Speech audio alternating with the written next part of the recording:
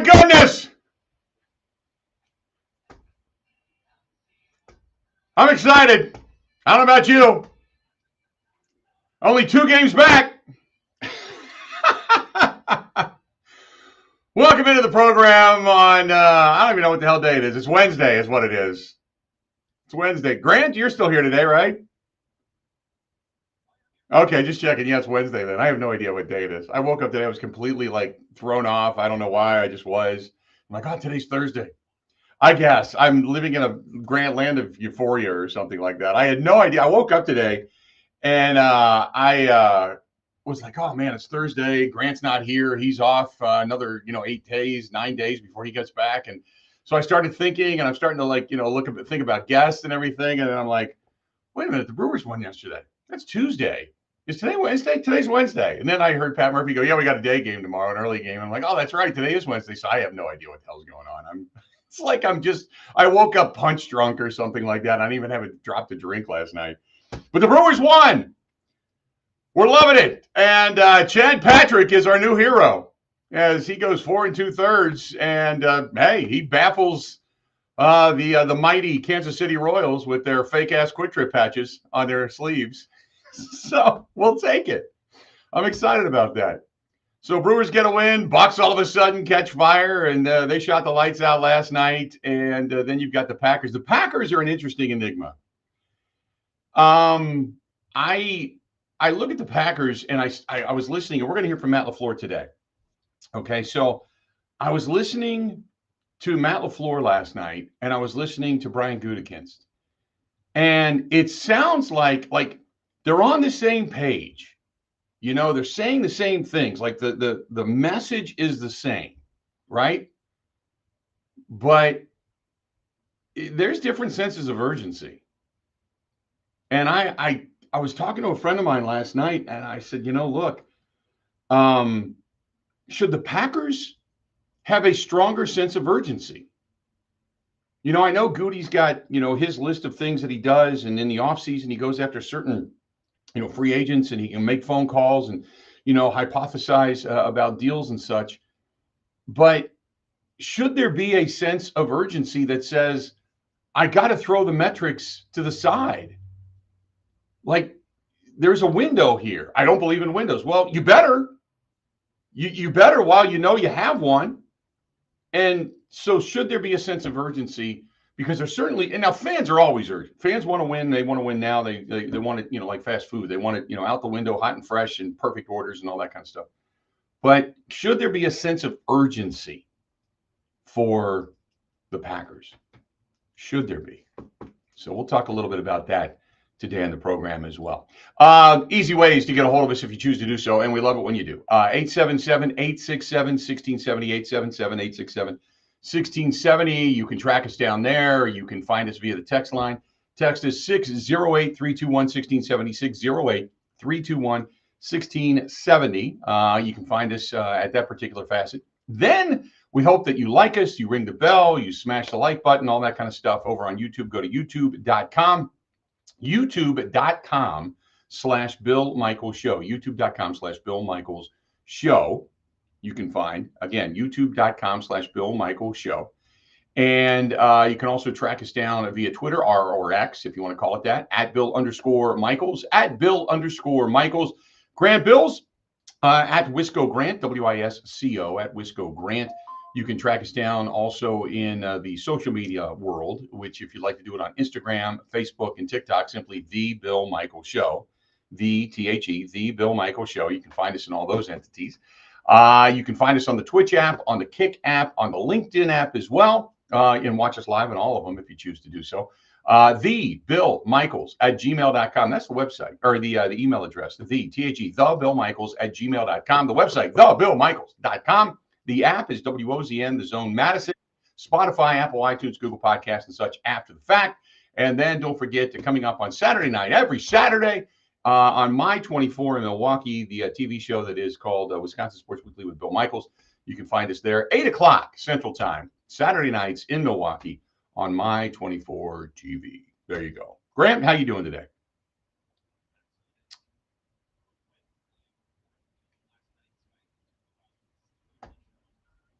I I sat here and did work last night. I actually sat here and made a post last night. I don't ever do this, and I'm not getting political, but I just said the the hate from both sides in my feed from certain people.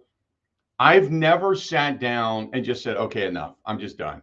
Where I've just deleted and unfriended so many people in like the entire time I've ever been on social media platforms. So, and I blocked people and all that kind of stuff. So I just got rid of a lot last night in a lot of different facets. And I was just like, nope, not going to do it. So I blocked about 200 and something people last night, which out of my friends list, um, that's not huge. I mean, I opened my friends list up publicly years ago, so it's probably got about 4,800 friends on there. But still, it was just like, okay, I can't take it. The arguing and the hate and the people that won't even talk. So I'm like, you know what? This is the reason we come to sports, where it's just like adults at a bar talking sports, and we can argue it, and then once it's over, then we can just go back to having beers and enjoying our day. And I couldn't stand the crap anymore after yesterday. So congratulations to those who won. For those who didn't, better luck next time if you choose to go in that direction. And for those that can wake up today and still say, hey, well, things may have gone or may not have gone the way I wanted, but the Brewers still won last night. The Bucks won last night. We still got the NFL draft coming to town, so I'm looking forward to all of that. That's what we're here for. So there you go. Good stuff.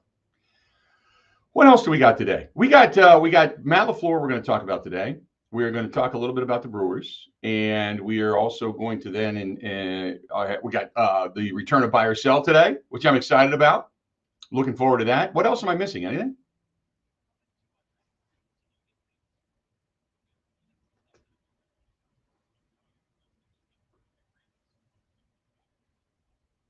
Okay, so we got all that coming up. So there you go. For people that say they can't hear you, I don't know why. Absolutely positively nothing has changed. So I don't know why that's a thing. Well, thank you, sir. Yeah. I don't know why they can't hear you.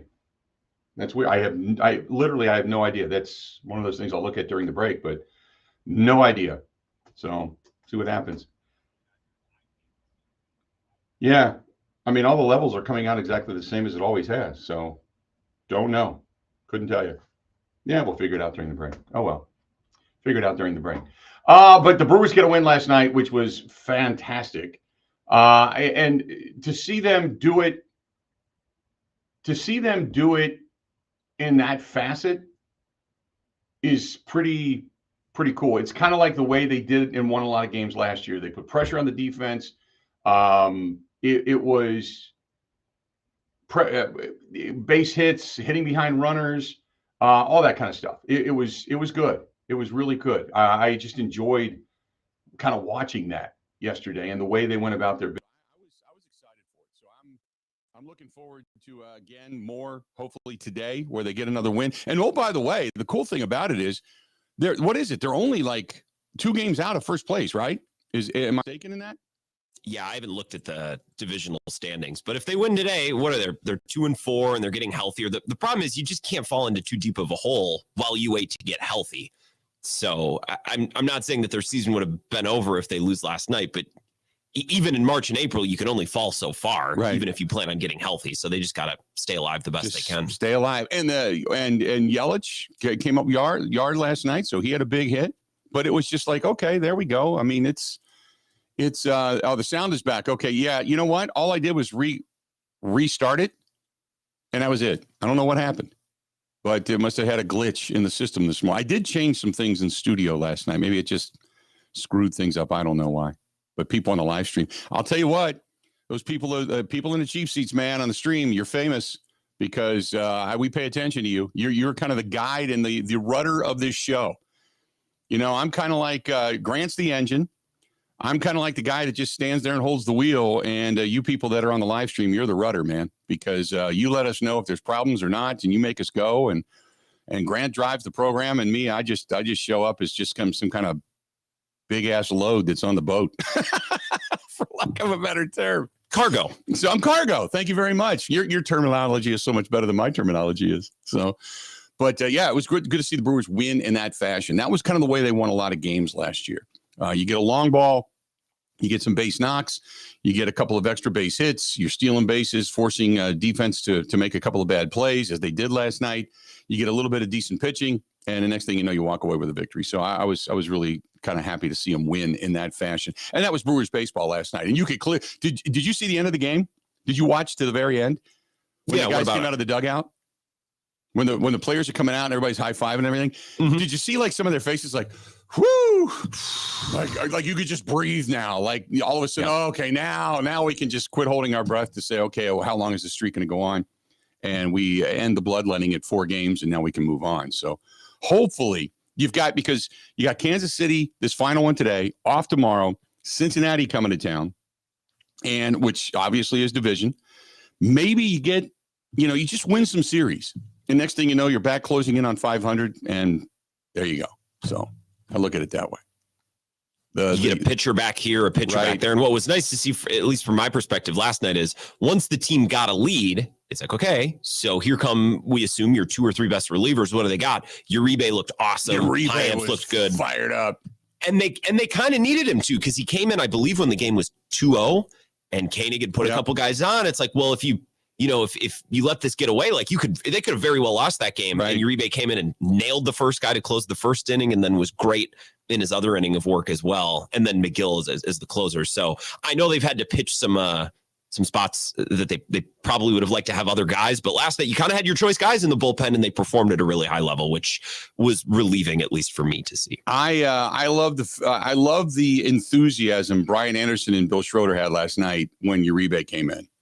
How excited they were, and how with the pitches he had and the, what do they call it, the swerve or whatever the hell that it is, that they were just going over, like just going nuts, like, oh my God, like it just drops off the table and swing and a miss. And so you could clearly tell he was amped up last night, but it was good all around. There was enthusiasm back. I had some friends that went to the game, and I said, well, now you got to go, now you got to go to the game every time, because if you're the lucky. And again, I wore the pullover yesterday. Remember that? I said the pullover I didn't wear on opening day. Every time I wear it, they've been winning. So I wore that yesterday on opening day, or for the quote second day, and they won the game. So I was fired up about that yesterday as well. So good stuff all the way around. Today is just we don't have a lot. We don't have any guests today, as a matter of fact. Today is going to be a day of listening to Matt LaFleur. Today is a day of just talking a little bit about the Brewers. We got some buy or sell today. Just a topical, Mark Murphy too. I forgot to mention. Yeah, Mark Murphy spoke yesterday. We're going to hear from Mark Murphy. So we got to get him on too. I think he's going to do this show. I just don't know when. So I got to find that out too. That'll be an email I send out at some point later today. But because we're supposed to get Mark on the program. I know they came to me and said, hey, you're on our list. We want to get you Mark, but I haven't kind of solidified that yet. So we'll find out. But we're going to listen to Mark Murphy as well. So all of that upcoming. And today is, even though it's a craptastic, rainy, snowy, slushy, just a typical Wisconsin changing of season kind of day, at least today we can smile a little bit. We can feel a little bit better. As the Brewers and the Bucks both got themselves some wins. So I'm happy about all of that. This portion of the program brought to you by our friends at Veterans America. Own the land you defend. That's what they believe. That is their motto. And that's what they work extremely hard for you, the military member and the veteran that has signed your name on the dotted line, and you deserve all the VA benefits that are out there that kind of, exposed to you. They just have to go find them for you. So they're the ones that are the best at it, by the way. There's all kinds of credit unions and things that are out there, and they do great work. Don't get me wrong. But these people at Veterans America, they're dedicated to doing only this. So they know it better than anybody when it comes to zero down payments or no PMI or getting your better credit requirements and such, and all the different things and all the different loopholes that the government throws out there. You have to kind of avoid all of that stuff, and the stuff that you need to find, they can find it for you. Call my buddy James Mercado, 262-255-2000, 262-255-2000, or simply go to veteransamerica.com. That is veteransamerica.com. Again, call James, 262-255-2000, 262-255-2000. Give them a shot. Give them an opportunity. They are really good people, and they are working hard for you because they want to say thank you for your service. Ready? This is the Bill Michaels Show on the Wisconsin Sports Zone Radio Network.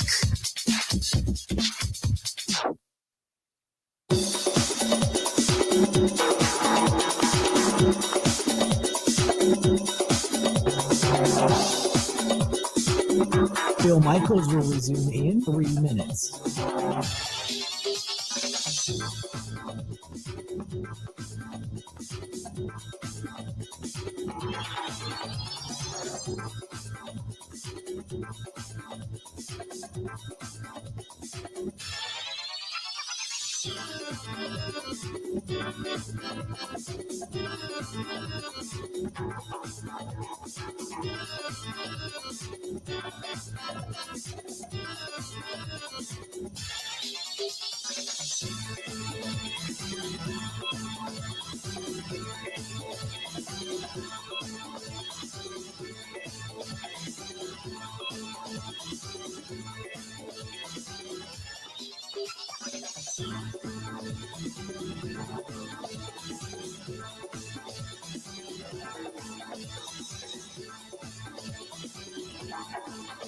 Bill Michaels will resume in 2 minutes.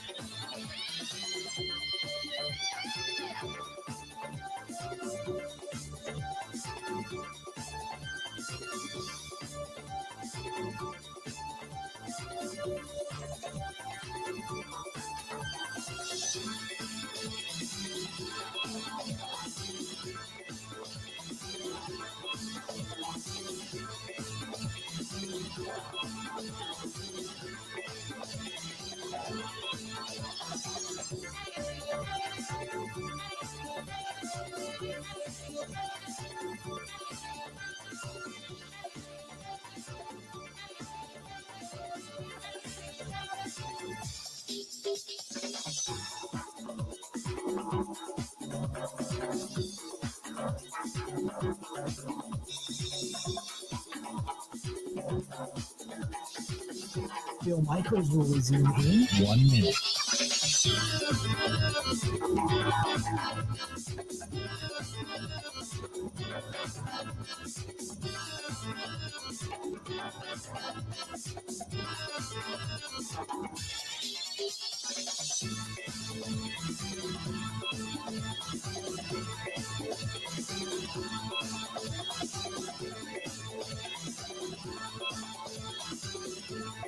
Bill Michaels will resume in 30 seconds.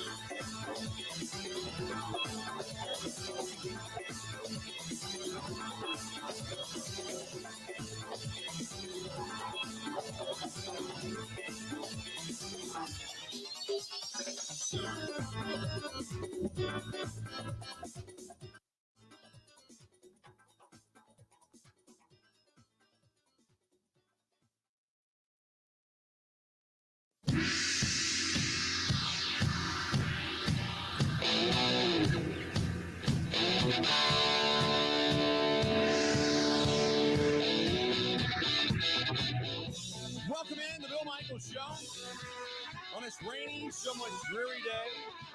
That's okay. We're inside today, right? We're inside today. We're having a good time. That's all right. All good to go. This portion of the program brought to you by our friends at Mark Porter. Again, a reminder, we are going to be in Columbus, Wisconsin coming up on Friday. Cannot wait. I got a really nice email from a couple that is an RV couple, and they live in Eau Claire. And they have dealt with Mark Quart RV before, and it was a lot of rave reviews. But he has, when he went online and looked at what the pictures are for the 2025 Big Unit Cruiser, he said, "I've got a Thor motor coach, very similar to what you are going to be driving around in. You're absolutely going to love it. You're going to adore the big visibility when you're driving that thing. Obviously, a side entrance rather than a front entrance is preferable. So you've got all of the top amenities." And the best part about it is Marquardt RV customer service is second to none. We travel the country. We see many different RV dealerships for many different reasons.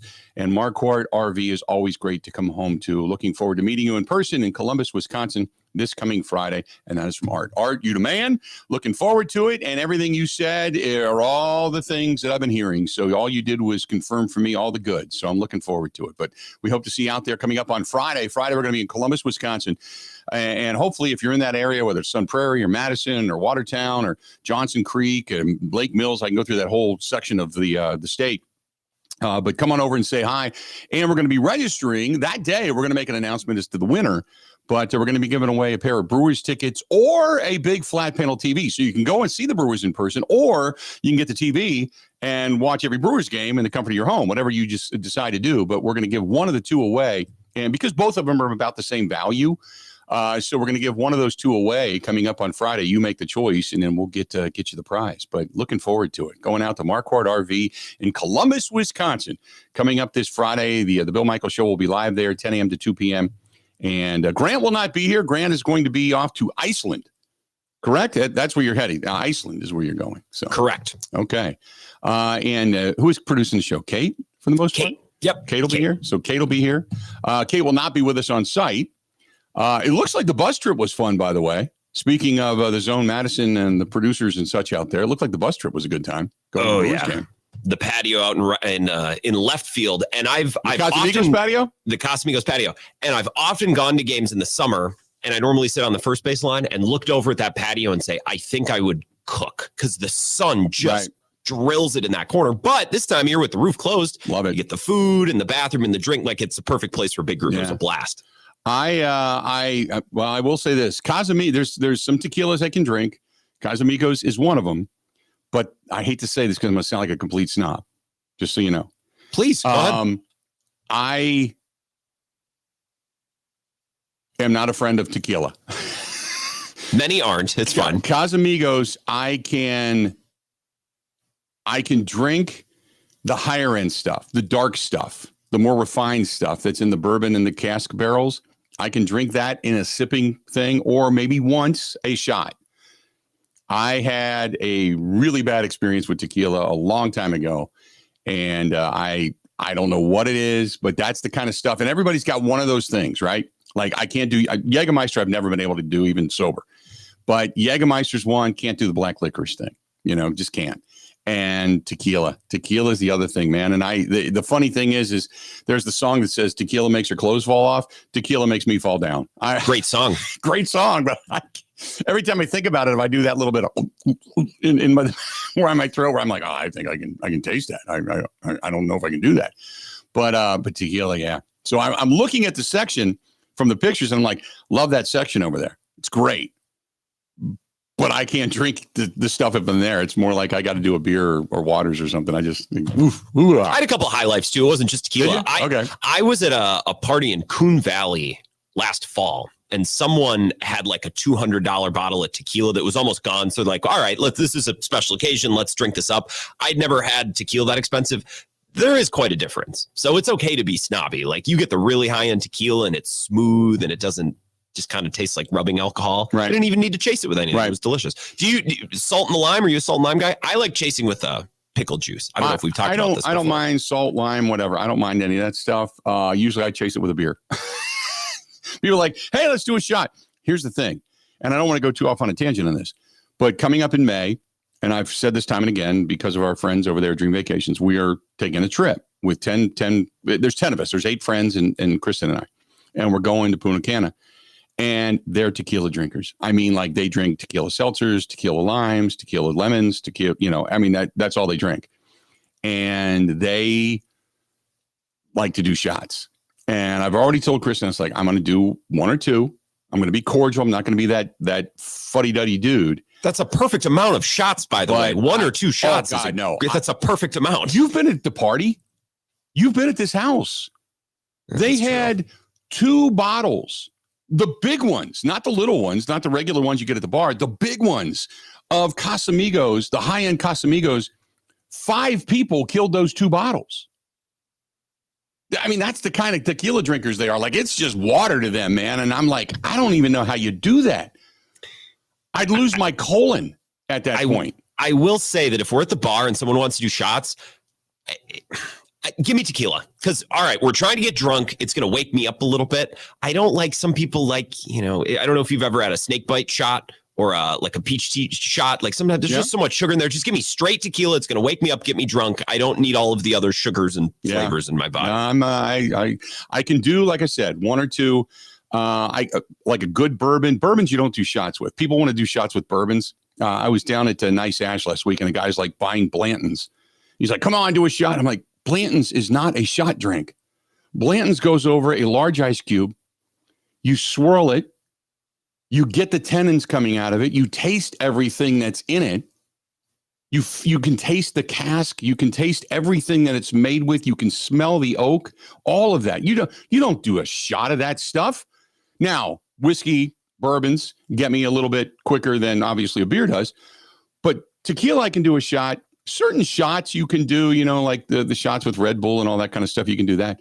But that's it for me, man. I can't. My days of doing that stuff, I hate to sound like the old guy, but I just don't do that anymore. I just can't do that stuff. So anyway. That's okay. Yeah. You don't need to feel bad about that. Yeah. That's a fine. I'll tell you this. Thing. We used to do the Tomahawk Fall Ride, obviously in Tomahawk, Wisconsin, and our buddy Stenny, Jerry Stenny, at he's got a cabin on the lake up there at Lake Nokomis. And on Friday nights was always his place for the party. And we'd all take the UTVs and the ATVs and drive the trails. We wouldn't ride the motorcycles because we knew we'd be drinking. And he had an actual Jägermeister machine plugged in outside at the bonfire. And they would sing a song, and it was a great time. Don't get me wrong. They'd sing a song, and then he'd go, Jaeger! And the next thing you know, they're passing around, and it keeps it cool. The machine that has the upside-down bottles in it, it keeps it cool. And within a matter of, 2 hours, like both bottles are gone. And there's probably 10, 15 people there, tops, and it was just like, I can't do that. I just can't do that stuff anymore. So I would like take the shot and be like, and I throw it over my shoulder and I'd be like, and act like you drank it, but I never would because I couldn't drink that either. I right over the shoulder into the foliage behind me. So. I'd rather do a tequila shot than a Jack Daniel's shot or a Fireball shot. Fireball I can handle, but if you do like a Jack Apple's not terrible. I can do that. Straight whiskey, can't do it. Me and straight whiskey, we have an angry effect on one another. And not that it gets violent, but it's like some guys, like I know women that can't drink Chardonnay.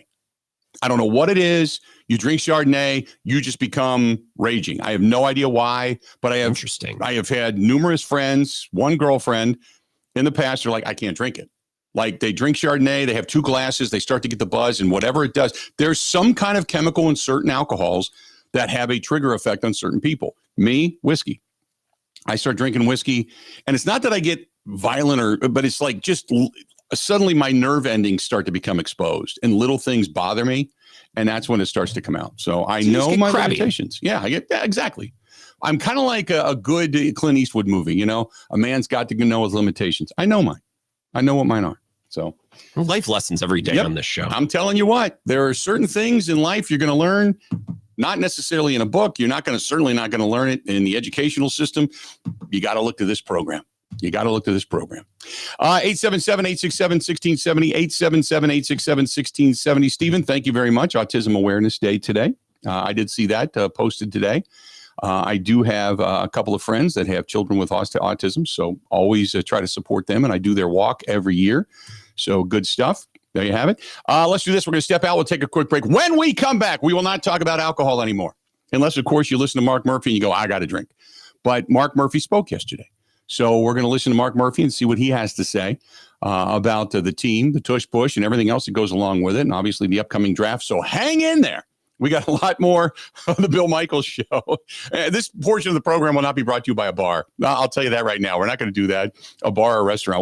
Let's do this. Our good buddy LD, Leon, down there in Main Street in East Troy, Wisconsin, LD's Barbecue, award-winning barbecue, serving that meat that's slow smoked over 100% seasoned oaked wood every damn day. Great stuff down there. I just went down and saw Leon not that long ago. His health is not great.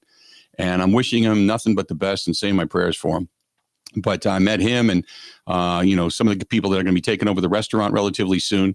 And but I sit right there and I look behind me and you can see all the awards, all the trophies and everything that are sitting on the wall from all the awards that he's won in all the barbecue contests. It is high-end quality barbecue. They serve a lot of other stuff, but I'm telling you, if you like barbecue, that's the place to go. Main Street in East Troy, Wisconsin, LDS Barbecue, LDSBBQ.com. That's LDSBBQ.com. More of the Bill Michaels Show. Mark Murphy next. Ready? This is the Bill Michaels Show on the Wisconsin Sports Zone Radio Network.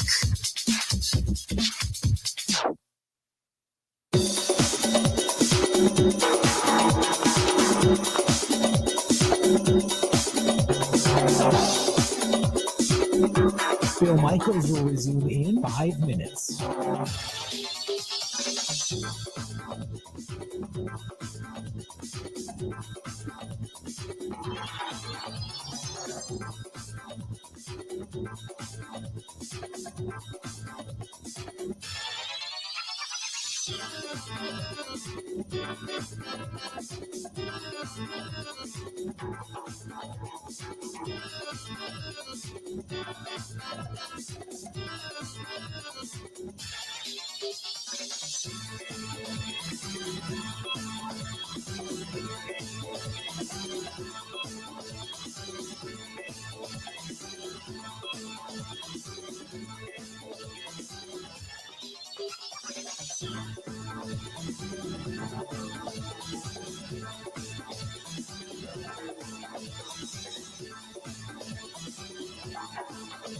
Bill Michaels will resume in 4 minutes.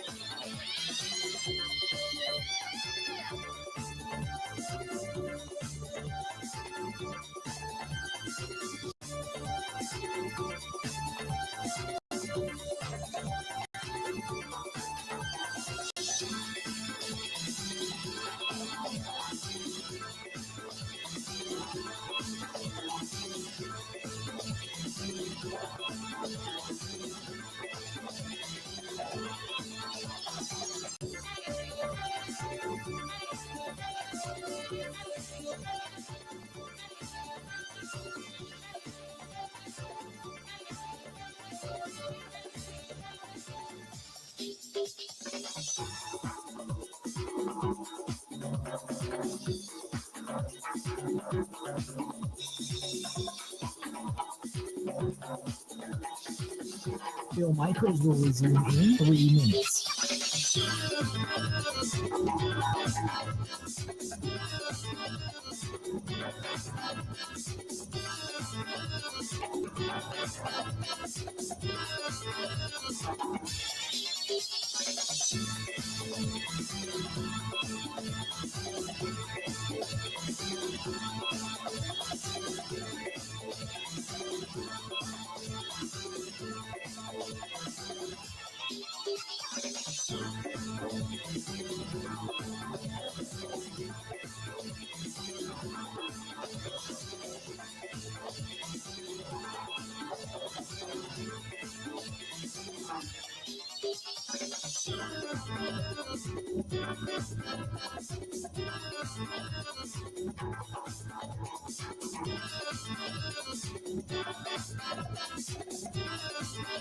Bill Michaels will resume in 2 minutes.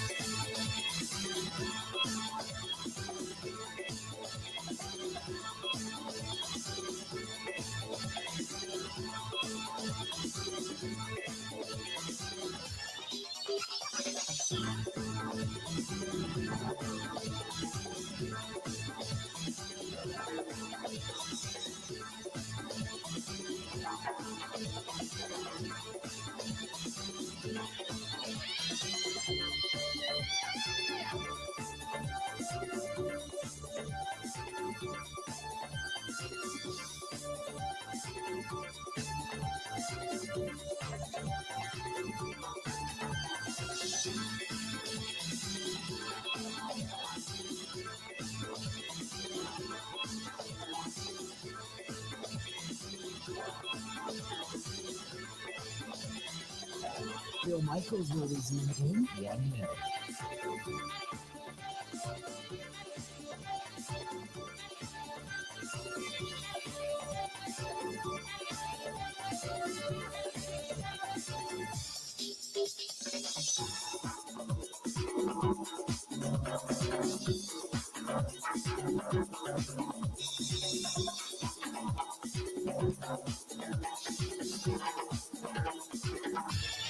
Bill Michaels will resume in 30 seconds.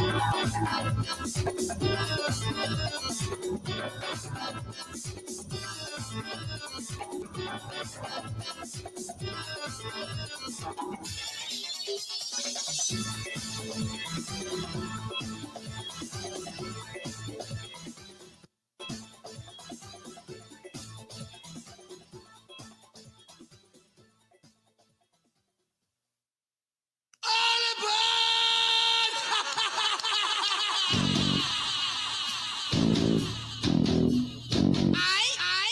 Welcome back. I'll tell you this. If you are going to sit at home or maybe in the office today, you're going to watch the Brewers game. Today, get it delivered, too, if you'd like to do that. But today, believe it or not, today is Double Points Wednesday at Cousin Subs. You can order on the app and have it delivered, or you can order it, run during lunch and grab it, get back, watch the Brewers game. But today is Double Points Wednesday. Double Points Wednesday.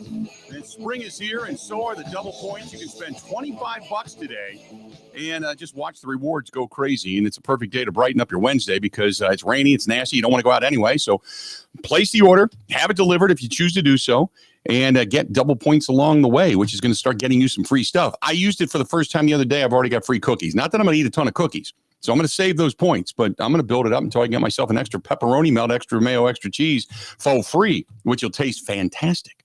So there you go. Real quick, I know we said we're not going to be talking about more alcohol, but Jordan called. So Jordan, he's up in Appleton. Jordan, how you doing, man? What's happening? Morning. I'm good. How you doing? Doing good today. What you thinking? Touching on that alcohol, the tequila, just a couple quick pointers. Most alcohol and spirits is a barbiturate, so it's a downer. Uh-huh. Tequila, on the other hand, has properties of stimulant, like a natural stimulant. So most people don't drink tequila all day, and when they finally do, they're pretty in it. And with the barbiturate, so you have that direct stimulant trying to bring people up from the downer, and that's why they crash after those tequila shots. Gotcha. But that seems to be the chemistry reason behind that. Chemically, in my mind, I feel a lot smarter for just talking to you, just so you know. I appreciate that. I really do. I feel better. And now I've got something when I'm sitting on the shores down there in Punta Cana, when they come to me with the shots, I can now look at them and go, you know what? We got a caller in Appleton that's so much smarter than you are, and he's not a moron, and he's not going to fall over because he's done with a couple of tequila shots. So I am going to take the advice of our listeners and take the advice of Jordan and just say, you know what, I'm not going to partake. So thank you very much for making me smarter. There you go. Love that. This is the reason we have this program, because we are here to not only discuss sports, but we educate along the way. Sure. Yeah. Educate. That was the word that I was going to use too. Yeah. Yep. I'm gonna make that into a promo. We're going to send that to affiliates along the way. That's going to be one of our promos. That should be like for the WBA, which we don't even enter. You know, people ask all the time, have you ever won awards? I used to all the time. We used to win awards all the time, but we haven't even entered in like, I don't know, 5 years or 6 years or something like that. We should, I guess. But that's, you've run out of shelf space. That's the problem. Yeah, right. But if we do, that's going to be what we're going to enter. Jordan in Appleton. Jordan gives us the lowdown as a barbiturate coming out of tequila. Ladies and gentlemen, the Brewers won last night, so you throw some sports in there with tequila facts. Boom. Next thing you know, we are a PBS special. How about that? There you have it. All right, let's do this. Mark Murphy, your president of the Green Bay Packers, talking to the media at the owners' meetings, the coaches' meetings, the GM meetings, all that kind of good stuff. Take a listen. Sense do you have on whether or not this proposal is going to eventually get through or not, or where it is? So I assume you're talking about that this person had the word out. I actually think it ended up in a good place. We spoke on behalf of it. Good discussion, and so it was tabled. And really what we talked about was going back to the language that we had before in the league up until, I think, 2005 was when the changes made. So that would basically prohibit pushing the runner. How much did you work with Brian and Matt on this, or was this more you, more them to come up with this?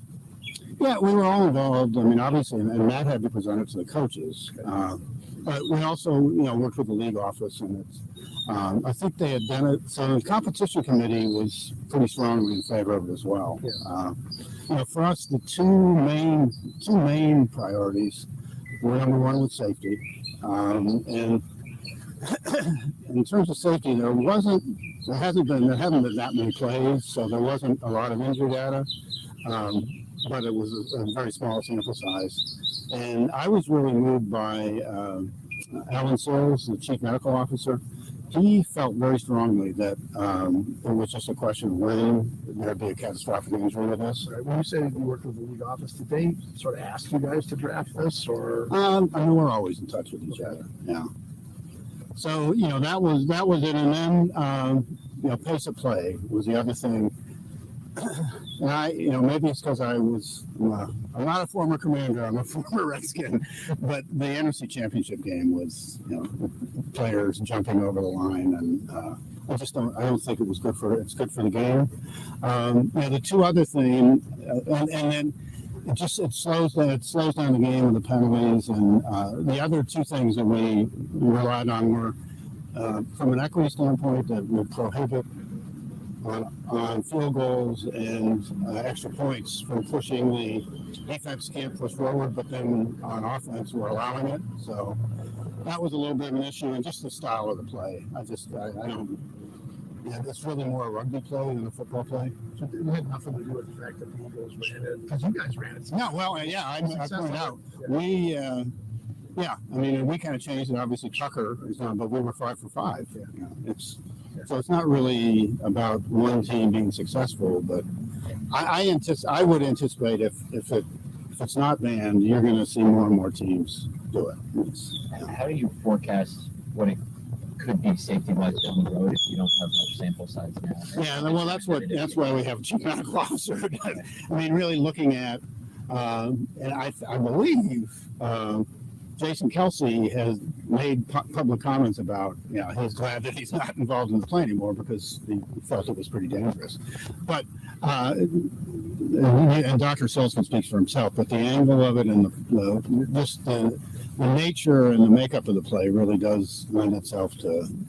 And we have a former center here that we can actually rely on. It puts but the centers and the people right in the middle of it. You've got that much force on both sides. It is just a question. I think he is right. I think a lot of people really were persuaded by, but obviously there's people that I think it's a safe play and no different than a quarterback sneak. So what's next? Do you expect this to come up for? It'll come up at the May meeting, and they'll go back and basically take the language that used to be in it, and then I think there'll be some studies done, or just look at some of the history of some of the injuries. So you have a feel that eventually there will be a change made to this play? Yeah, I think so. We'll see. I think it'll be probably still be a good discussion, and I think you need 3/4 of that. At this time last year, you said it was down to you guys and the Browns to go to Brazil. Do you have an idea of whether you're going to Ireland or not? No, not at this point. No.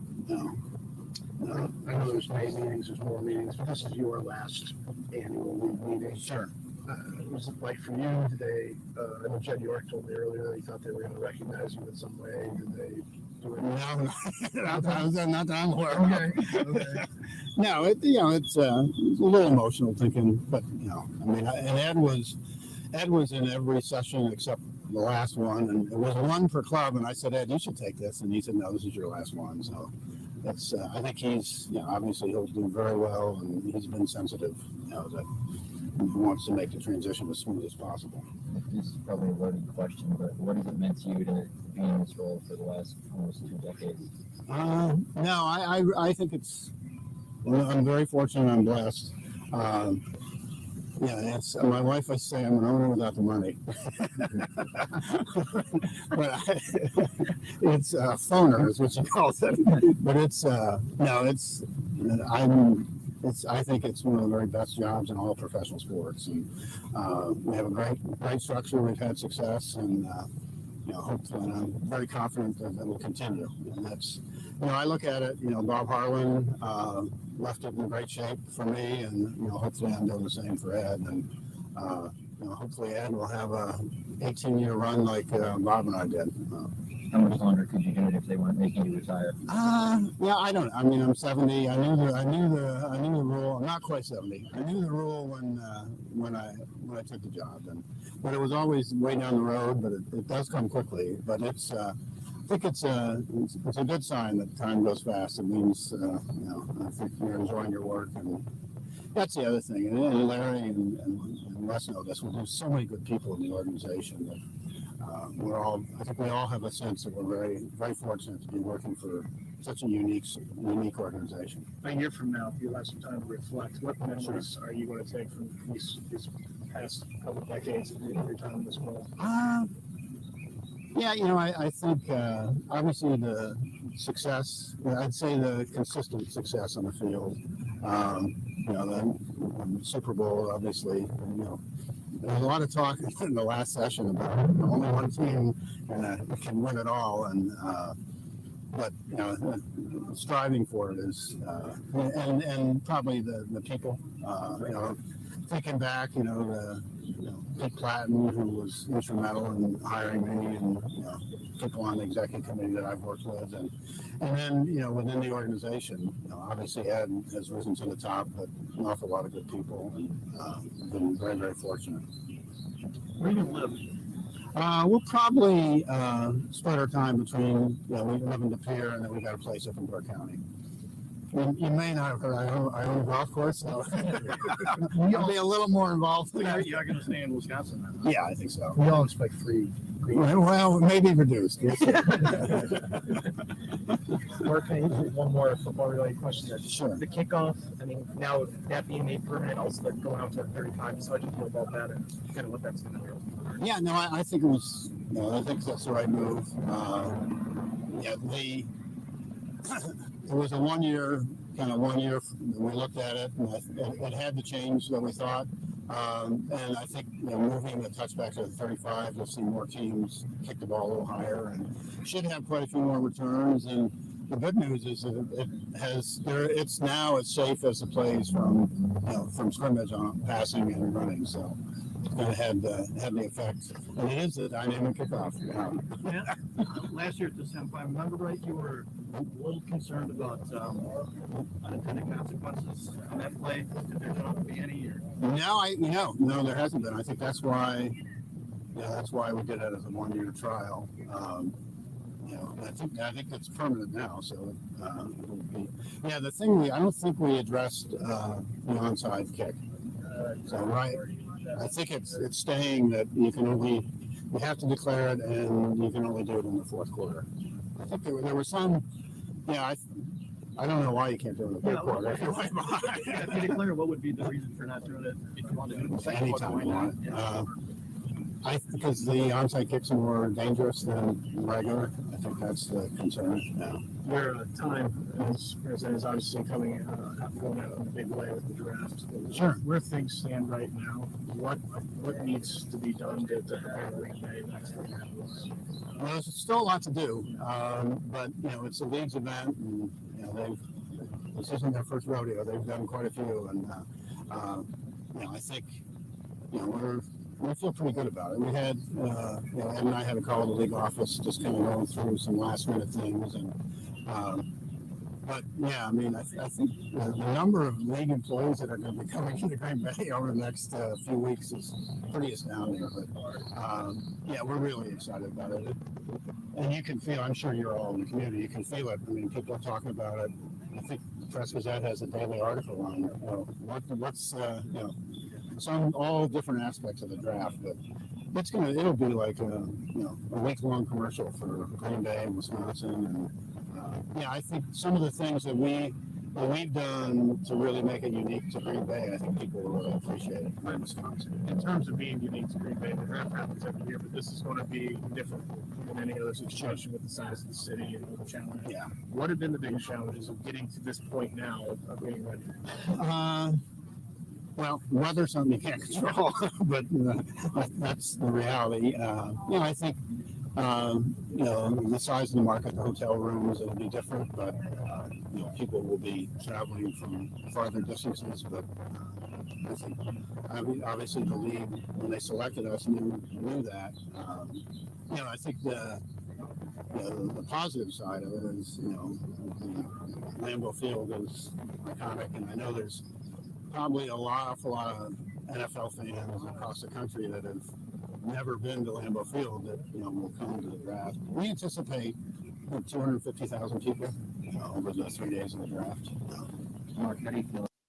Let's do this. We're going to go ahead and take a quick break. I want to get the rest of this in. Mark Murphy speaking to the media at the owners' meetings, talked a little bit about the tush push, talked about his tenure as the president coming to an end, obviously talking about the NFL draft there. So let's do this. We'll step out real quick. We'll come back. We'll take a brief timeout, and then we'll get that wrapped up, going to the next segment into the top of the hour and talk a little bit more about all of this. Hey, thanks to everybody that has contributed, that has stopped by, that has said hello on the foundation page. If you would like to help us support our military members, our veterans, first responders, and their families continuously throughout the year, Big Unit Foundation, that's the place to go to, bigunitfoundation.com. That's bigunitfoundation.com. We got a whole lot more to come. The website's getting updated, but you can still go in there and make a donation for our cause as well, supporting our heroes. More of the Bill Michaels Show and more of Mark Murphy coming up next. This is the Bill Michaels Show on the Wisconsin Sports Zone Radio Network.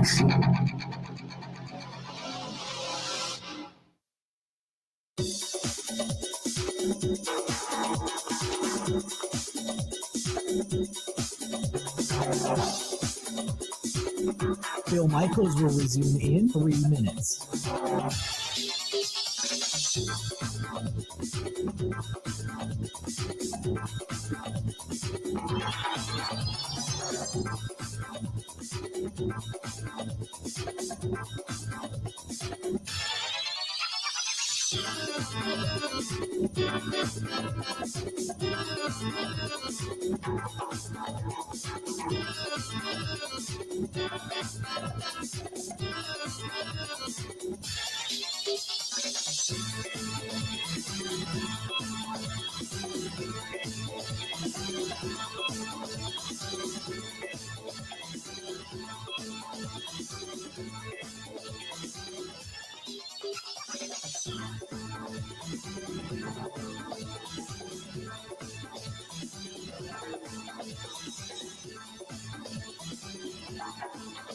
Bill Michaels will resume in 2 minutes.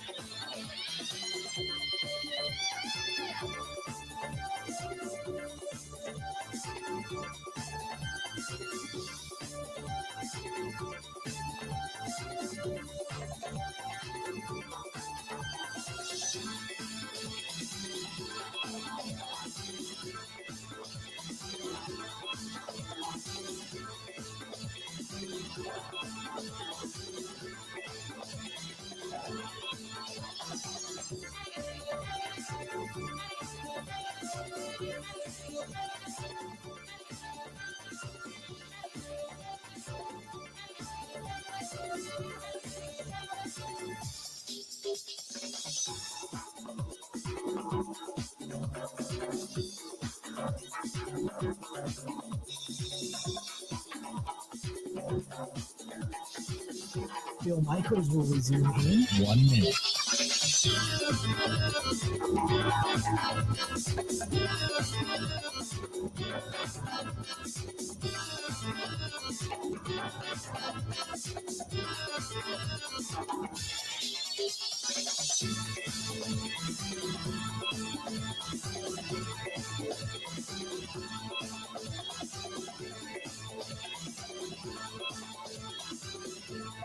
Bill Michaels will resume in 30 seconds.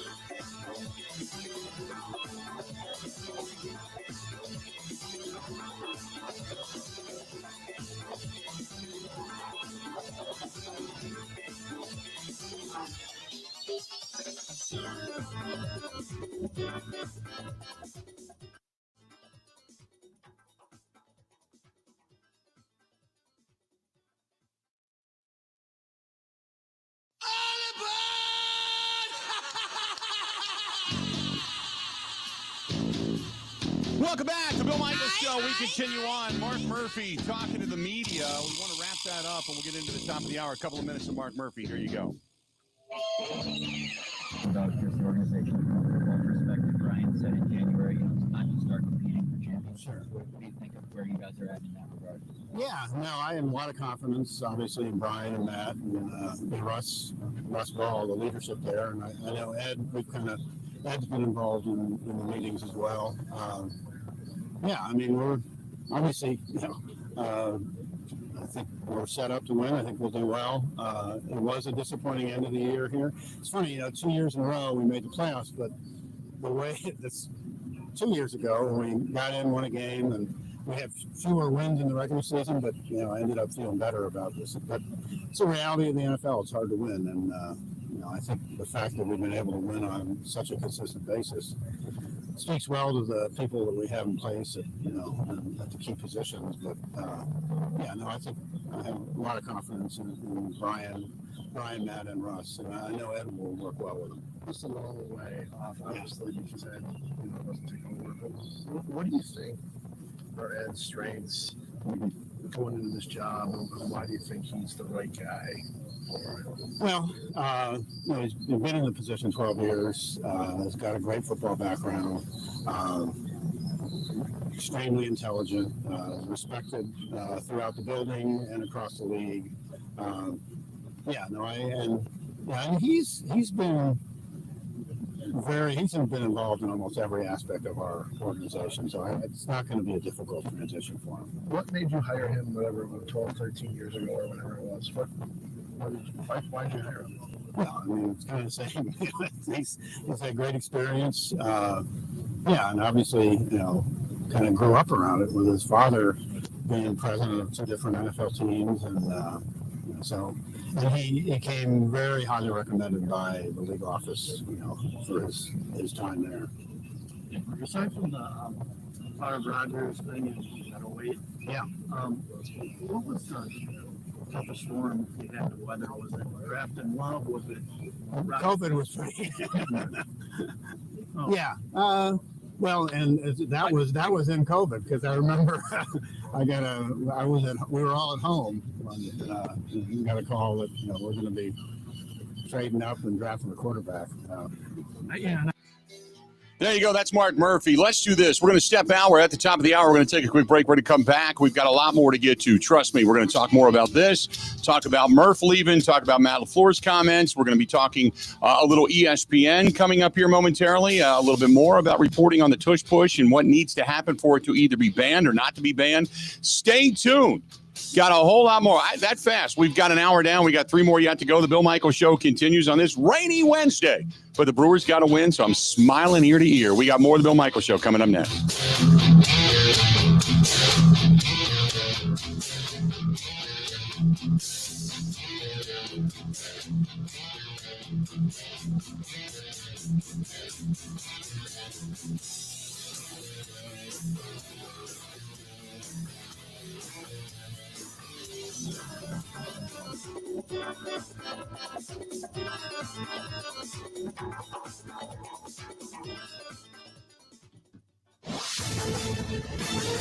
This is a Wisconsin Sports Zone update. Well, the 4-game losing streak for the Milwaukee Brewers is over. They would get a 5-0 victory over Kansas City last night at American Family Field. Eric Haas and Christian Yelich would both hit solo shots. And the Crew's starting pitcher, Chad Patrick, would go 4 2/3 innings, only giving up 3 hits while striking out 5. Here's more from manager Pat Murphy on the win. It's huge, and it means a lot for the locker room, and they can relax a little bit and breathe somewhat. We got a game tomorrow morning, so we all got to get a good night's sleep.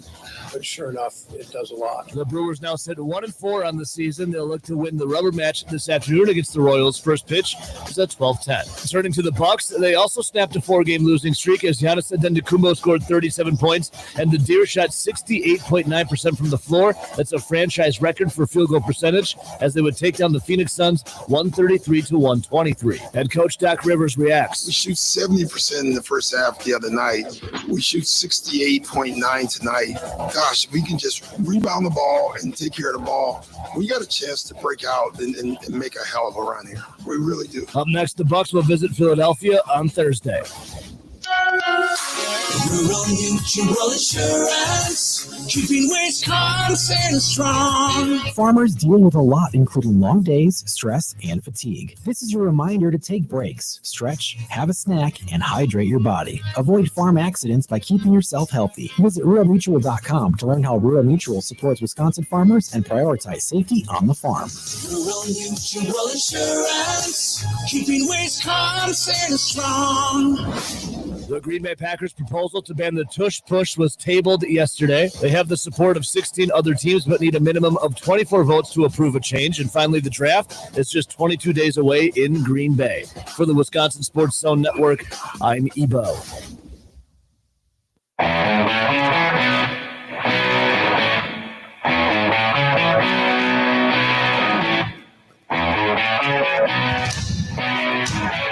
Welcome in.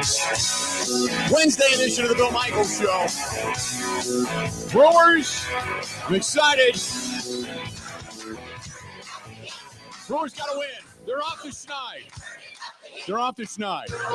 Yes. Yelly goes large. Brewers play good defense. Offensively, they put pressure on the Royals' defense. Caused them to have a couple of mistakes yesterday. That's the way they won ball games last year.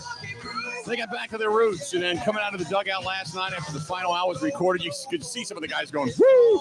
Finally got the schneid off, you know? So good stuff. The Brewers got a win yesterday, so excited about that. They're back at it again today, just after noon today Central Time, is the Brewers and the Royals. And I know some of you are probably going to leave us for the broadcast. Coming up here, bottom of this hour, though, for those that are not, or if you want to keep on listening, Kaylin Kaler from ESPN is going to be joining us. She's been at the owners' meetings covering all of this, and we'll talk with her coming up here, bottom of the hour. Good stuff. John Cooper's joining us tomorrow from Our Lads Scouting Guides. And finally, we're going to get our guys from Our Lads. Tomorrow is going to be a Draft Central show, so we're going to be talking a lot about talent, who the Green Bay Packers may not be interested in, and who could or could not help this team. So we're going to get into that discussion coming up tomorrow. So to give you a little bit of a preview of what's coming tomorrow on the program, I'm excited about that as well, because then you know what that means.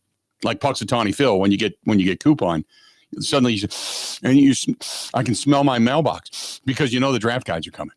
I already got my PFF draft guide today. That showed up in the mail, so I was excited about it in an email form. But I was excited about that. Grant, were you able to open that, by the way? Did you try? Yes. You got it Love open? it. Cool. Okay. Thank you for that. So that all came today. So I was excited about that. So the more information I can start to really kind of sit down and sink my teeth into, I'm excited. I like the Our Lads setup of their draft guide a little bit better, but I do appreciate the PFF guides as well. It gives you a little more perspective, and that's all I'm looking for this time of year. So that's it.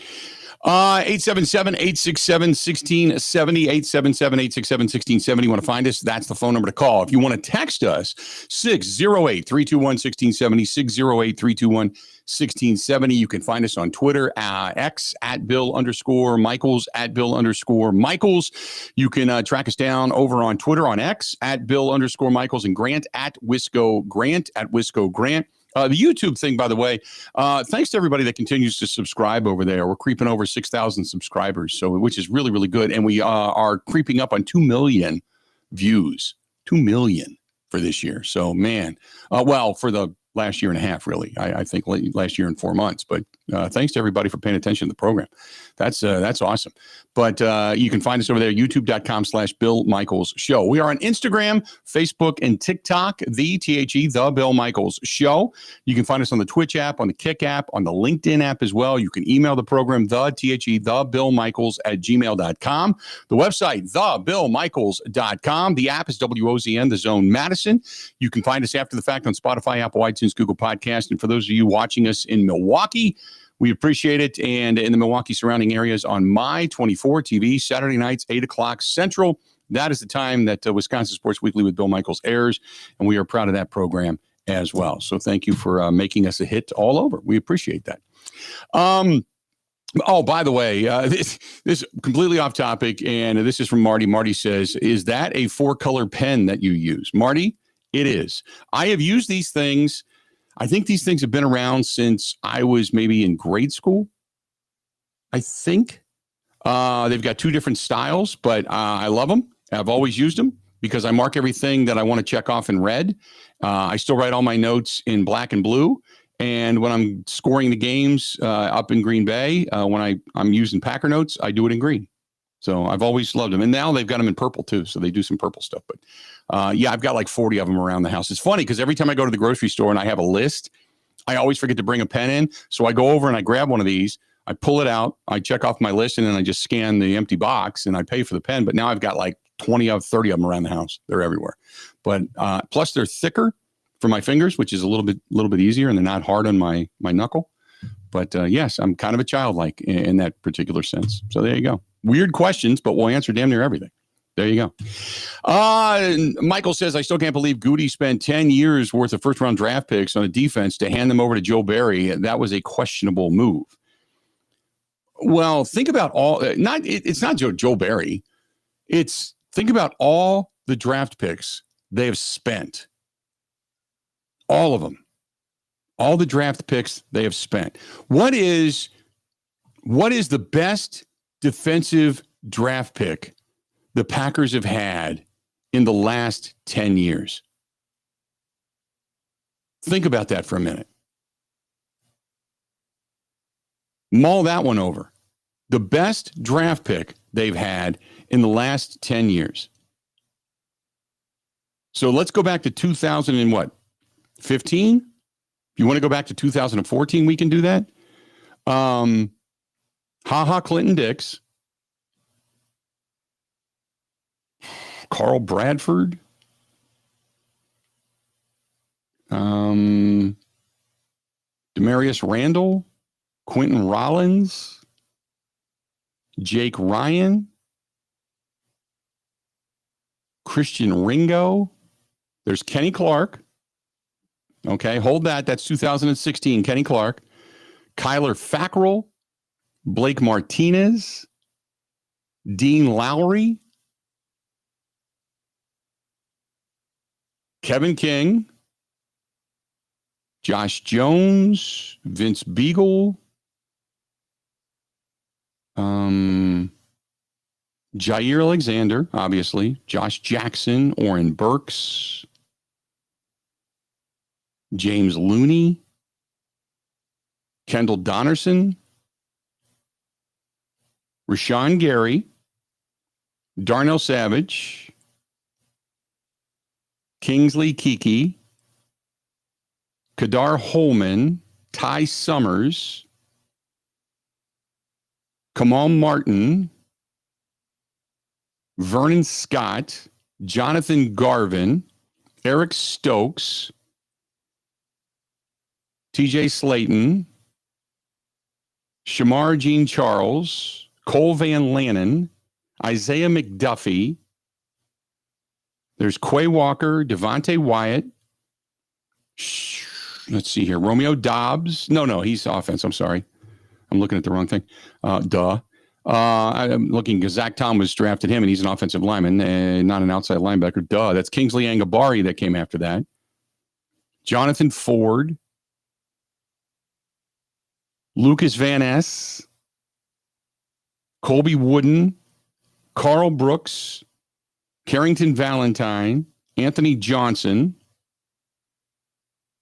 Edrin Cooper. Really, I don't think he can go much by last year because they're still kind of developing. Tyron Hopper, Evan Williams, Kitana Oladipo, and Kalen King. That's 10 years worth of draft choices, defensively speaking. Who are the best 2 or 3? Can you narrow it down? Kenny Clark. Yeah. Probably Jair. Mm-hmm. I think Edrin Cooper is on his way. Gary, probably. Rashawn Gary. Those are probably the 4. That's probably the 4 guys out of all those names that have been impact players. Now, out of that group, who that's the best of the best defensively, who's the game wrecker? Kenny Clark's been a Pro Bowler. I think Rashawn Gary was a few years back. I might be mistaken there. Whatever that means, but you're right. But who's your game wrecker?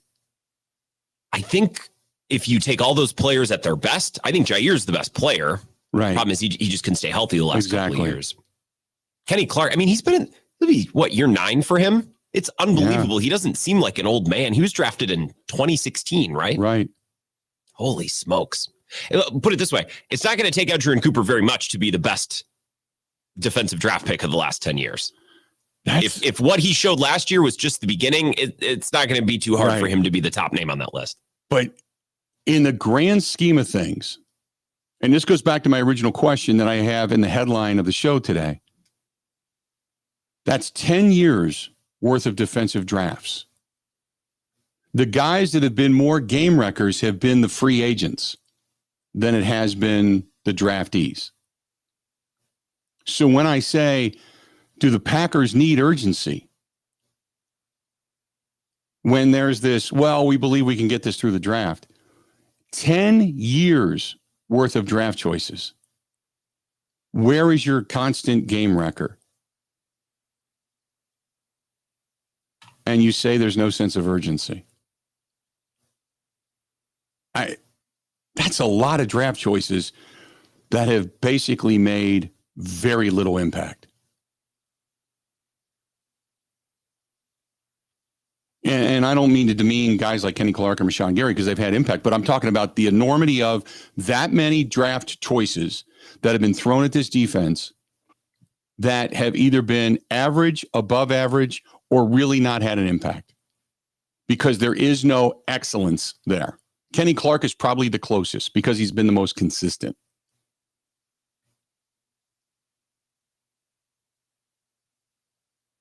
That's daunting, man. That's why when Goody talks about, well, we got to get serious about championships, I just want somebody to say, what do you mean? Because if you're pointing the finger at the coaching staff and saying, hey, you need to elevate them. Okay, the defense got better, statistically got better, and I'm not going to argue that because they did. And maybe this year is the year that some guys take that next step. But that's not all Goody, by the way. That goes back to Ted Thompson. So for those that are blaming Goody for all this goes back to Ted Thompson. But that's 10 years worth. And you've got 3 or 4, other than the current rosters, the current drafts, you got maybe 2 or 3 guys left out of all of those picks that are on this team. For as much as they've thrown at the defense, you can change coordinators every year or every other year. But the bottom line is the talent that's on the field is, man, that's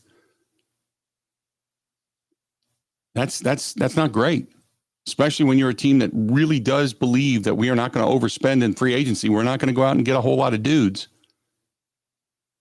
We're going to build through the draft, and you're not getting the game wreckers. Now, part of it is I can understand, you're drafting lower end of the first round.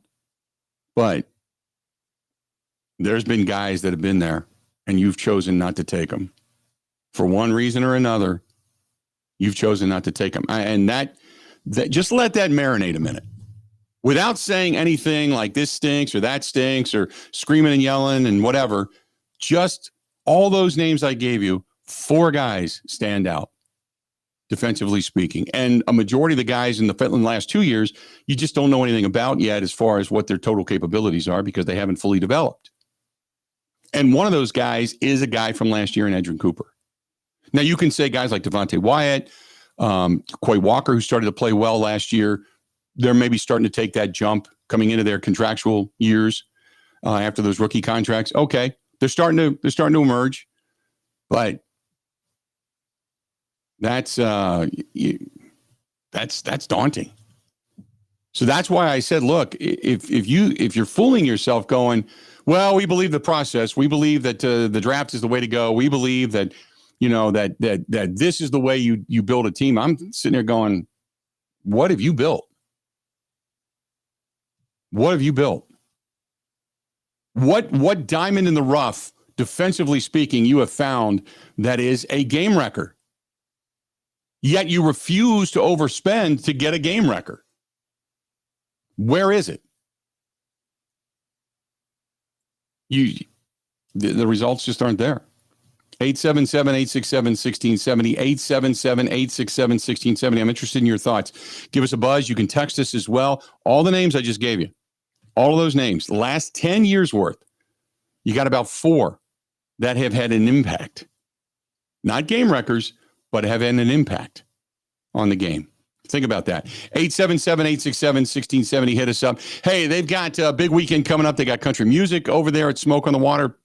They've got a lot of great food, obviously, handmade, some smoked, some not, just great food. The deck was open up last weekend. It was fantastic. It was a great experience seeing the lake. All the ice is gone. It was warm. The birds were chirping. Buds are starting to come out on the trees. Smoke on the Water on Okachi Lake right there on the back deck, or inside down below deck where they've got the great big music venue downstairs as well, or Sloppy Joe's Saloon and Spoon right there on Hubertus in Hubertus. Both places fantastic. Both places big supporter of our motorcycle ride and a big helper when it comes to Big Unit Foundation as well. Smoke on the Water on Okachi Lake on Hubertus in Hubertus. That's Sloppy Joe's Saloon and Spoon.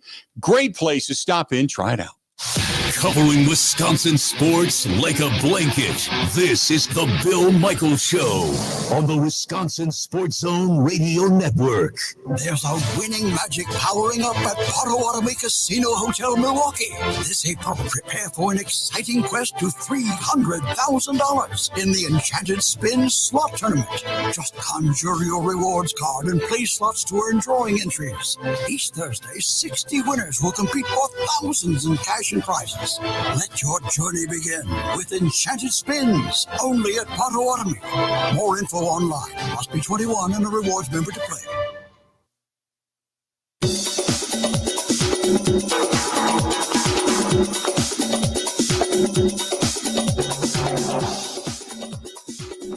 Bill Michaels will resume in 3 minutes.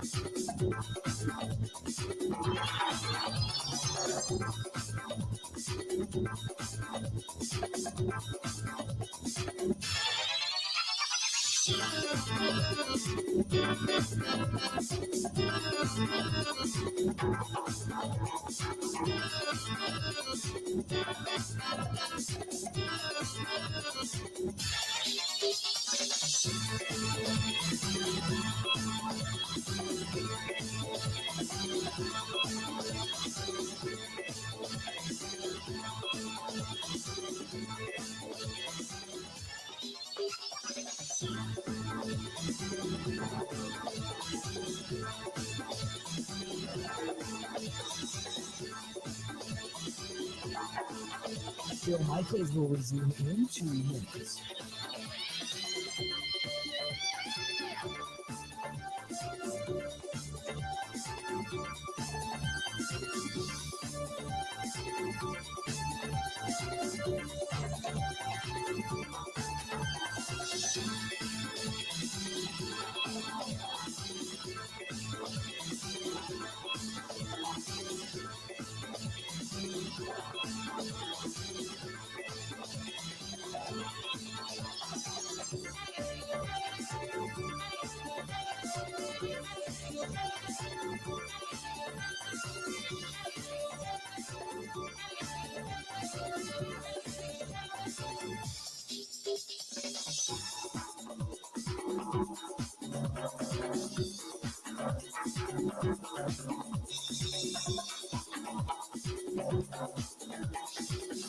Bill Michaels will resume in 1 minute.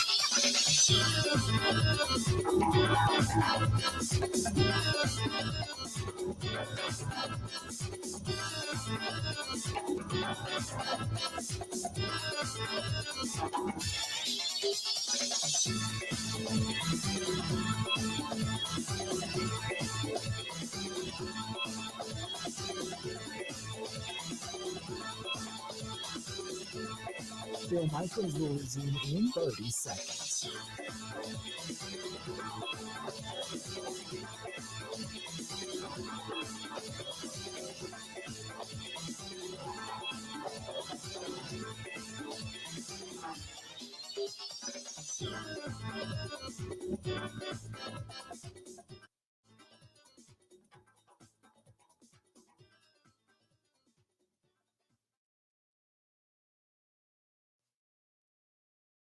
Your team's proposal about the touch push, the rules proposal?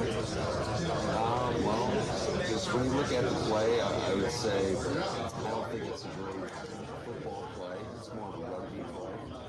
And then some of the injury concerns. We just want to kind of get out in front of that, and be a little bit more proactive. And even though you guys ran it a few times, like with the tight end, you still feel that way? Yeah, it's we do it too. I mean, but we're gonna adjust, to whatever the rules may be, and if it doesn't go through, it doesn't go through. So we're always constantly trying to look at everything. I think when you look at player safety, I think that's at the forefront of it should be at the forefront of everybody's mind. Were you involved in the actual writing of it and the drafting of that proposal? No, we got people that can do that. They're a lot smarter than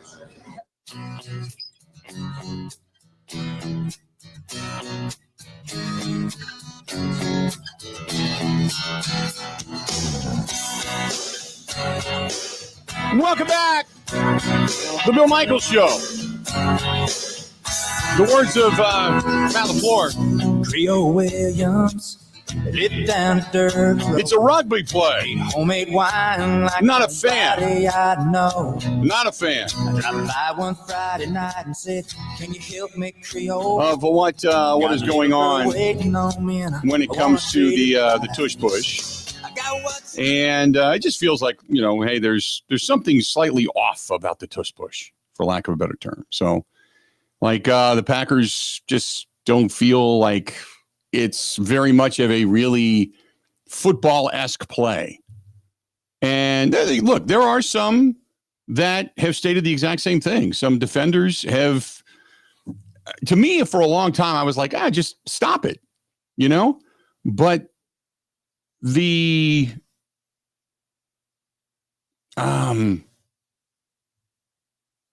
play itself, when you start to think about the mechanics of the play, you kind of get it from a defensive perspective. When they outlawed lining up additional linebackers over linemen to get a push through the line a while ago, and then to allow the offense to do the exact same thing, it seems like it's an unfair advantage. I get it. I didn't look at it that way until I heard a bunch of defensive guys start to talk about it and go, yeah, it's kind of blatantly unfair. Now, some guys will say, hey, look, just stop it. Some teams have been able to stop it. And they're going to look at the analytics. But I will say this. Roger Goodell yesterday spoke about it, and they tabled it. And Roger Goodell, to me, sounded like they were going to really take a hard look at this. Like he's looking at analytical facts when it comes to injury and such, or the possibility of injury for neck injuries and head and neck injuries and concussions and such, because it is such a low-ended rugby type of move. So I didn't know what to make of that yesterday. I was kind of thinking, when I heard that they tabled the vote, I thought, okay, this is not going to pass. And then when I heard the commissioner speak, I thought, wait a minute, maybe it will when they bring it back up. We'll wait and see.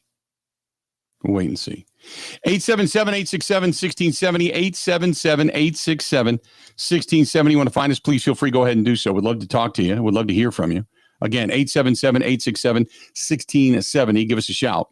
And we'd love to kind of get you on if we can. Coming up, we have got Kaylin Kaler is going to be joining us from ESPN coming up here in about 10 minutes. So don't go anywhere. We'll talk with her about covering the, from the, 10,000-foot helicopter view, about covering the owners' meetings.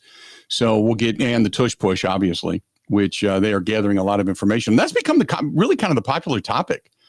The Packers have been spearheading this anti-tush push movement, and other coaches have kind of jumped on now. And I think from what I understand, it's kind of split. It's almost 50-50 at this point. When early on, there was a lot of people that were not thinking it was going to pass. Now I think there's more than half of the teams that have talked about it that said, yeah, we'd like to just outlaw it or change it, not make it a push, but just more so keep the quarterback sneak. And again, you look at the Ice Bowl, and I hate to go back that far, but you look at the Ice Bowl, and you've got, behind Bart Starr is, you got guys holding their hands in the air because they're not allowed to push the quarterback into the end zone at that point. And Bart Starr, just between getting some good footing and heading behind Jerry Kramer, and Jerry Kramer getting the submarine push, was able to get into the end zone and thus win the game against the Dallas Cowboys. And today it would be Bart with maybe a linebacker or two pushed behind him, pushing him into the end zone. They wouldn't even need the footing that they had, that type of thing. So, and that was the reason Chuck Mercine had his hands in the air, was because you weren't allowed to touch the quarterback back then. So anyway, interesting stuff. 877-867-1670, 877-867-1670. DJ said, or DW says, morning, Grant and Bill. TJ Watt, enough said.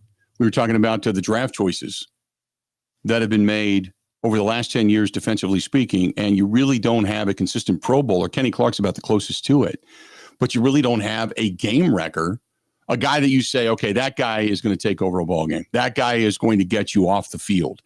And they haven't had that on a consistent. Ryan in Manitowoc says, now after hearing that list, now the question really comes up to my head is, which is what you had mentioned earlier, is why does Goody think Van Ness is going to take the next big step forward? And that's been my question. I just want somebody to ask the question and follow it up. When Goody says, I believe you're going to see this jump, I believe Van Ness is going to do this, tell me why. Here's a whole list of defensive players.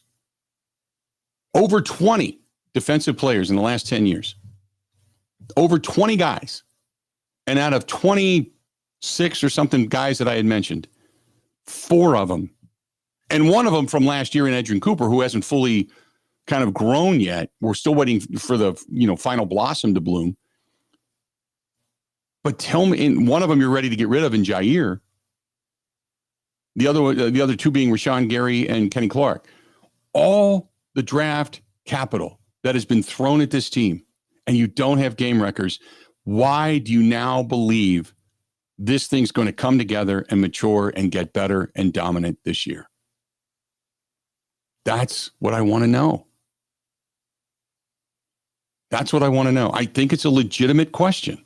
I'm not being a jerk. I'm not sitting here degrading anybody, but those are all facts. Have guys contributed? Yeah, guys have contributed. Okay, no doubt. But you don't have that guy. In 10 years, you don't have that guy. And some of your first rounders have been just okay at best. Like I said, Quay Walker, I'm waiting to see what he does this year. I'm excited because he really, all of a sudden, it looked like something clicked mid-portion of last year. Like Edrin Cooper came in, played with this reckless abandon. Yeah, he made some mental mistakes, but it was like all of a sudden, Quay Walker went, oh, I got to follow in that guy's footsteps now because he's aggressive. He's out there just plugging holes and kicking ass. That's how you do it. And Quay Walker upped his game, and I loved it. And then he ended up getting hurt. Devontae Wyatt, he's slowly ascended in doing what he does on the defensive front. There's only so much you can do. But you're just waiting. You're kind of like, where's that edge rush? Where's that up-the-gut linebacker? Have you found yourself an Urlacher? Or, have you found yourself even a Clay Matthews? Have you got a lockdown corner? Really, there aren't any anymore. But your best safety is Xavier McKinney. And before that, it was Adrian Amos. Those were both free agents. Where are those guys, man? That's why it's a legitimate question. 877-867-1670. Hit us up. 877-867-1670. If you want to give us a shout, please feel free. Go ahead and do so. Let's do this. Going to take a quick break. Kaylin Kaler is going to join us from ESPN when we come back, and we'll talk with her about the tush push, about covering everything that's going on at the owners' meetings as well, kind of the outside perspective, the 10,000-foot view of the Green Bay Packers. Don't go anywhere. A whole lot more of the Bill Michaels Show coming up next. Covering Wisconsin sports like a blanket. This is the Bill Michaels Show on the Wisconsin Sports Zone Radio Network.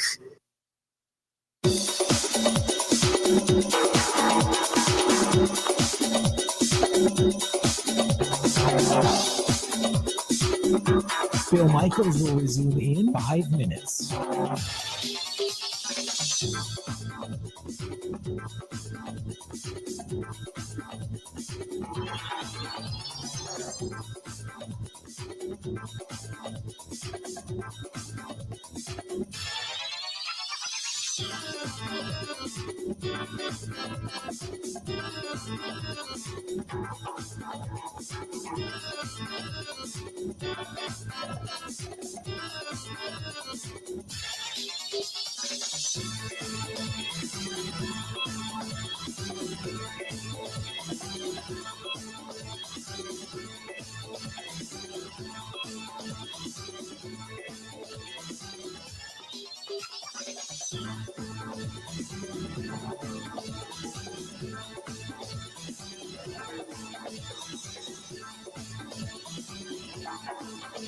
Phil Michaels will resume in 4 minutes.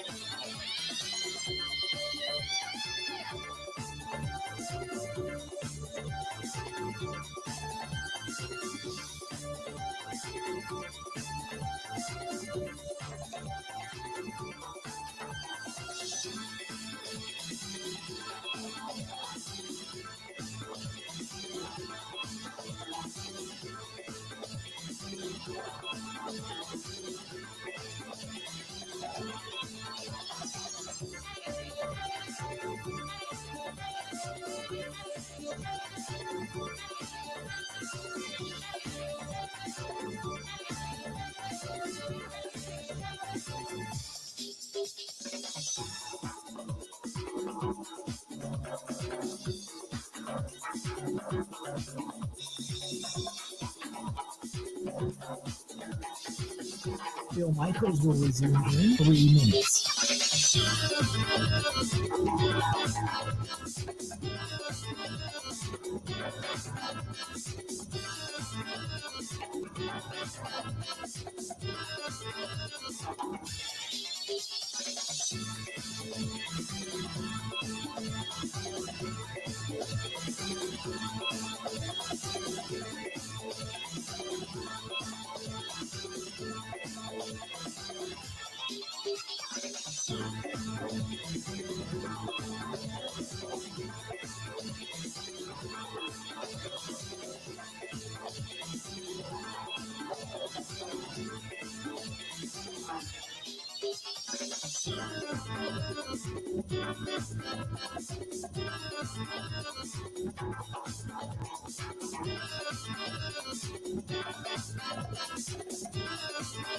Phil Michaels will resume in 2 minutes.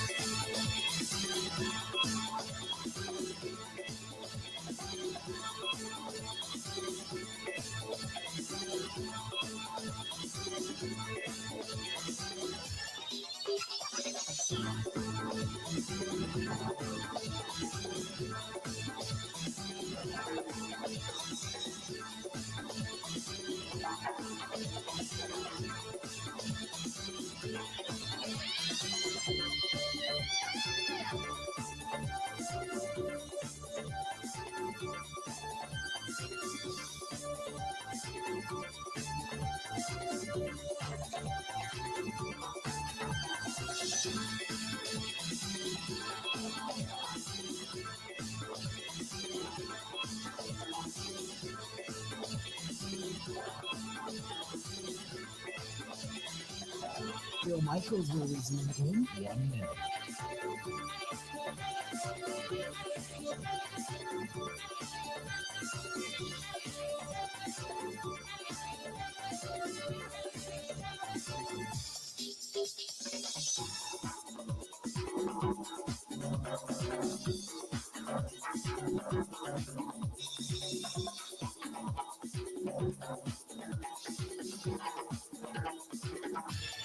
Phil Michaels will resume in 30 seconds.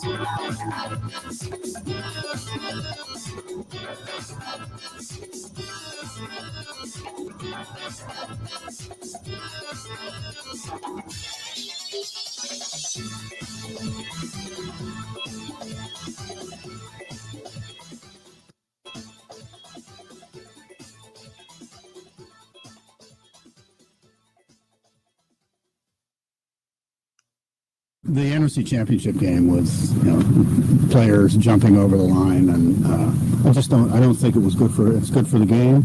The two other things, and then it slows down the game with the penalties, and the other two things that we relied on were from an equity standpoint that we prohibit on field goals and extra points from pushing. The defense can't push forward, but then on offense we're allowing it. So that was a little bit of an issue, and just the style of the play. I don't. Yeah, it's really more a rugby play than a football play. That is the belief. That is Mark Murphy.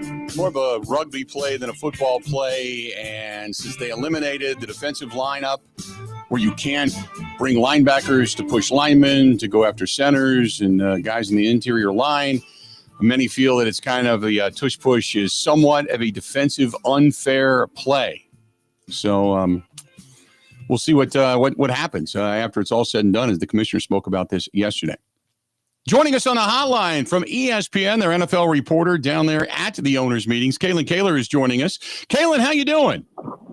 Hey, I'm doing well. I'm actually walking along the beach right now, as you can probably hear, because the meetings are officially over. So we're kind of off duty now. I do have one more story coming out on sort of the inside conversations of the tush push proposal and what was going on there. That's going to come out tomorrow. But yeah, I'm doing well. It's been an interesting debate. What is, so down there when you start to, because I understand it's about a 50-50 type of debate. So what is the arguments against it? So the argument against it is really interesting because the Packers listed two reasons: player safety and pace of play. And the pace of play, I heard in that clip that you played earlier with Mark Murphy describing that really messy series in the NFC title game where the Commanders committed 4 defensive penalties on purpose, basically, to try to stop the tush push because they'd rather take half the distance to the goal than surrender a touchdown. In that short yardage scenario, it makes sense.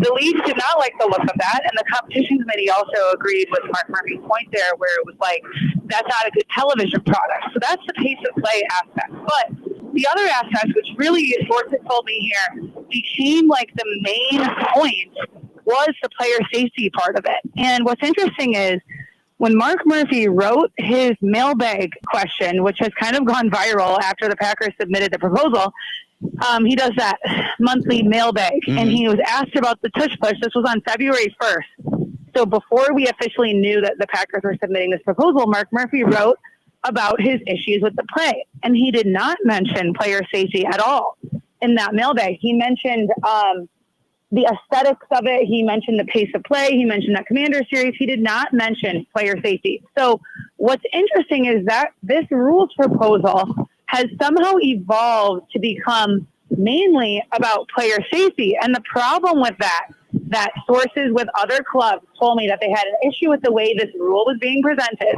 is because there actually isn't any injury data to speak of. There isn't any real injury data. Nick Sirianni has said several times, like, we ran the play the most, we never have had an injury on it, meaning a player has not left the game because of this play. Now, obviously there's wear and tear, but you can't point to this play and say, oh, this person was concussed because of this play. Like, that has not occurred. So when the league is presenting the injury data to the clubs at this owners meeting, which they did several times, they're presenting hypothetical modeling, like using data to model out what could happen. It's all subjective. So I talked to several clubs here who told me they didn't plan to support the proposal as it was because they felt like the reasons for it were not honest, because they weren't buying that it was really about player safety, which is what the league and the Packers were packaging it as. And the people I talked to, like I talked to one general manager who told me it feels like sour grapes. And he said, you know, you're punishing a team for being so successful at something. And by the way, the Eagles actually weren't as good as they had been in the past this last season on the play. They actually were better at quarterback sneaks that did not feature the pushing aspect. So anyways, it was a really layered conversation, and ultimately it ended up getting tabled because there were 16 teams who were in favor of it, and there were 16 teams who were not. And the ones who were not in favor of it, it was a combination of not believing the way it was being presented to them as a safety issue, because there was no safety data to speak of. It was all hypothetical. And the league chief medical officer, Alan Sills, actually, I had several sources tell me that he actually told the audience at the owners meetings, he said, it's not a matter of when or if, it's a matter of when there is a catastrophic injury.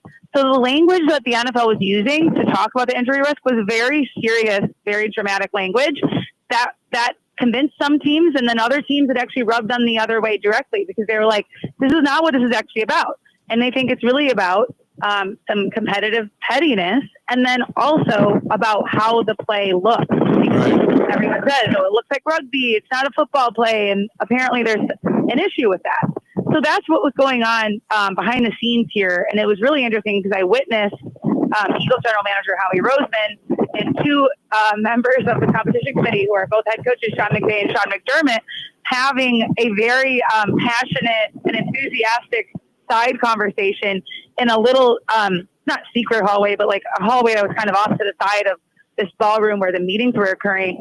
And you could just tell he was politicking and lobbying pretty hard to get those two coaches who both are against the play. They were both for the proposal and against the play, to get them on his side. And ultimately, I believe those two teams did. It wasn't an official vote. It was just a kind of a straw poll. They didn't even take it to a vote. Yeah. The Rams and the Bills were both not in favor, or both were in favor of the Packers proposal. So yeah, it's super, super nuanced. So here's my question. After talking to defenders who said years ago they outlawed the ability for linebackers to come up behind linemen and then push over the center or push over the guard, and defenders say, in essence, when you've got 450 to 500 pounds behind a quarterback plus a lineman all surging forward on top of only one particular player, it's a blatantly unfair play because you don't have the ability to defend it.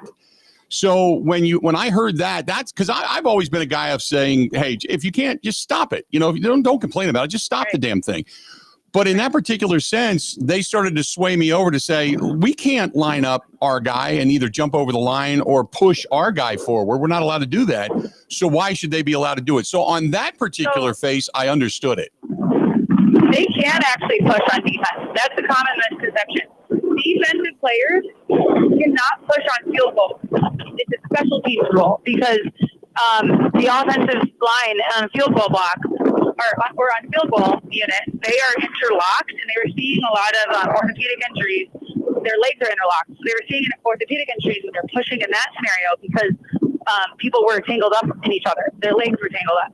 So I think that was like 2013 or 2014 when they outlawed pushing on field goal for defense. But on a normal scrimmage down, a defensive player could push another defensive player into the pile. They just don't do it enough. Yeah. And I believe the Jaguars stopped.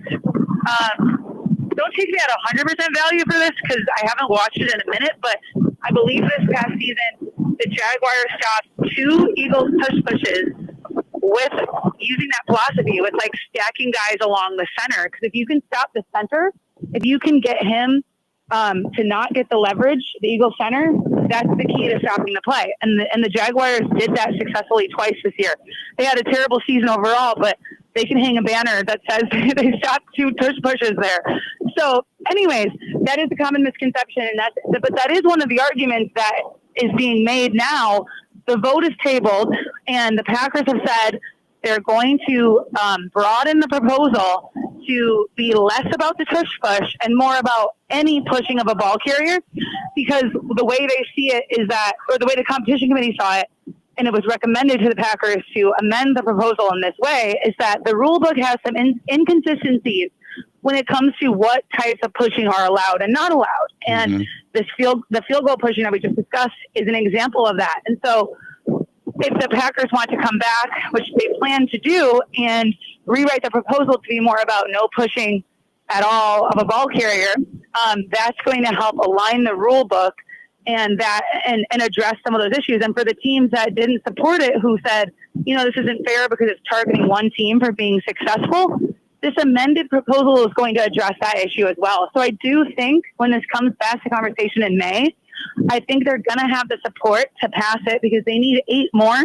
teams to be in favor of it. And I think when you remove what felt like a very targeted attack on the Eagles and the Bills, who also ran the play a lot with a lot of success last season, I think you're going to get teams to be in support of it in that way. And Roger Goodell also said yesterday that he's in support of that amendment, and he thinks that pushing and pulling can lead to injuries, and so he was very, very supportive of what will be the next version of this proposal. And I do think, another thing that people have been asking here is, what was the league office's role in Green Bay's drafting of this proposal? Because we heard Brian Gutekunst say he wasn't really involved in the proposal. Right. And he did defend it. He supported it. He said, yes, we want to be proactive about injuries. Matt LaFleur said the same thing, but both of them have not said that they were really super involved in the drafting of it. And Mark Murphy actually was asked directly, what was the league office's role? And he sort of evaded the question and said, we're always talking to the league office. But then in another question where he was asked what was football side's role in the proposal, he said, we were talking with them. Matt LaFleur had to present it to the coaches. And he said as well that the league office was involved. So the league office, we know directly from Mark Murphy that the league office was involved in the creation of this proposal and sort of the research, the medical research behind it. So I think that's really interesting too, because when Goodell doesn't want something, or he does want something, he wants something out of the game, usually he'll get his way. So I think when this is back on the table in May, it will probably pass. Real quick before I let you go, what is the 10,000-foot view of the Green Bay Packers for, one, bringing this up, and for where they are at now? I mean, do teams look at them as a team that's scrambling right now? They have sunk a little bit in the division. They haven't won the division in a while. They seem to be foundering in some aspects, even though they're competitive, and yet they, like you said, it may be looked at as crying over spilled milk type of thing. Yeah, I don't think anyone's looking at them as like a team that's necessarily, foundering. Like you said, I think like Matt LaFleur has built up a really solid reputation, and it's going to be respected for that and seen as someone who's always going to have a competitive football team. As far as this proposal goes, I mean, it really just comes down to what your opinion on it was, because, and we saw it, it's half and half. It is a dead heat. So I think it's fair to say that half of the league is sort of rolling their eyes at this and thinking this is not, I mean, one club executive told me it was a weak proposal and he thought it reeked of jealousy. So I think the optics are not great because the Packers lost to the Eagles twice this last season. So if they had not played the Eagles last season and hadn't lost to them and just submitted this proposal, I think it would be a different perception. But I think the fact of them having lost twice to them makes it seem on its surface a little bit weird. And I've definitely heard that sentiment from people with other clubs. Kaylin, great stuff. Appreciate it. Enjoy the beach, and we'll talk again real soon, okay? Thanks, so. Bye. Thanks so much. There you go. Kaylin Kaler, a little bit windy, a little bit, but you know what? If I could do my show from the beach, I think I'd do it too. I think I would do it too. But Kaylin Kaler from ESPN joining us for a couple of minutes on the hotline. Going to go ahead and take a quick break. Give us your thoughts. I still want to get more into this, and I want to get your thoughts on all of this. Don't go anywhere. Stay tuned. 877-867-1670, 877-867-1670. More of the Bill Michaels Show coming up right after this. Ready? This is the Bill Michaels Show on the Wisconsin Sports Zone Radio Network.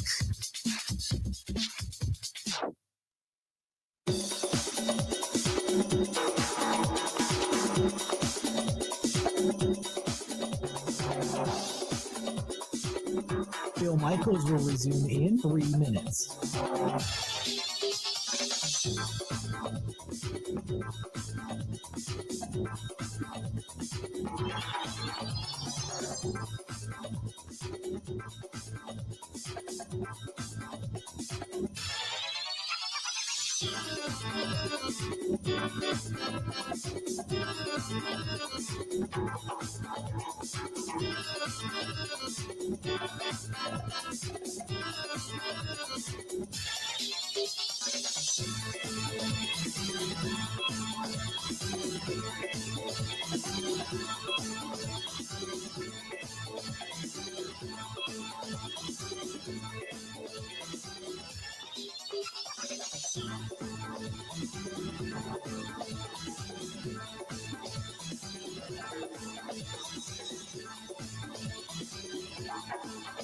Bill Michaels will resume in 2 minutes.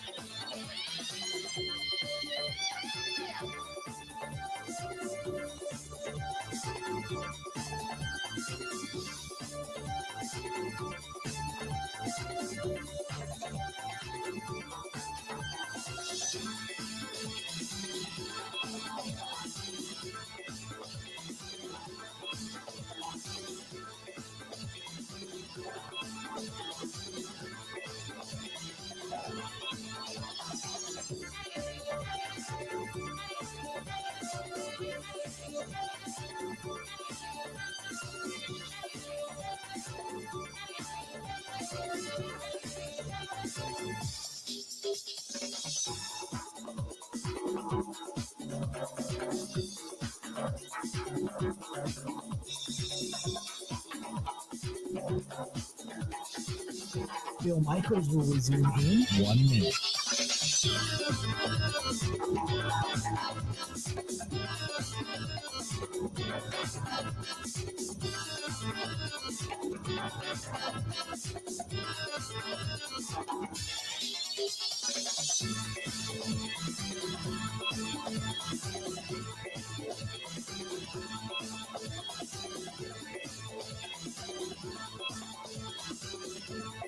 Bill Michaels will resume in 30 seconds.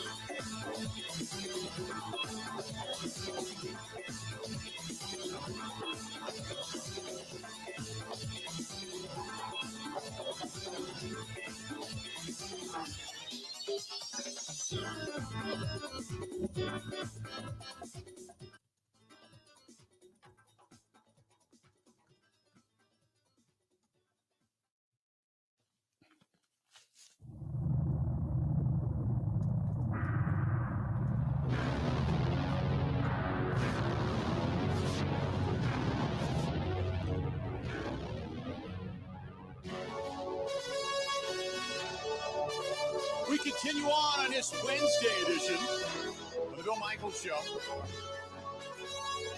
So glad you're with us today, and our friends over there at Quick Trip using that Quick Rewards card, and nothing better than that.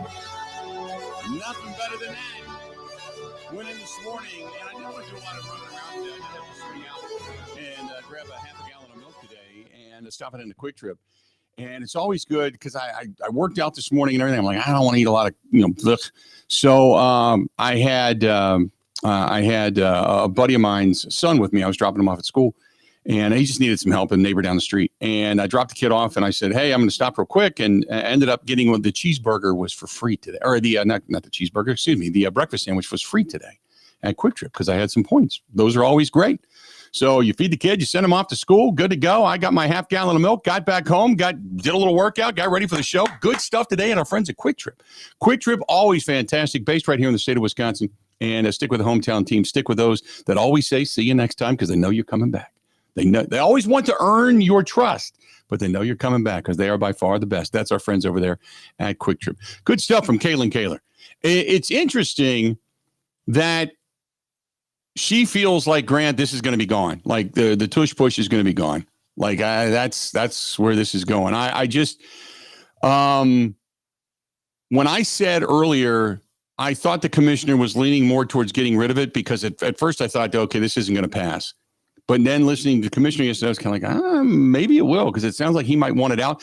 Remember, Mark Murphy, Roger Goodell, really good friends. As a matter of fact, there was some talk for a while that if Roger Goodell ever stepped down, that Mark Murphy might be the guy that would eventually take over as the commissioner. Now, obviously, at 70 years old, that's not going to happen. Mark is going to retire with a wonderful career behind him. But they're really, really good friends.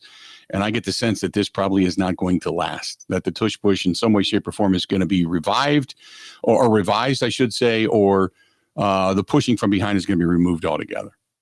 Well, and so really, really interesting interview. And I know there were some gusts of wind, but for the most part, you could hear everything just fine. There was a couple big gusts, right.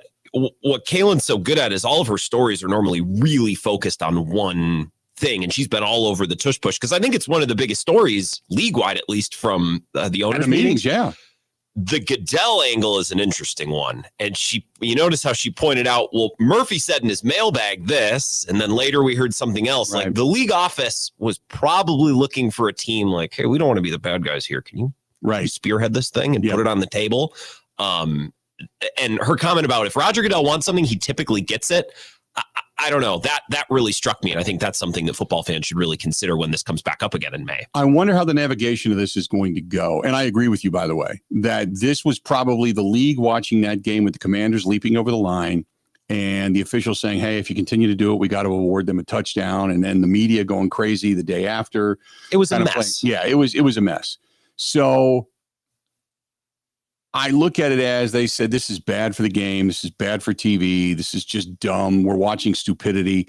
Why are we going to subject our fans to this? We want to eliminate this. And I agree with you. They probably said, hey, we need somebody to, kind of step to the forefront here. And Mark and whomever, which I think Matt LaFleur even took some of the fall for this, because I know Mike Clemens had said, look, this wasn't specifically Mark Murphy. And I had a conversation with Mark at the Combine where Mark's like, I'm taking a lot of heat for this. I want you to know I don't like the play, but that's not everything that I've stated, so to speak. So I don't know what went on behind closed doors, but I get the guess that I'm with you, that the league wants to get rid of this. They're figuring out a way to do it. They tabled it because they wanted to float up the balloon. And now they've got half the teams on their side. They need to rewrite it to where the other, 8 teams then come on board, and then this thing is eliminated. However, my question is, so if you've got a wide receiver that's gone over the middle, say, you're throwing a 2nd and 10 from the opponent's 20-yard line, guy picks up the 10 yards, he's running, he gets to the 5, and suddenly you've got a couple of offensive linemen or another wide receiver or somebody coming behind him like a tight end, and you got 3 guys trying to stop him and a tight end helping him push him into the end zone. Is that now going to be outlawed as well? Because for a long time, all you could do was kind of like try to chip block. You couldn't push a guy. Right now, you can push a guy into the end zone. So is that going to be disallowed as well? Any help for any ball carrier that's considered to be a pushing movement, will that be allowed? So my guess is, I'm kind of wondered that. And it's a great question. My guess is when it happens kind of naturally and randomly at a pig pile at the end of a play, that's one thing. When the play is schemed and designed to run that way, and I don't know, maybe that's too subjective, right? Maybe it needs to be legislated more specifically. I think this might be a it when you see it type thing, but that's dangerous with officials because they see things differently every single play from different angles. And the other thing that I didn't like, and she stated it, was that the medical doctors come forward and they say, well, it's not a matter of if, it's a matter of when, catastrophic injury. Well, you could say that about anything.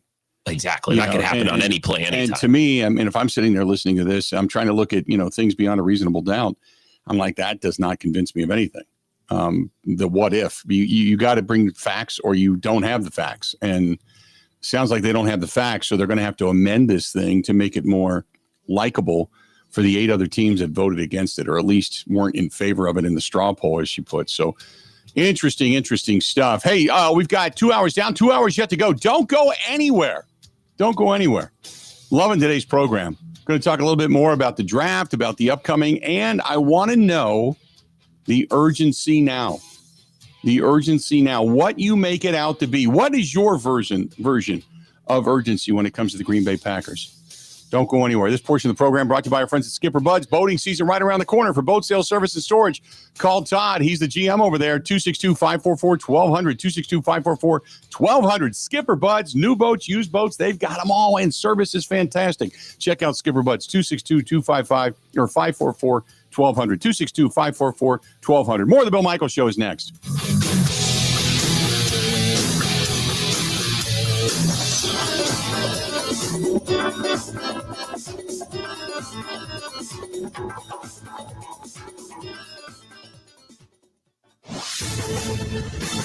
This is a Wisconsin Sports Zone update. Well, the Bucs are headed to Philly today. It's where they're going to take on the 76ers tomorrow as the regular season winds down. Plenty of people still talking about what Milwaukee did last night against Phoenix, where the Bucs shot 68.9% from the floor, highest by any team since 1998. It was more evidence for Coach Doc Rivers just how good they can be on that end of the floor. We're so close to being an incredible offensive team. I mean, we shoot 70% in the first half the other night. We shoot 68.9 tonight. Gosh, we can just rebound the ball and take care of the ball. We got a chance to break out and make a hell of a run here. We really do. Milwaukee's magic number to clinch at worst. The number 6 seed in the playoffs is 3. Could go as high as the number 4 spot with 7 games remaining. Again, they'll be taking on the 76ers tomorrow night. Turning to Wisconsin, a third player has entered the transfer portal. Forward Chris Hodges leaves after 4 years where he was never really able to crack the rotation, has 1 year of eligibility remaining. Wisconsin's now seen 9 scholarship players, 6 that exhausted their eligibility, 3 others that have entered the transfer portal leave the team since the end of the season. For nearly 40 years, ABC Wisconsin Apprenticeship has been helping men and women transform themselves into highly skilled trade professionals. These skills are in demand and provide strong wages and benefits for a bright future. If you're a hands-on person who likes the feeling when you get projects done, apprenticeship could be for you. Go to buildyourcareerwi.org or just search online for ABC of Wisconsin. Well, the NFL draft is getting close. Things get going in Green Bay 3 weeks from tomorrow. Packers going to actually have to start their first week of the offseason program virtually because the draft being in town. And the Brewers were in action this afternoon against the Royals, looking for a split of their 3-game series. With this Wisconsin Sports Zone Network update, I'm Zach Heil.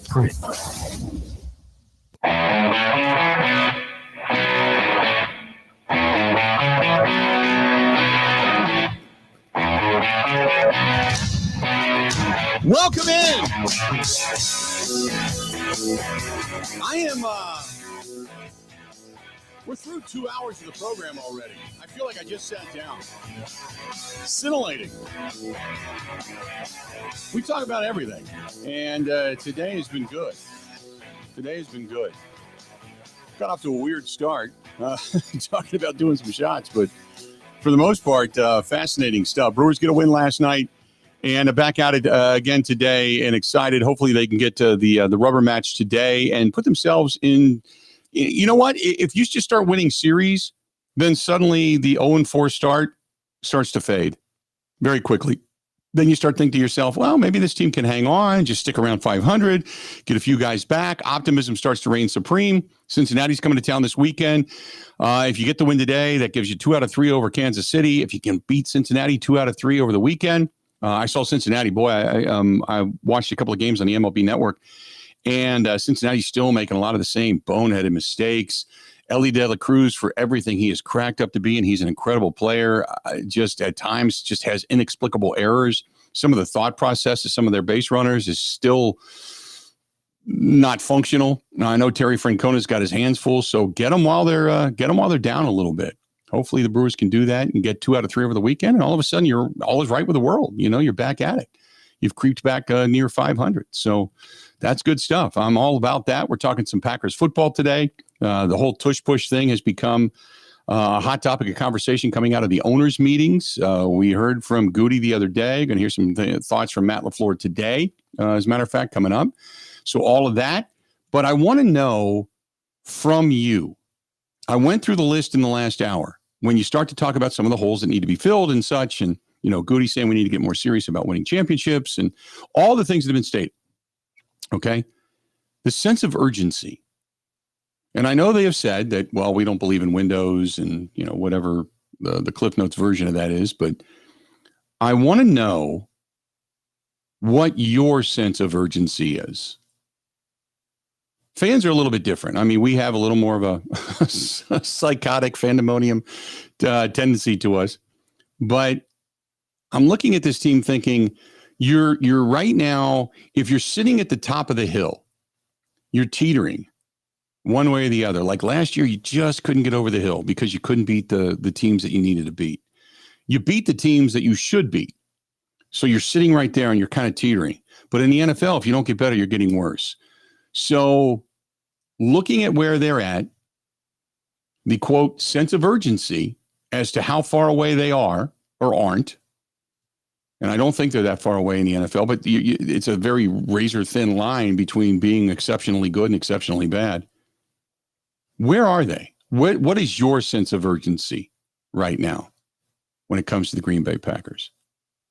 And what Goody had to say about it's time to start getting serious, because I think those words are going to continue to resonate throughout not only the offseason, but going into this season. And those have amped up the scrutiny, I guess, might be the best way to put it. So I want to get that. 877-867-1670, 877-867-1670. That's the phone number to call. If you want to text us, 608-321-1670, 608-321-1670. You can find us there. We'd love to, we're going to get to the text messages coming up. You can watch us. You can participate in the program. We always love it when you subscribe to us and smash the like button and the bell and all that kind of stuff. It doesn't cost you a damn thing. That is YouTube. Go to youtube.com/Bill Michaels Show. youtube.com/Bill Michaels, Michaels Show. You can find us on Twitter, on X, at Bill_Michaels, at Bill_Michaels, at Wisco Grant, WISCO, at Wisco Grant. You can track us down on all the social media platforms. That's Instagram, Facebook, and TikTok The Bill Michaels Show. Same thing over on the Twitch app, the Kick app, on LinkedIn as well. Email the program, thebillmichaels@gmail.com. The website simply thebillmichaels.com. The app is WOZN, the Zone Madison, our flagship station out of Madison, Wisconsin. And you can find us after the fact on Spotify, Apple, iTunes, Google Podcasts as well. Don't forget, Saturday nights in Milwaukee, 8 o'clock Central Time, we are on My 24 TV, which is Wisconsin Sports Weekly with Bill Michaels. So many of the things that you see and hear this week during the program are all put together and kind of regurgitated as a TV show in Milwaukee. So we love having you over there as well. Grant Bill's alongside. So what are you getting people calling in today that are giving us death threats or what? So no, nothing like that. Actually, I got a call over the break. Someone very serious. I don't remember the name. They were calling from Shiocton. I said, "Hey, what's going on?" And the caller said, "Are you aware there was a large police and fire presence at 1265 Lombardi this morning?" I said, "I was not aware of this." So I'm like, "Oh, did something happen?" And this caller goes, "Yeah, it turns out they're looking for Kenny Clark and Lucas Van Ness. They've been missing since last September." And I'm an idiot, and I'm sitting here and I'm thinking, well, I know Kenny Clark was in Panama. And the guy goes, "You have a good day." And I hang up the phone and I'm sitting here. I'm like, oh my God, I'm an idiot. I'm glad that didn't happen to me on air tonight. Because that kind of thing happens to me all the time. And I wish the guy would have done that with you. If you would have, Right. Yeah. And I'm like, my first thought is the big police presence is probably because they're starting to shut down streets and starting to build things. And of course, they're probably running through, worst case scenarios, type of thing, for protection and coverage. But then he says that, and I'm kind of like, okay, yeah, I get it. Kenny Clark it's funny because they used him different 2 years ago. This year they moved him more inside. So he's, going one-on-one and double teams and stuff on linemen. And he's just trying to take up a blocker to allow other guys to make plays. And if you can stop the run, which they had more success at doing this season, so you can't knock the numbers. So I'm good with that. But people tended to look at it as, well, Kenny Clark's not a disruptor like he was, but they're using him different. You have to understand that. They moved him more on the inside. He's back to being more of a true nose tackle to a certain extent than he was a defensive tackle, kind of slid out between the guard and the tackle as opposed to the inside portion between the guard and the center. So, watch him play. He's not winning every play. I mean, very rarely does anybody win every play. But I think people are far too critical of Kenny Clark. But the Van Ness thing, again, I go back to he had the bum hand, the bum thumb, couldn't really grip, couldn't get a tackle and move him around the way he wanted to, kind of, steer him the way he wanted him to. So I understand to a certain extent, and I give a little bit of a break to a certain extent. But I got to see more. And again, I go back to, we're expecting him to take that jump. We're expecting him to really have a breakout season. Again, it's somewhat cliff notes, but when I listened to Brian Gutekunst down at the combine, when we were down there, I kept waiting because we were getting ready to go on the air, and I had to run over, see it, and then run right back. I didn't get a chance to stand there and go, "Hey, tell me why." I was hoping somebody was going to ask that question. And when I got the audio, it's like, nobody asked the question. Nobody asked the follow-up. Why do you believe it's going to be better? Just because?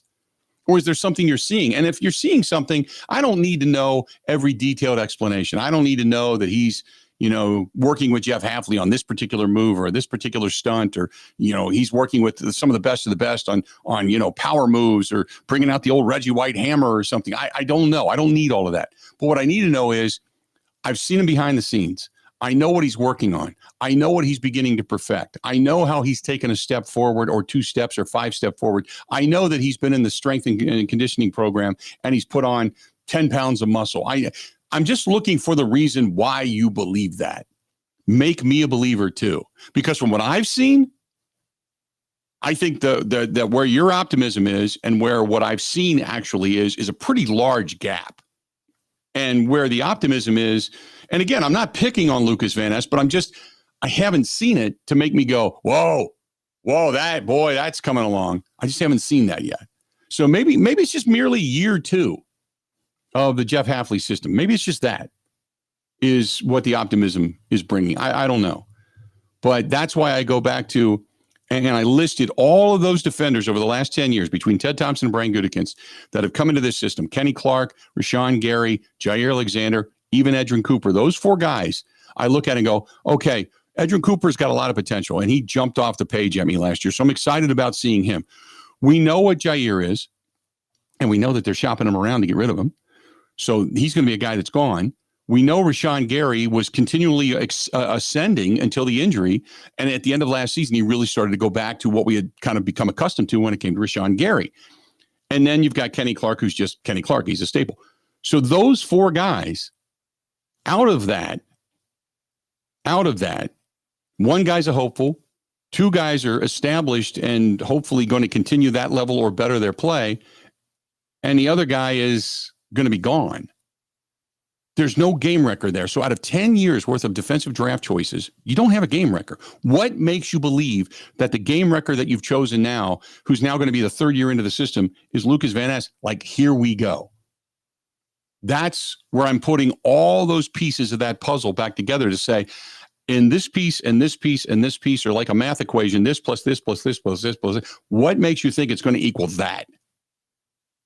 Because I don't see it. I hope I'm wrong as a Packers fan. I'm praying I'm wrong as a Packers fan. I would love nothing more to see. Suddenly you've got a Clay Matthews-esque pressure coming from the outside with bookends and Rashawn Gary and Lucas Van Ness and whoever else they pick up, you know? So, but I don't know. I don't see it. I don't see it. Thomas says, Lucas Van Ness hasn't shown me anything. Is he just going to suddenly become a monster? That's kind of the way Goody made him out. That's kind of the way he made him out when we were down at the Combine. So, I don't know. Tim, that's a great question. Tim says, which player has more pressure going into this season? Jordan Love or Lucas Van Ness? My first instinct is to say Jordan Love. I mean, he's the guy that's getting paid. He's $50 million plus, you know, when you look at the overall salary structure. He's the leader. He's the guy that they're talking about taking a bigger leadership role. He's the guy that they're talking about, you know, kind of getting his feet under him and getting him back to what was projected to be a possible MVP type of season last year. You know, cutting down on the turnovers, being more vocal and getting his guys to be on the same page with him, to have the operation of the offense run more smoothly, all of that stuff. Okay. So clearly I think it's going to be Jordan Love, but I think with what's been stated, there's going to be a heavy microscopic eye on the defense. And I don't even think it's Jeff Hafley. I think it's on specific players that have been so highly touted as taking that next step that regardless of what Hafley is doing, that management said these guys are going to take the next step. I think I take Hafley out of the mix. Hafley showed last year that what he did and the numbers they produced were better, far better than what they'd had in the year prior. So things did excel and things did get better. And so in year 2, you would expect them to get a little bit better as well. So that's why I'm looking at this going, you know, the general manager kind of put I don't want to say a target, but maybe a spotlight on some of these guys. So that's why I'm looking at how much better this is going to be and why they believe it's going to be that. I just want to know. I just think those are apples and oranges too. Like if Lucas Van Ness doesn't really perform, it's not like the team's going to be in a way worse spot because of it. If Jordan Love doesn't perform, the team's porked. Yeah, right. You know what I mean? And vice versa. So yeah, they're both under pressure. Scrutiny of all kinds. And scrutiny. Yeah. They're just two different positions with a lot of different levels of responsibility, let's say. Completely agree. Let's do this. We're going to go ahead and take a quick break. We're going to come back. I want to get phone calls. I want to get your thoughts. What is your sense of urgency? If you're the Green Bay Packers, what is your sense of urgency? You know, what are you thinking as you start to look at what's been done and what needs to be done yet? And your sense of urgency towards that. 877-867-1670, 877-867-1670. I want to hear from you. Stay tuned. Got a whole lot more of the Bill Michaels Show. This portion of the program brought to you by our good friends over there at Sobelman. Sobelman's Pub and Grill, great burgers. And the meal and a Bloody Mary, basically, whether it's a giant chicken pizzas and all kinds of crazy things that they put in there, meats and shrimp and you name it. They've got all kinds of stuff in those big giant Bloody Marys that they serve at Sobelman's Pub and Grill. And it's been a staple in downtown Milwaukee for a long, long time on St. Paul Avenue. They also have the new location that's been up and running now for a couple of years in Waukesha, and they're setting their own trend out there, which is great, right there on William Street across from La Station. That is Sobelman's Pub and Grill. As they say, hey, when you're going to get together, when you're going to see somebody, let's just catch up. Let's meet. Meet at Sobelman's. Milwaukee and Waukesha. This is the Bill Michaels Show on the Wisconsin Sports Zone Radio Network.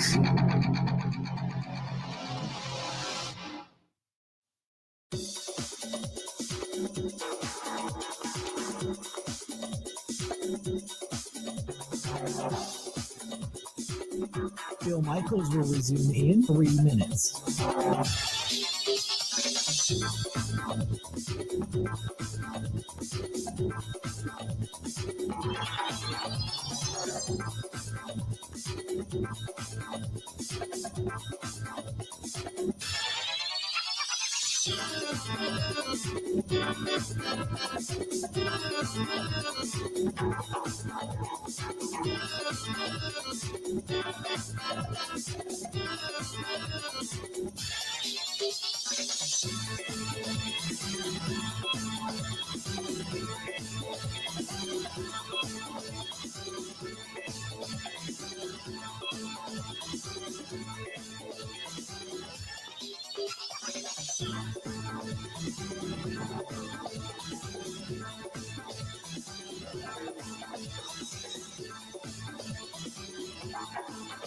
Bill Michaels will resume in 2 minutes.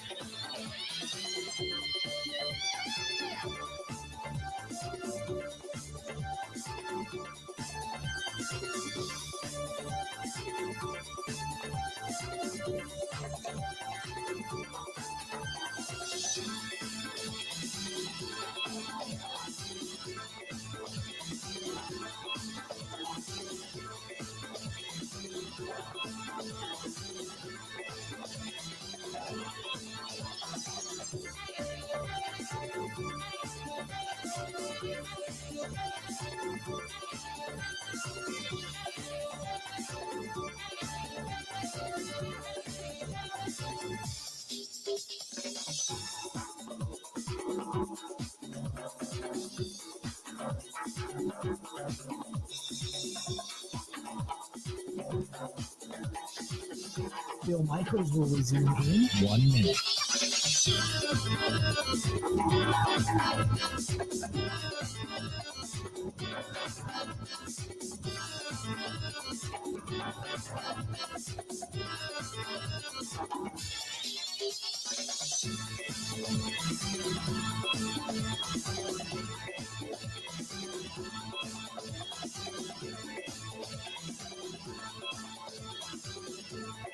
Bill Michaels will resume in 30 seconds.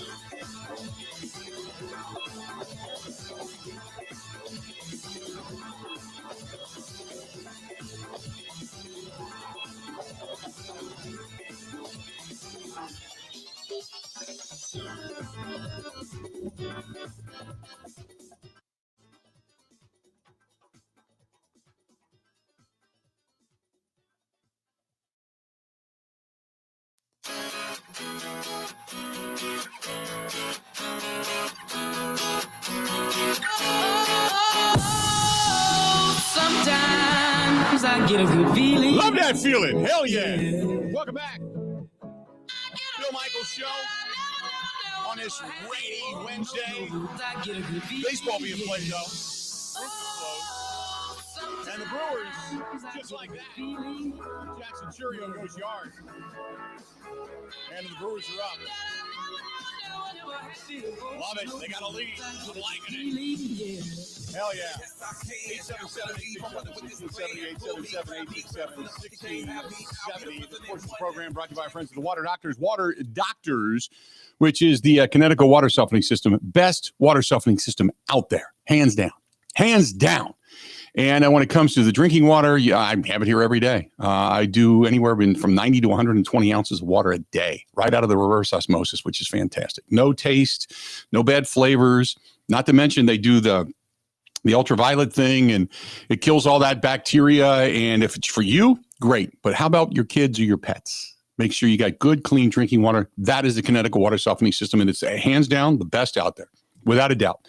I've had others. Nah, baby, nah. Not happening. Water Doctors and the Connecticut water softening system. Give them a buzz. Anywhere in the state of Wisconsin, you can contact them, and they will help you out. 262-549-7733. Ask for John or Amber. They're the owners. 262-549-7733. They're the owners of the Water Doctors. Again, 262-549-7733. Or simply, if you want to read more about it, you can go to H2, the letter O, doctors.com, H2ODoctors.com, or just call. See, that's the easiest way to do it. Get a person on the line. 262-549-7733. That's the Water Doctors. There you go. Okay. So I want to know where you're at when you talk about sense of urgency. You've heard now Goody speak at the owners' meetings. We're going to hear a little bit from Matt LaFleur coming up. We got buy or sell coming up here at bottom of the hour. So I want to get your thoughts on what you've heard and your thoughts on what the offseason has been and what needs to happen. Because, again, got to get serious about winning championships, right? Okay, so that's what I'm looking for. 877-867-1670. What do we got here? I want to get through this. Bill, when you say the Packers need one game wrecker, you expect to step up in the biggest moment. No bigger example than Clay Matthews forcing the fumble in Super Bowl 45. I feel like we really haven't had an expected game wrecker since Clay Matthews. Clay Matthews. You had some guys, though.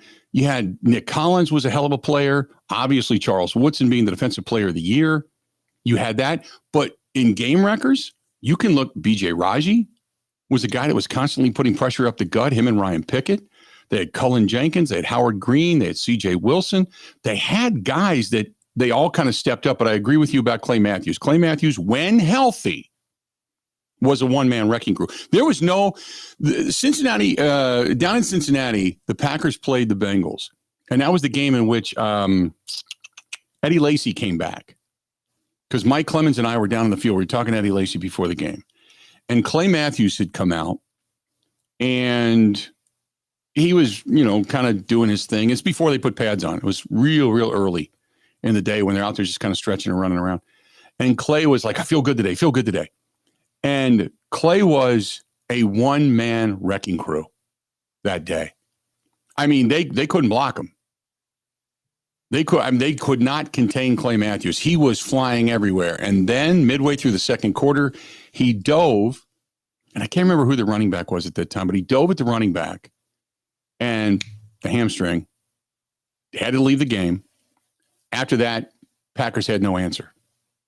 I mean, that's how much Clay Matthews was the game wrecker of that defense. The Packers didn't have an answer after that. They just couldn't get after the quarterback. They couldn't stop the run. They ended up losing the ball game. But it was like, yeah, you haven't had that guy in a while. I would agree with you. Out of the 920 said, hey, you're going to be doing your show from the beach when you're on vacation? No. First of all, you don't need to see me shirtless. Secondly, I usually don't do shows 99.999% of the time after I've had beverages. I may have one, like the other day down at Stenny's, we had a Bloody Mary when we were on the air and a beer chaser, but that was the extent of it. Down there, I plan on, as things would matriculate throughout the day, a frothy drink, we'll say, and a cigar in my hand and the sun on my face. But no, I'm actually taking time off. That's for damn sure. David Monona says, what do all Super Bowl teams have? Front floor and lockdown corners. I think he meant to say front four. Yeah, pretty much. And it goes hand in hand. If you've got a really good front four that can get home, that can put consistent pressure on a quarterback and stuff the run, it makes your secondary better. You don't need to be hitting the quarterback on every play, and you don't need to have 10 sacks a game. All you need to do is have containment and pressure. Because if you can make the quarterback throw a split second sooner, that helps out your secondary. But I 100% agree with you. Absolutely. Out of the 507, Hey, Bill, I don't want the statement time to get serious about championships to turn into a Jerry Jones where it's a we're all in statement. But that said, it's great to get that win by the crew. We win today, and that's a winning streak. Thanks, Cody Meany from Cochran, Wisconsin. P.S. If you're ever in Buffalo County, come to the Womandi Country Bar. Drinks and food on me. Yeah, I'll take that, Cody. You the man. Appreciate it. Womandi. I've never been. I don't even know where Womandi is in Buffalo County. I got to look that up now. Cochran, Wisconsin. You got me. And I've traveled all over Wisconsin. I probably have passed it, but I don't think I've ever stopped there. You got it. Tom in Breezy Point, Minnesota. Bill, the Packers should be exuding a real sense of urgency right now. They have been sliding further and further down in the division standings since 2022. They haven't been back to a Super Bowl since 2010. If the Packers want to still be referred to as Title Town, then they sure as hell better show a sense of urgency immediately. Tom in Breezy Point, Minnesota. Tom, I agree. I agree. 100%. Big time. 877-867-1670. 877-867-1670. You want to find us, please feel free. Go ahead and do so. Dwayne says, our live stream people, says, I'm expecting Rashawn Gary to have a big season 2 years after being removed from the ACL, which I'm kind of hoping that the trend is going to continue in that direction because he was really solid last year at the end of the season. You know, Kenny Max says, I remember when Clay Matthews punched out the ball on Peterson in the Vikings game. Adrian Peterson. Yes. Kenny Max says, well, the shame of it is there's never going to be another Clay Matthews. That's for sure. And Clay Matthews, when he wasn't banged up, he was fantastic. He was just fantastic. Tremont Williams, by the way, you're right, Great Dane. He was a guy it was Tremont Williams, Sam Shields, all those guys, young guys up and coming in the Packers organization that all studied behind Charles Woodson. And yeah, big time. They were all starting to become rising stars and really, really good players in their own right. And they all came together at the same time, which is, I think, what Goody's philosophy is when you talk about, that second year and third year guys starting to take that step and they're all growing together. They're just looking at it going, they should just get better. They should just be better now. John says, urgency. Love needs to stop throwing up the hospital balls, which the balls that he throws to the receiver to put him in a position to be in the hospital by a defender. He calls them the hospital balls. This one is from Walter, says, will this year be the year for Jordan Love to make it or break it? Simple. Stopwatch, blue hand timer.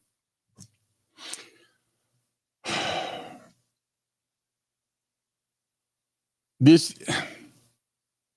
lot of eyes on Jordan Love this season. A lot of eyes.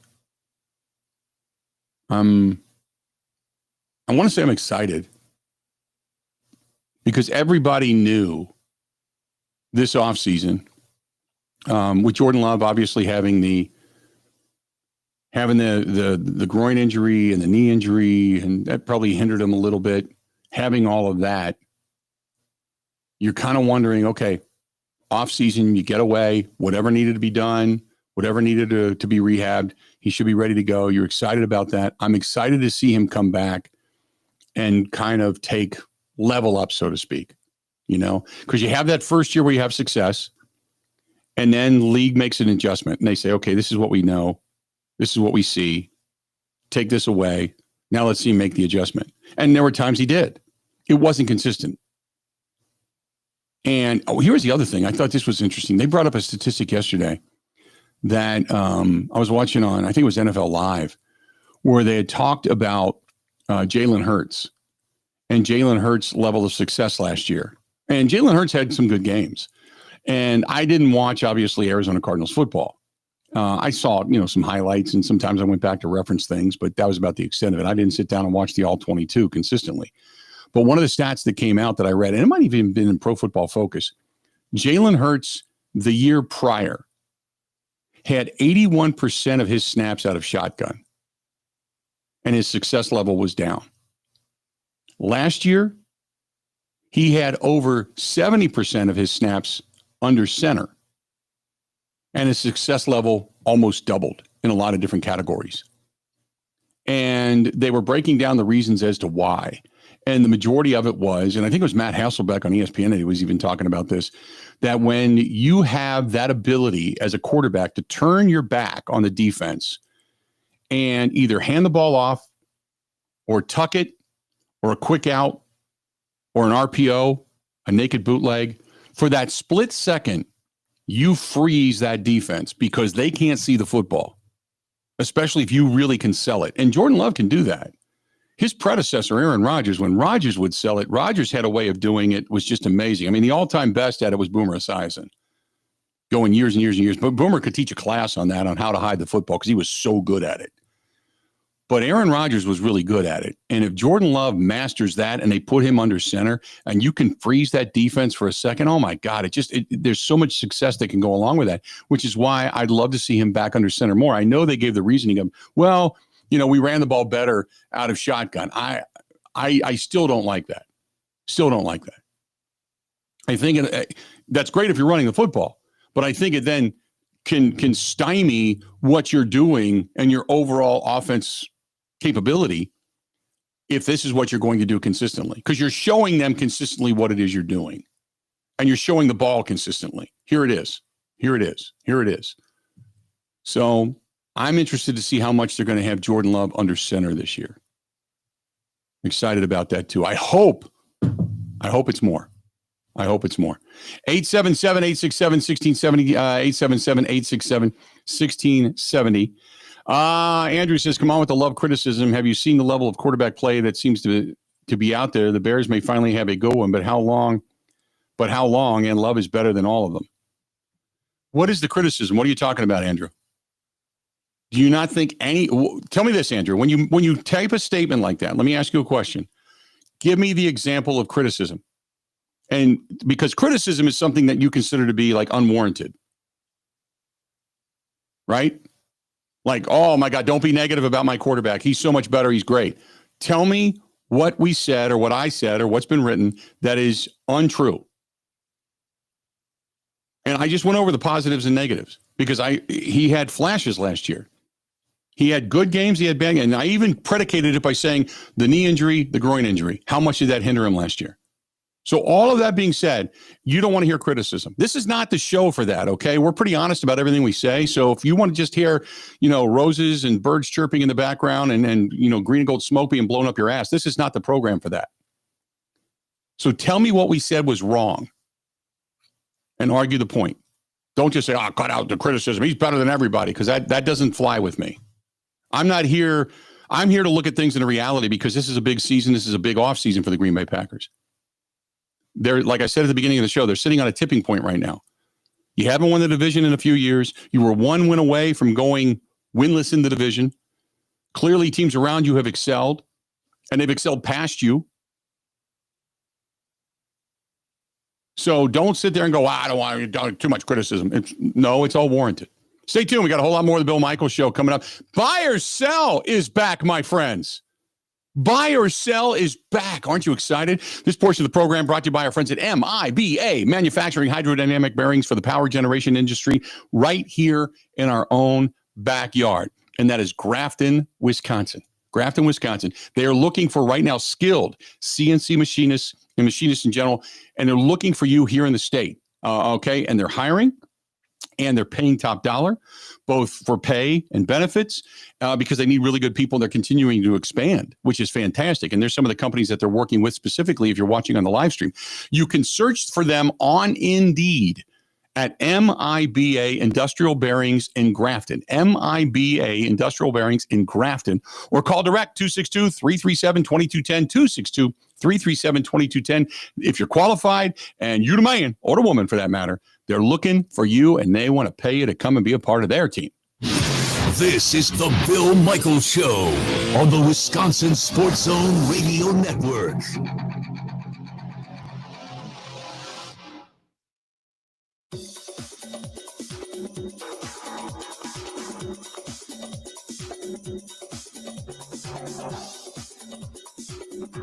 Bill Michaels will resume in 5 minutes.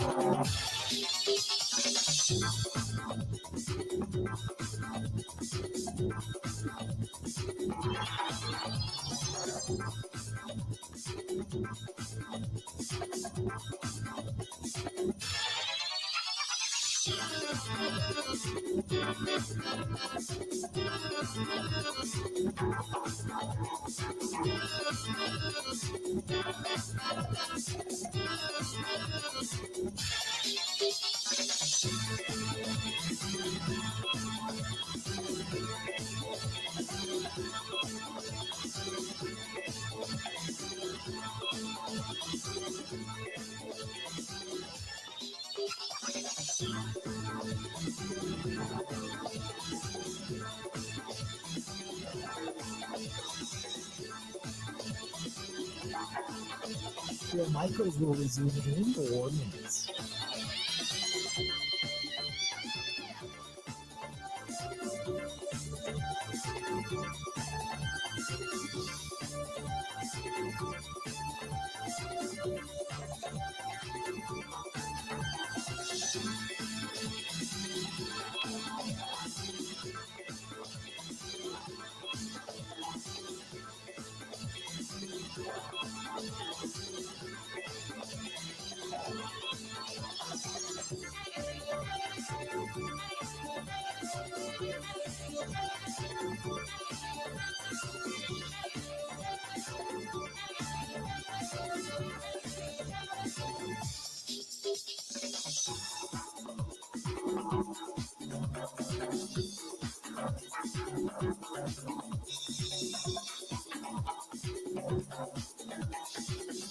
Bill Michaels will resume in 3 minutes.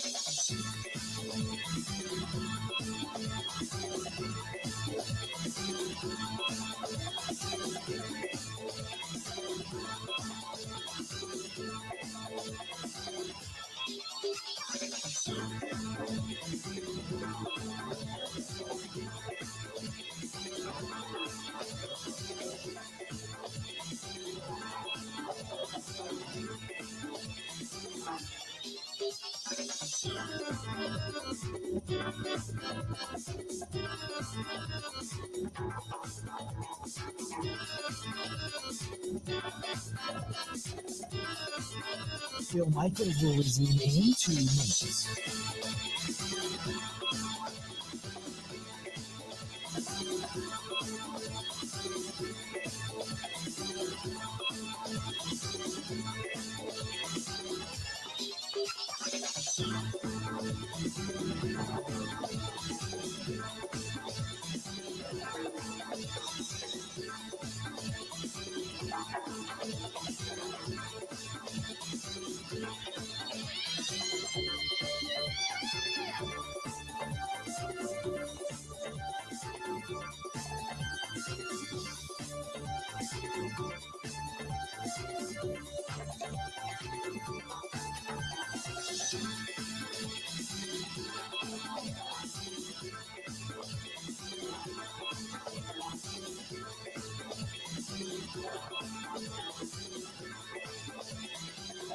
Bill Michaels will resume in 1 minute.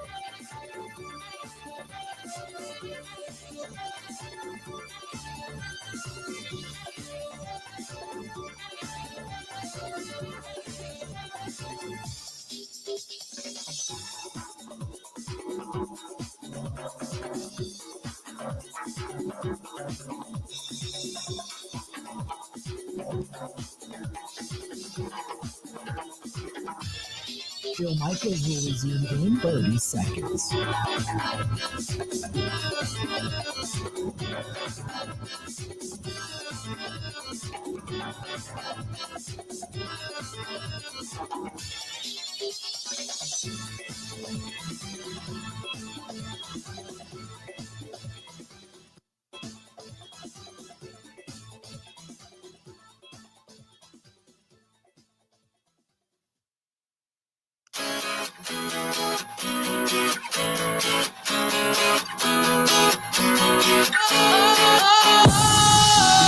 Sometimes I get a good feeling.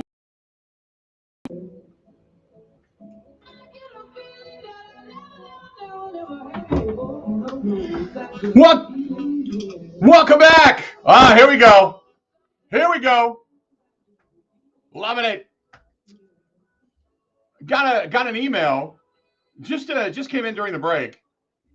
It's our buddy Dwayne. Dwayne listening in Coon Valley, or not? He's from Coon Valley. He's not listening in Coon Valley, but he's from Coon Valley. He says, "Unit, sitting here listening to you, watching the Brewers game. We are at DJ's Goalpost. You weren't kidding. What a place. First time here. The sports stuff here is crazy. Got the pizza, rooting on the Crew, tied at 1, but faith and hope are huge. Thanks for the heads up. See you in La Crosse for the cigar dinner." That's Dwayne from Coon Valley. Dwayne, you the man. Stopping over there at our buddy DJ's Goalpost. Don's got, the sports stuff, as he puts it, is the memorabilia. He's got crazy good, huge stuff when it comes to the memorabilia at DJ's Goalpost. Appleton Avenue, Menominee Falls. What are you doing there, though? I mean, what brought you from Coon Valley to Appleton Avenue, Menominee Falls? You there on business, or you just coming into town for the hell of it? Or you just thought the pizza looked amazing, so you thought, I'm going to make a big drive today? But I kid you not. And every time I send somebody there, I said, hey, just go take a look at all the memorabilia, man. It's like watching it at, in like some, awesome, giant, enormous man cave of sports stuff. And that's DJ's Goalpost and Appleton Avenue, Menominee Falls. Good for any game. I mean, for that matter, they always have all the games, but good stuff. So there you have it. 877-867-1670, 877-867-1670. Grant, it's time. Let's do it. We got some buy or sell to get to. In the world of sports, a lot of people say a lot of things. Who is on crack? I want Iguodala. But what passes the big unit test? It's time for buy or sell on the Bill Michaels Show. There you go. Start. Sure. Buy this. Jackson Cheerios hit a home run, so that's a freebie, or that's something that you can buy right off the rip because Jackson Cheerio homered in the first inning today. Gotcha. Like it. I'm not saying I was worried about Jackson Cheerio, but a lot of strikeouts. He's looked a little overran. But the actual 3 topics I've got ready for you today, they're all NFL or Packers related. Let's start with the big picture NFL one. Almost without fail, Bill, and you know this, we see an NFL team go from worst to first, or like really bad to a wild card spot. You know, I mean, last year was the Commanders, right? They were awful, and then all of a sudden they're in the NFC Championship. It's early, but I want to get your buy or sell on these 2 teams. I want you to tell me which of these 2 teams would be more likely to go from worst to first, or to make the playoffs this year. Okay. The Patriots in the AFC, or the Bears in the NFC. Which would you be picking?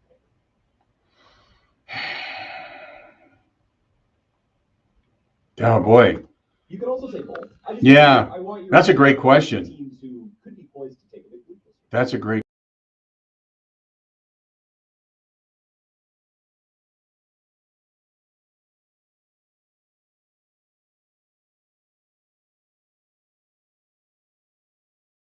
Say this, but I would probably say the Bears. Just because they've got a legitimate quarterback. They have got a pretty decent defense. They've upgraded their offensive line, and they're only looking to add pieces to weaponry for their quarterback and all that kind of stuff. So I mean, if I had to guess, I'd probably say the Bears. If I had to pick one or the other, you put a gun in my head. But yeah, that's kind of the direction I would go. So that's where I would stand right now when it comes to. Boy, that's a tough question because they're doing some good things in New England, and New England's still got a ton of money. They spent some money this offseason, and they've got that ability to be able to get that. But boy, I'm going to say the Bears. I'm going to go with the Bears. I also feel like if the Bears are good this year, part of it is, okay, well, they course corrected. They should have been good last year, and it's just kind of finally now delayed. It's coming through. I think they should have taken maybe not a jump to the playoffs or to winning playoff games last year, but they shouldn't suck nearly as bad as they did. Those are 2 teams that I'm interested to watch because they both brought in new coaches, and you think there's some talent there. The Patriots spending a good amount in free agency. Now, specifically to the Packers. You buy or sell it. Okay. People want to see the Packers take a pass rusher or a wide receiver at 23. Yep. I think we've talked about this. And we even mentioned a tackle yesterday, how we'd be okay with that. Buy or sell, you would roll your eyes and be frustrated if the Packers drafted any position other than pass rusher, wide receiver, and maybe an elite tackle if one falls. Yeah, I would be knowing what we know right now about some of the talent that is first round, early second round capable that you could grab that seemingly will be there. I would have to say that I'd probably look at the Packers as taking one of the. If they don't take an edge rusher, wide receiver, or even if they go in the way of, say, a big offensive tackle that's really going to lock down the left tackle position, I would be pretty amazed for the talent that we know is going to be there. I would be that would make me, Grant, on draft night. We're going to do the first round of the draft. Where we're going to do it, we're not quite sure yet. But the first night, and they say, and at 23, the Green Bay Packers select. And if it is, say, a linebacker or a defensive lineman or a safety or another tight end or another running back, I would be kind of like nodding my head like, okay, now I'm going to, especially if some of that talent that we talked about is there, you better be right. Because last year I wanted Cooper DeJean. No. We're not going to do that. We're not going to do that. We're not going to go in that direction. Not going to happen. No, we're going to take Jordan Morgan, a backup, tackle who could be a guard, who might be a tackle. Okay, maybe he comes and wins that job this year, but no. Cooper DeJean was there. He would have helped your defense magnificently, and you chose to pass him. I would say if you decide to take a guy that's not in that three category, I would then sit back and go, okay, now it's sink or swim time, because if the guy you just took doesn't start and is not an impact player, and this team pretty much ends up being the same as what they were the year before with a tougher schedule, which means maybe a loss or two less, it's stink on stuff, man. I'm going to go nuts. Especially if you see a guy like Ibuka or the kid out of Kentucky become a star corner and start just knocking passes down all over the place, or Ibuka is catching touchdown passes and running routes and advancing the football, I would go to bananas, because it's like, what are you doing? Either that, or I would say, I really now have to question your scouting department. I think it's time to start questioning, maybe not you choosing the guys, Goody, because you're getting all the information from the scouts, but at that point in time, I'd have to say, okay, what's up with the scouting department? Because you're clearly missing on a lot of these first rounders. I think I would accept a high level corner if one falls.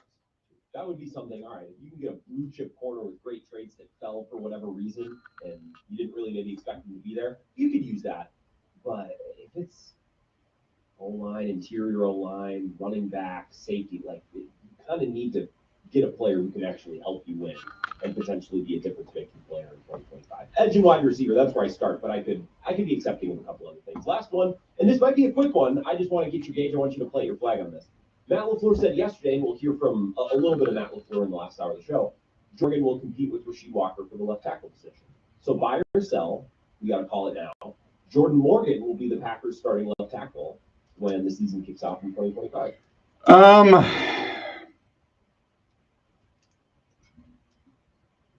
I'm going to say yes. I think it's because they want him to be.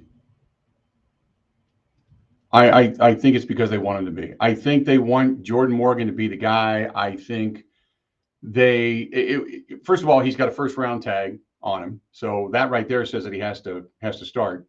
The second thing to me would be they're going to give him every opportunity in the world to press Rasheed Walker for that job. And for all intents and purposes, I mean, the guy's a big, strong guy. I mean, he impressed people a little bit last year early on in camp. So I think if I had to say here today, Jordan Morgan is going to be your starting left tackle, I'd probably say 60% of me says, I'm leaning more towards yes than no. So 55 to 60% of me says yes, he's going to be your starting left tackle. You think the Packers want him to be? I think the Packers want him to be. I don't think Otherwise, you're looking that too, but I think you're also looking at, if he's not your starting left tackle and he can't be your starting right guard, and you just picked up a guard in Banks to be on your offensive line, and you paid him free agent money, Elton Jenkins moves to center, then what did you do with a first round draft choice? I mean, it's basically an indictment on the choice that you made. Like this guy, a first rounder, you went to get, and he's still not impactful. And it's just, if it's 2 years of not playing, it's just a waste. Then that would carry the B word of bust. So that would not be good. It would be another in a long line of first round picks here the last couple of years that haven't really contributed. Right. At a high level. So Right. I don't know. That's going to be an interesting thing to follow, because I think this O-line is probably going to look different this fall because I think the Packers wanted to. Yeah. That's why they signed a guard and drafted Jordan Moore.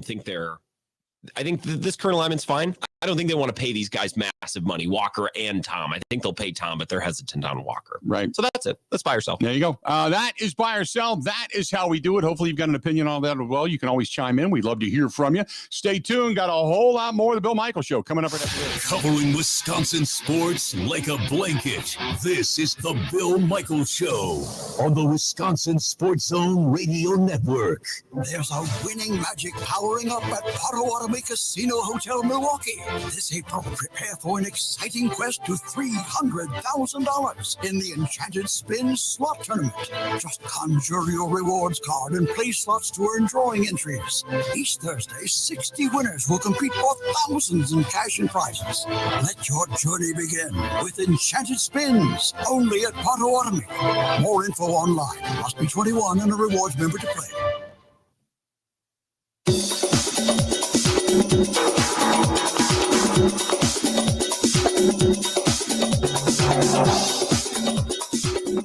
Bill Michaels will resume in 3 minutes.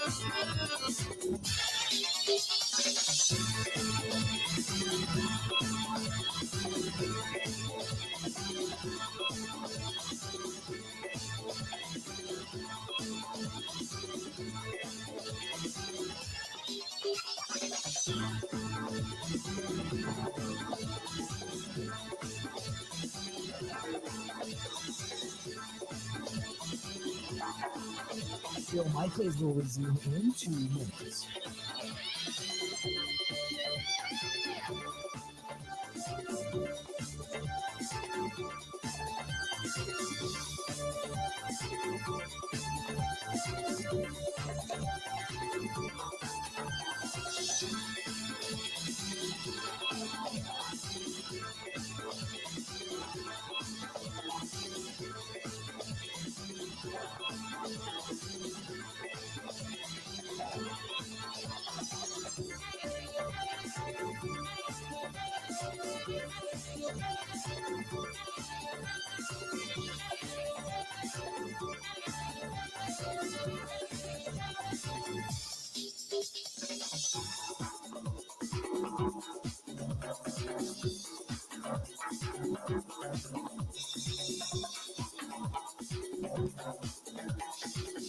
Bill Michaels will resume in 1 minute.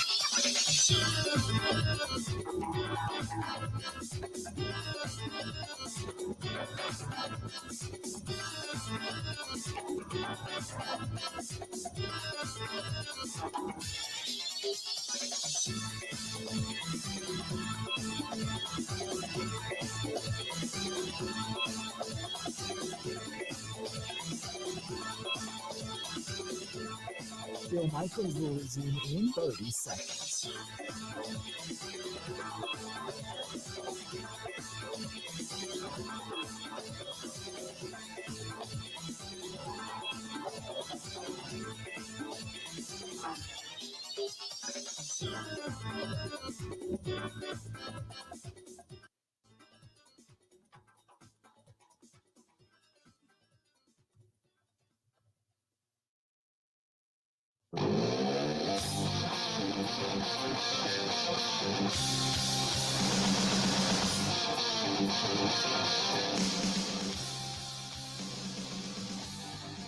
Welcome back.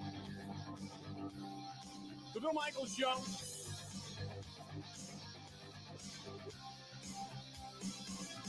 Give us a shout. Would love to hear from you.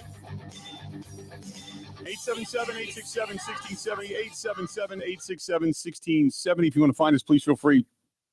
Again, go ahead and do so, 877-867-1670. And we'd love to hear from you after we just did the buy or sell. Always looking for a different opinion, something that's going to make me think.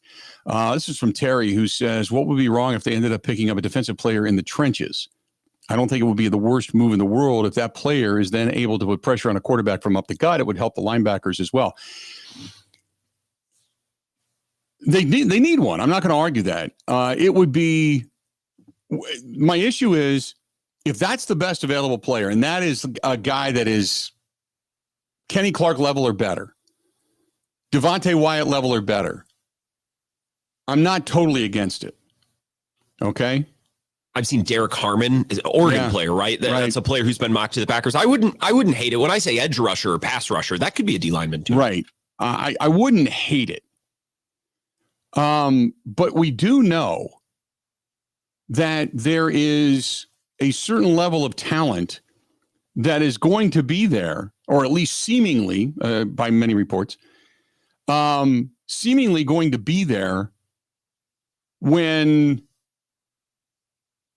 the Packers draft, that are hole fillers.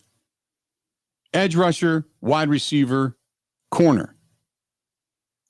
Where those were the three biggest areas of needs coming in to the offseason. So, again, it wouldn't kill me, but I would be surprised. If you're passing on some of these wideouts that may be able to help you, if you're passing on some of these corners, or let's just say an edge rusher that you really, and an edge rusher may not even be there. Somebody that has a level that is still, first round value, so to speak. But I think there's going to be some wide receivers that are going to be there. I really think, and again, I keep thinking about this. It was funny. I was just downstairs. I was downstairs real quick. I had to run downstairs and pick up a magazine that I wanted to check something in real quick. But on my windowsill, I've got a football that's signed by both Mike Sherman and Ron Wolf. And it was the last draft for the two together, okay, before Ron Wolf retired. And I just kept thinking of Ron. I immediately saw Ron Wolf's name, and I kept thinking Ron Wolf always said he wished he would have gotten more weapons for Brett Favre. You can never have enough weapons. You can't lose if you outscore the opponent. And I just keep thinking, that's the guy. You got to get that guy to help Jordan Love. Jordan Love was your big risk. Jordan Love was your franchise changer. Jordan Love started the clock on Aaron Rodgers. Jordan Love did all that. Get what the guy needs. And if you don't have a true number one, then just make the pool as deep as you can possibly make it, where you can throw anybody, anywhere, at any place, at any time, out there on the field, and you're just going to be able to run spaghetti all over the place, and somebody's going to be open, and you're going to help your quarterback. We got 3 hours down, for that matter, 3 hours down. And we've got a couple more, or one more yet to go. I don't even know where I'm at today. I don't even know what the day it was when I woke up this morning. So I'm just kind of having that Google moment where I've got to go and Google what day it is and where I'm at. I'm going to the Arctic Circle tomorrow, so I'm a little bit all over the place too. But I think the show has been good, and the Brewers are on. We're doing okay. It's moving right along. Still tied at 1 apiece, by the way, in the top of the fourth. Stay tuned. More of the Bill Michaels Show coming up next.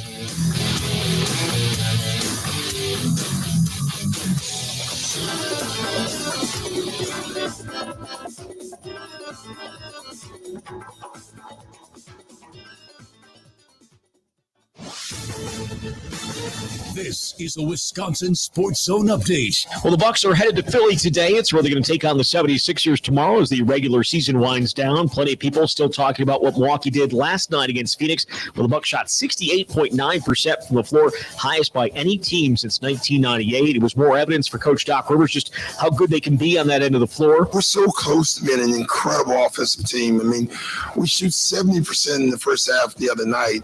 We shoot 68.9 tonight. Gosh, we can just rebound the ball and take care of the ball. We got a chance to break out and make a hell of a run here. We really do. Milwaukee's magic number to clinch at worst. The number 6 seed in the playoffs is 3. Could go as high as the number 4 spot with 7 games remaining. Again, they'll be taking on the 76ers tomorrow night. Turning to Wisconsin, a third player has entered the transfer portal. Forward Chris Hodges leaves after 4 years where he was never really able to crack the rotation, has 1 year of eligibility remaining. Wisconsin's now seen 9 scholarship players, 6 that exhausted their eligibility, 3 others that entered the transfer portal leave the team since the end of the season. We're on Mutual Insurance, keeping Wisconsin strong. Rural Mutual is the #1 farm insurer in Wisconsin for a good reason. As a company founded by farmers, they understand the ag industry and its challenges. Local agents offer farm families the best advice and personalized coverage. Visit ruralmutual.com to find an agent near you. Rural Mutual Insurance, keeping Wisconsin strong. Well, the NFL draft is getting close. Things get going in Green Bay 3 weeks from tomorrow. Packers going to actually have to start their first week of the offseason program virtually because the draft being in town. And the Brewers were in action this afternoon against the Royals, looking for a split of their 3-game series. With this Wisconsin Sports Zone Network update, I'm Zach Heil.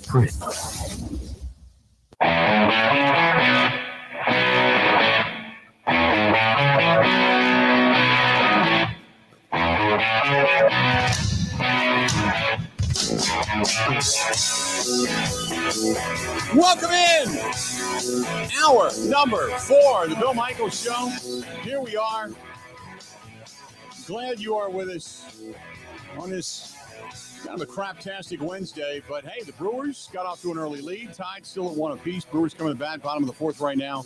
So knock on wood, they get the win. They win 2 out of 3 from the Royals. Suddenly you got a 2-game win streak. Things are looking a little bit better. You get a day off tomorrow. Here comes Cincinnati. Maybe you get 2 out of 3 against Cincinnati over the weekend. Bang, bang, bang. You're right back in it. You take it, right? You take it. Because if you get 2 out of 3 in this game, you'll be what? 2-5. And then you get 2 out of 3 against Cincinnati, you'll be 4-6. 4-6, and you're still climbing in the right direction. So take it. Brewers right now, 1 run on 4 hits. One of those, the 1-run bomb being the Jackson Churio homer that got out of there really quick. So good stuff there. Excited about all of that. 877-867-1670, 877-867-1670. Speaking of the Brewers, manager Pat Murphy talked about the Brewers pitchers yesterday because I'm telling you what, Chad Patrick goes out there and pitched big. Nobody knew who he was. Next thing you know, he's mowing them down and they get a win. What I've saw out of him so far is that a kid with really good composure and a kid that believes in himself. And we talked before the game about, it's your time, buddy. You can pitch well. That's up to you. Pitch well. The results you can't control. You can only control you executing pitches. If you execute your pitches, there's a good chance things will happen the way you want them to. And I think he did for the most part and did well. We had great relief performances and with men on base by Koenig and Uribe. Fantastic. To get, 3 outs out of those guys or 3+ outs out of those guys is important. I thought it was, great performance by 5 pitchers. You don't see that very often. All 5 come in and did a nice job. Good stuff last night as the Brewers got the win. Murph also says the righty Chad Patrick and catcher Eric Haas, they did as a battery together, did really well in kind of the pre-gaming and execution during the game of the Royals hitters. Kansas City's got a really good lineup, and for him to go through it the way he did, and Haas deserves some credit too. His first game starting back there, did a really nice job. He followed the game plan and did a really nice job. The game last night, it was a typical Brewers game. It was a game in which the Brewers have kind of played all last season long. The way, you get one bomb, you put pressure on the defense, you get guys on, you move them with base running, you make guys come up throwing really, really quick because they know you've got speed on the base paths. They turn it into an error. Brewers score a couple more runs, and all of a sudden, you're 5-0, and you're walking away with a victory. And he said, look, even with the early lead, it was still somewhat of a tight ball game. The whole game felt tense, and I'm just proud of our guys. Everybody contributed. Look at Trang, just on base all the time. Even the scrappy at bats, the fielder's choice, getting down the line, whatever, scoring runs. Williams' big walk. William had a huge walk after Yelly there that just set up so much for us. The defensive plays we mentioned by Dunn and Churio, but also Capper had a couple great plays. Ortiz is playing great short. Hoskins' big hit, the big time. He lined out earlier, if you remember. And then to get a big hit up the middle. Yeah, a lot of good moments. Eric Haas last night, as he had mentioned, got the nod, and William Contreras ended up being the DH last night. So what went into that decision to be able to say, I'm going to change things up a little bit. I thought Hossie was great. I just really do. I think he controlled the game. He knows Chad Patrick. I think it was the right move to catch him with his familiarity. It's tough when you've caught a kid twice in spring training, and I thought it was a good time to give William a day off from behind the dish, and with Eric's familiarity with him. And then Hossie coming through with a big homer, which really doesn't surprise me. The kid's sneaky, done that a lot in his major league career. Yeah, he came out with a homer last night, and that's I mentioned that they got a couple of them. The other one being the big bomb from Christian Yelich, who just jacked the hell out of one last night. So it was good to see him turn on one and get his dinger this season. And he also talked about the return of Abner Uribe. Uribe came in, and they were, not only was he throwing heat, but he had heat with movement. So it was good to see Uribe come back and talk about coming back from injury and the suspension and all of that. Maybe the biggest moment that he kept his emotions under control, and for the most part, and attacked the zone. He just attacked the zone. Strike one. That whole race to 2 strikes thing is a real thing. It seemed like in these first games we were behind in the count, endlessly. Like every hitter, it seemed like we were behind in the count. So I really thought Abner of everyone probably threw the ball the best. More than anything last night, and I think we can all agree on this, is finally getting a win. To stop the bleeding, kind of an ugly start this season. The fact that the pitching staff had been, up until last night, so bad, and just giving up runs in bunches. But to be able to shut down Kansas City last night and not give up a long ball, not give up anything, really, a couple of threats in the game, and that was about the extent of it. Just getting the first win of the season, what does that do for the alleviation of the mood in the clubhouse? It's huge, and it means a lot for the locker room, and they can relax a little bit and breathe somewhat. We got a game tomorrow morning, so we all got to get a good night's sleep. But sure enough, it does a lot. It does, and you could see it when guys coming out of the dugout and after the final out to try to high five the teammates and go, okay, finally we got this behind us. Uribe, by the way, spoke after the ball game, and he talked about just finally being back after everything had gone on. I feel great. I feel great today. Tim Murphy gave me the opportunity to be back here. So it's a long time. That's all that I had to say. Long time, but now I'm here. Chad Patrick, he's talking about Jonathan India, because India, despite being sent home Monday with the flu, Chad Patrick talked about facing Jonathan India, who'd been, pretty hot. Honestly, I felt settled right away, except the first 3 pitches. Came back on India there, challenged him. But honestly, yesterday was pretty down bad. I was kind of sick, and found a way to get in there today and get a nice win for the team. You get out there after being sent home, and India's your first batter, and he's been, playing pretty well and hitting really well for the Royals. So when Patrick took the mound, was it kind of hard to, fight off the nerves a little bit, after being sent home on Monday and dealing with that flu bug and everything? Was it a little bit difficult? Yeah, usually, day before I start or the day of my starts, I'm really anxious. I gag a lot. But I was just trying to get better and get healthy. And the rest was good. Paid off. I gag a lot before the show, just about 9:55 to 10:02. Yeah. It's a dry heave all the way through the opening of the show. I get it. Ebo will be doing his last segment. I'll be around the corner. Yeah. Yeah. I just get nervous. That's usually just because of the smell in the studio. Multifaceted gag, yeah. Real quick, catcher Eric Haas getting the start, and what it kind of, more so than anything, the pitch that he saw that he drilled deep to left field for the solo shot. Changed up down. Really wasn't looking for it. I know Michael before, caught him with Detroit, great guy.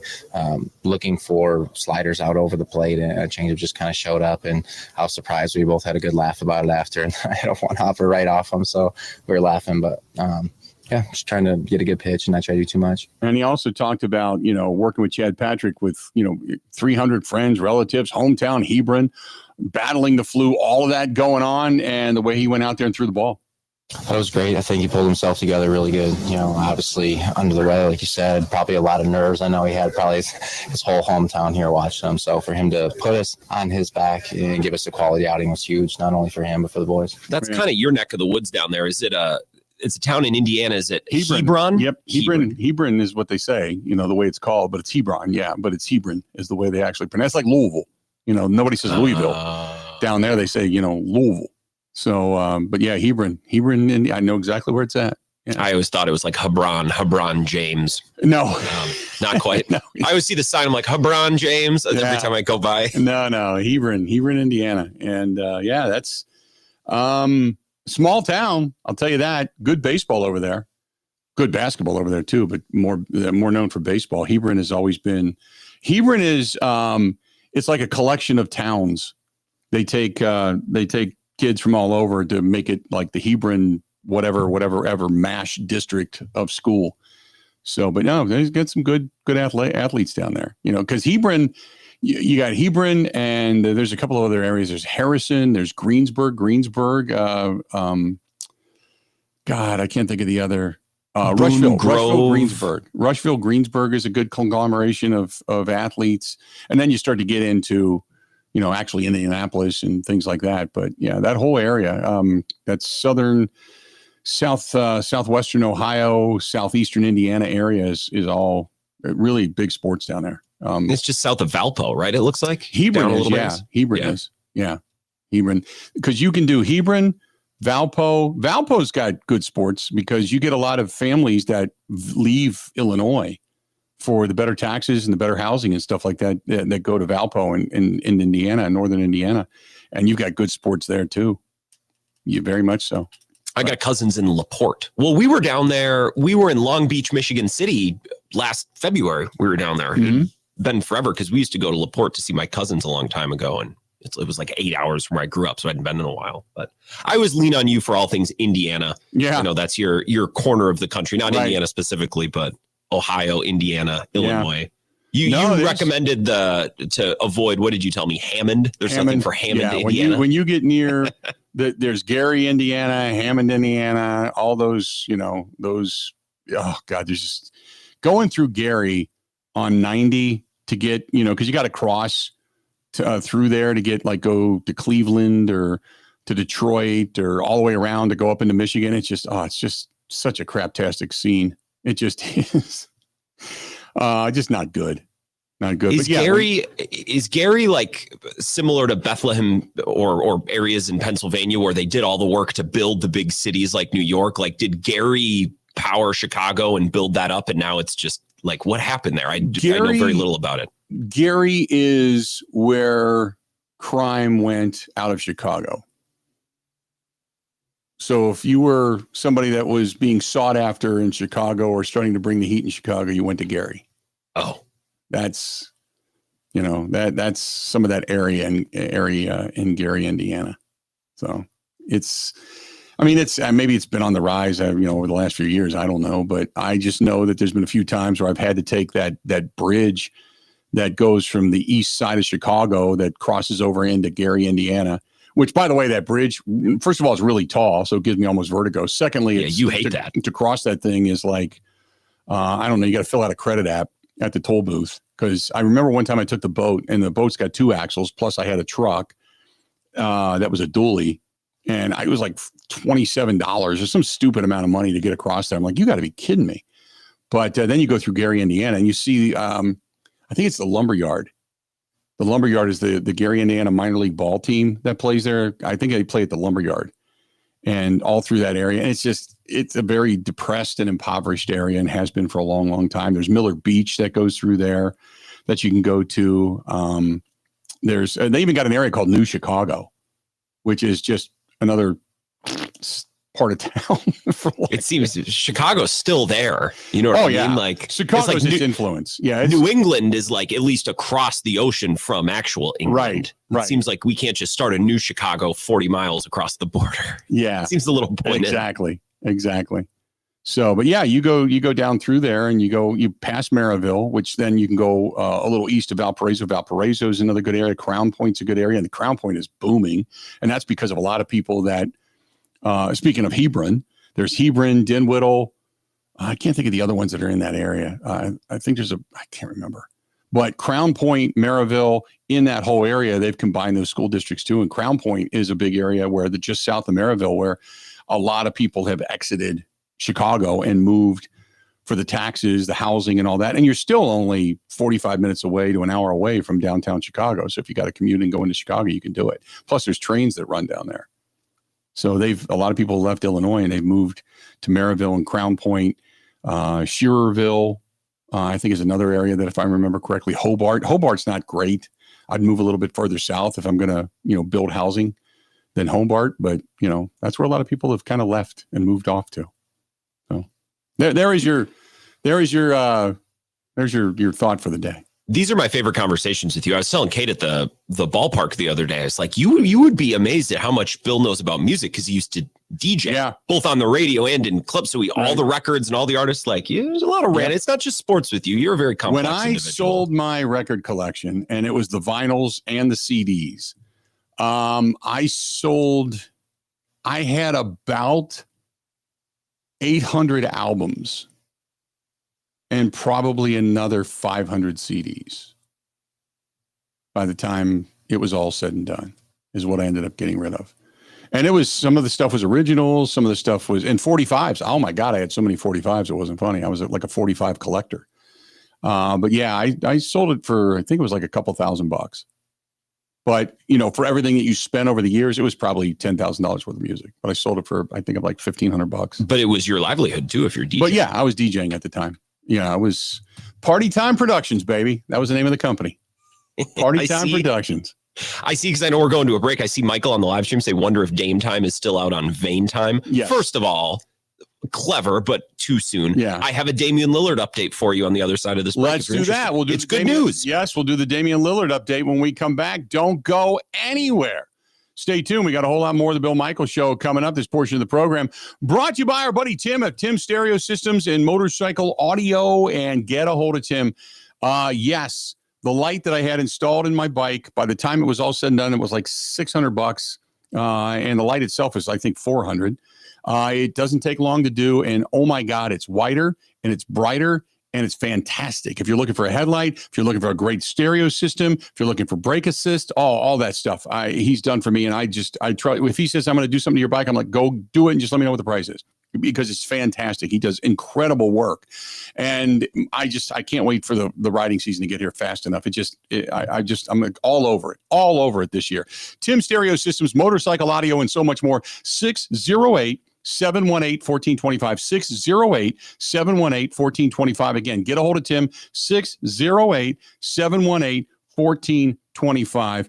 Give him a call. You will not regret it if you're a motorcycle owner. I'm telling you, we all treat our motorcycles like our kids almost. He will take great care of you. 608-718-1425. Covering Wisconsin sports like a blanket. This is the Bill Michaels Show on the Wisconsin Sports Zone Radio Network.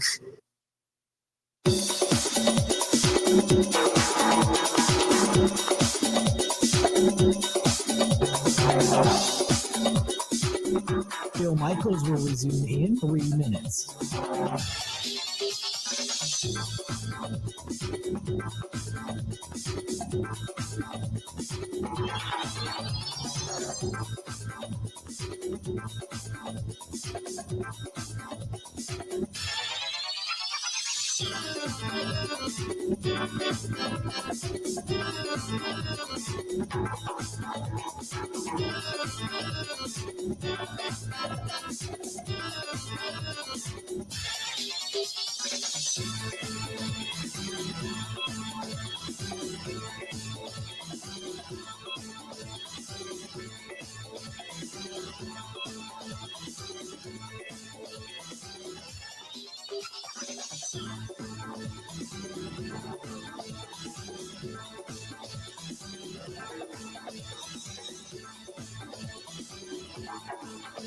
Bill Michaels will resume in 2 minutes.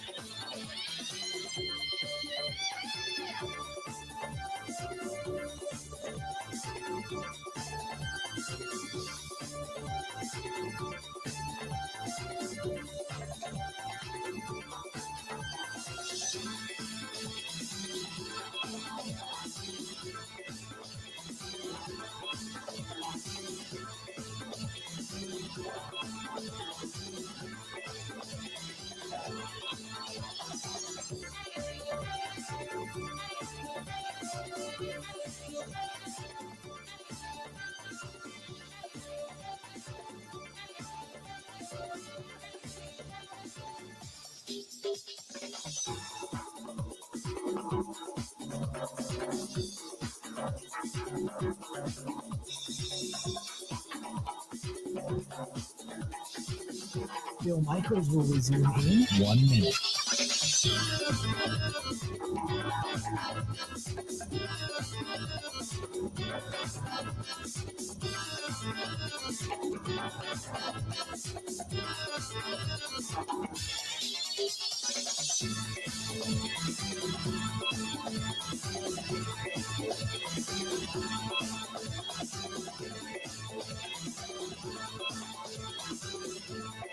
Bill Michaels will resume in 30 seconds.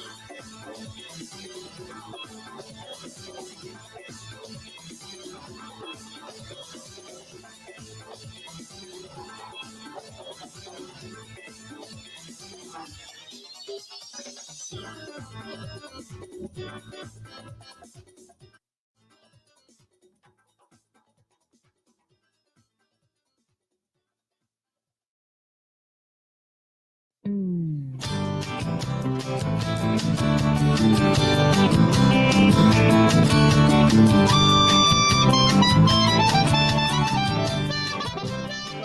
to remind you, coming up, summertime and everything that goes along with it and all the festivals, and there's going to be a big one. It involves beer and potato pancakes and pretzels and all that good stuff. That is our friends at German Fest, a Milwaukee tradition in the lakefront.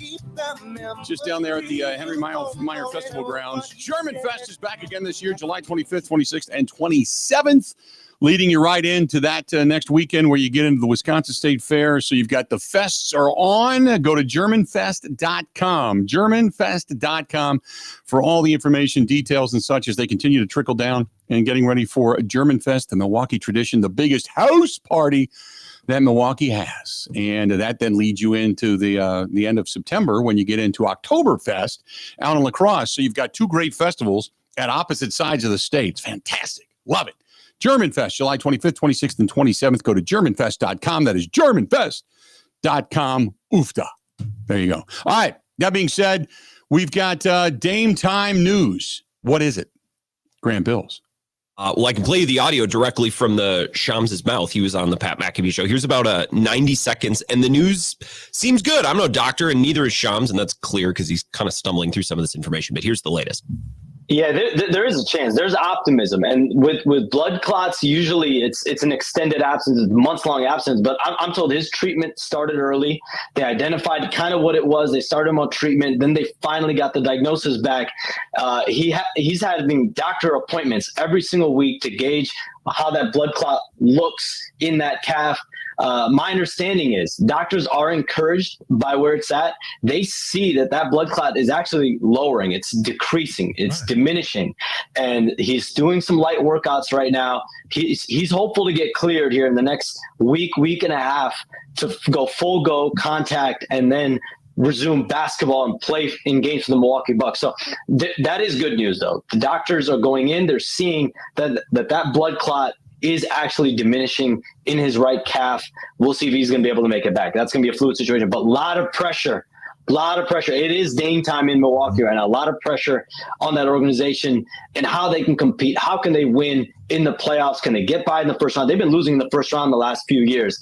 And when you have a team with Giannis Antetokounmpo, Damian Lillard, two top 75 all-time greatest players, with Doc Rivers as your coach on a 4-year, $40 million deal, that's just not going to cut it. And we know Giannis has come out. He has said, I want to be somewhere where we're pursuing championships. I'm told every summer he's going to look at where am I going to get the best long-term sustained winning. Will that be in Milwaukee? We'll see.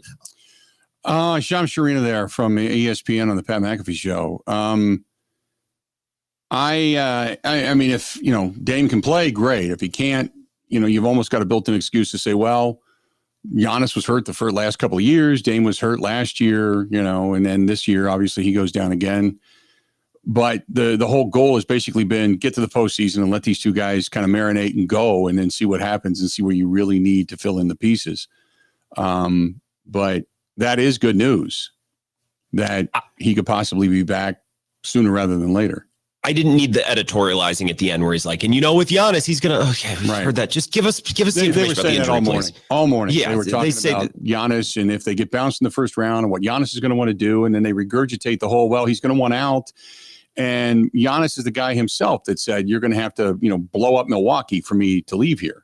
Yeah. So but they're like, well, how long is he going to put up with this? And John Horst and, the ownership, and they're on the hot seat, and Doc Rivers.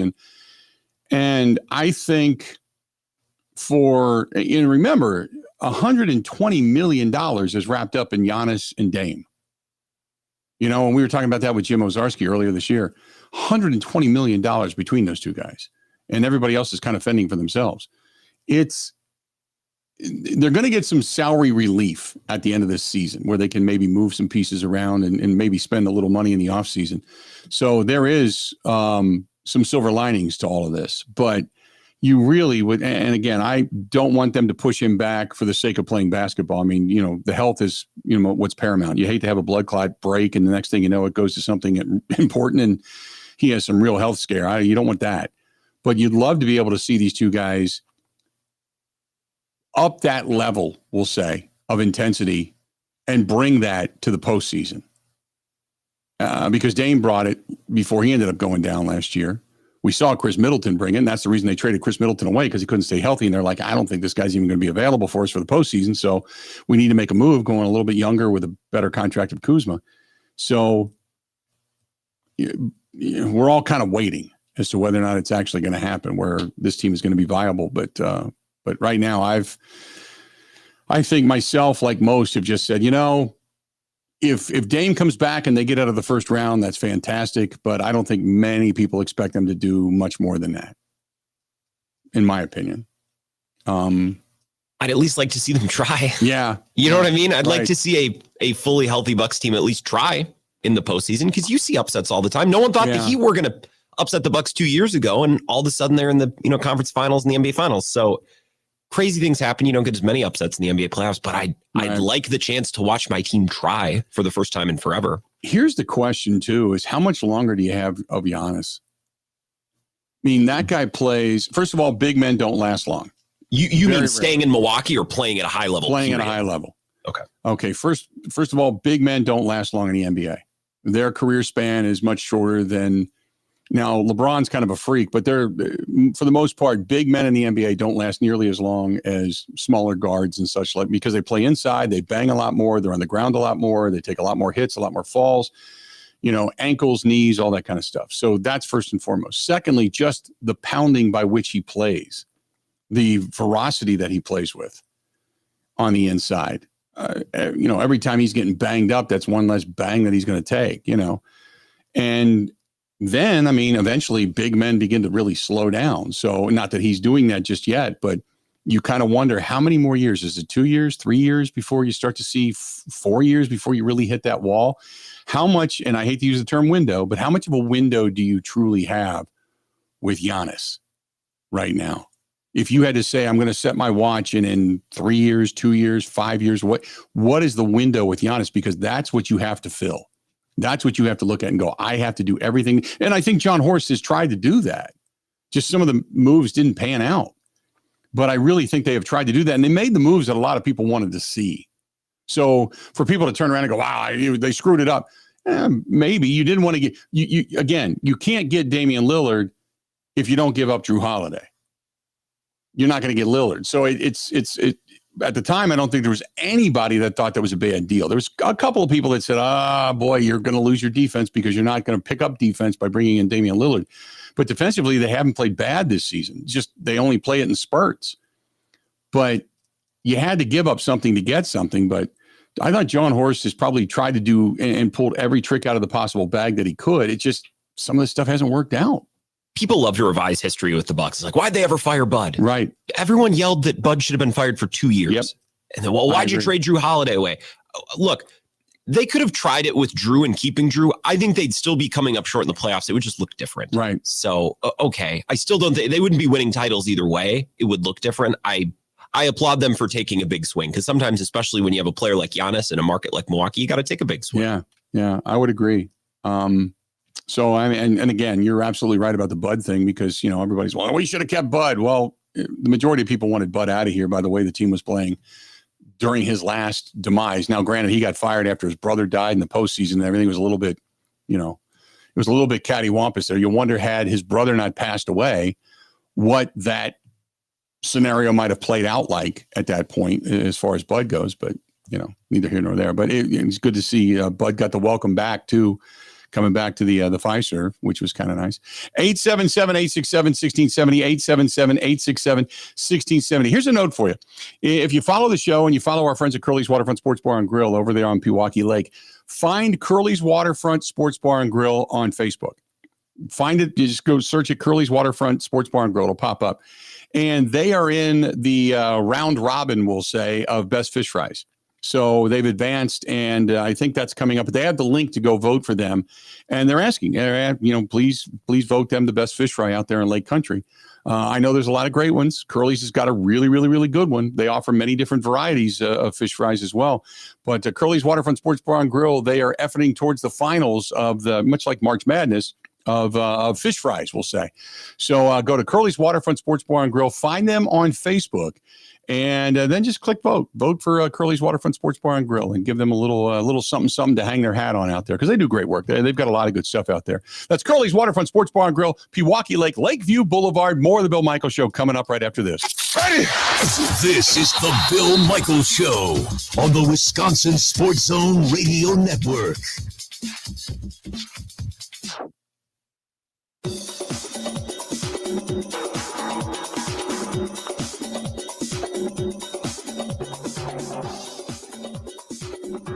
Bill Michaels will resume in 5 minutes.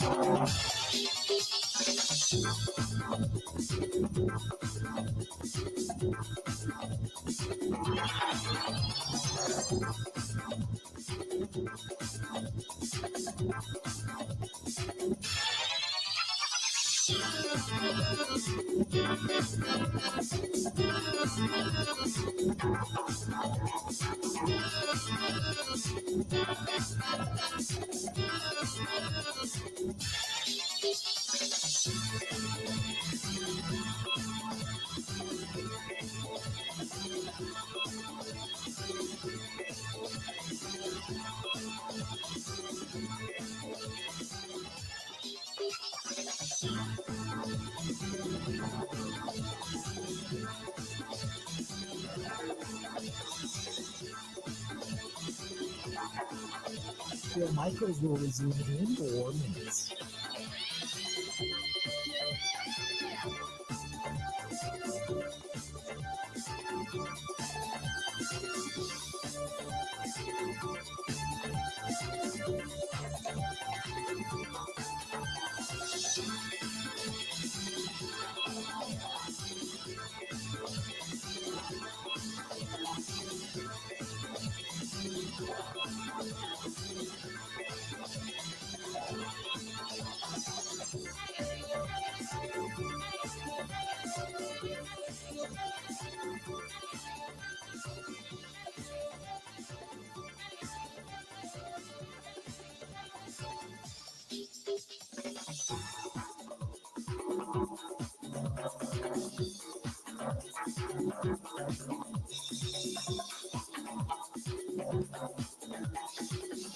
Bill Michaels will resume in 3 minutes.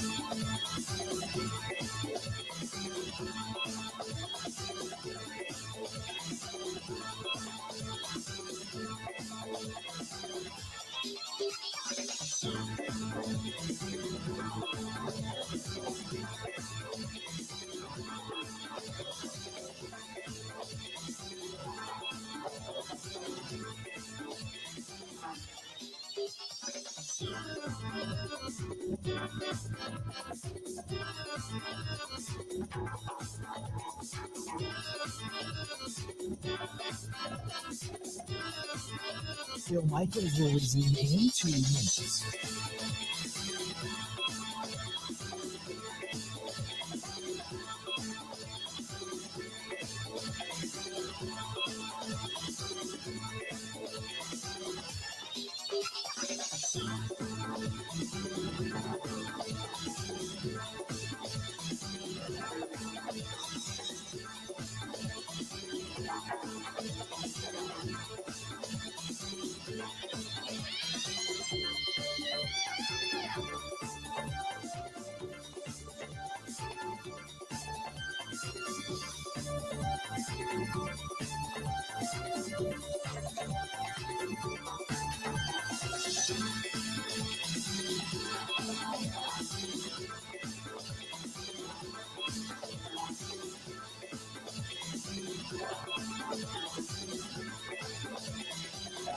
Bill Michaels will resume in 1 minute.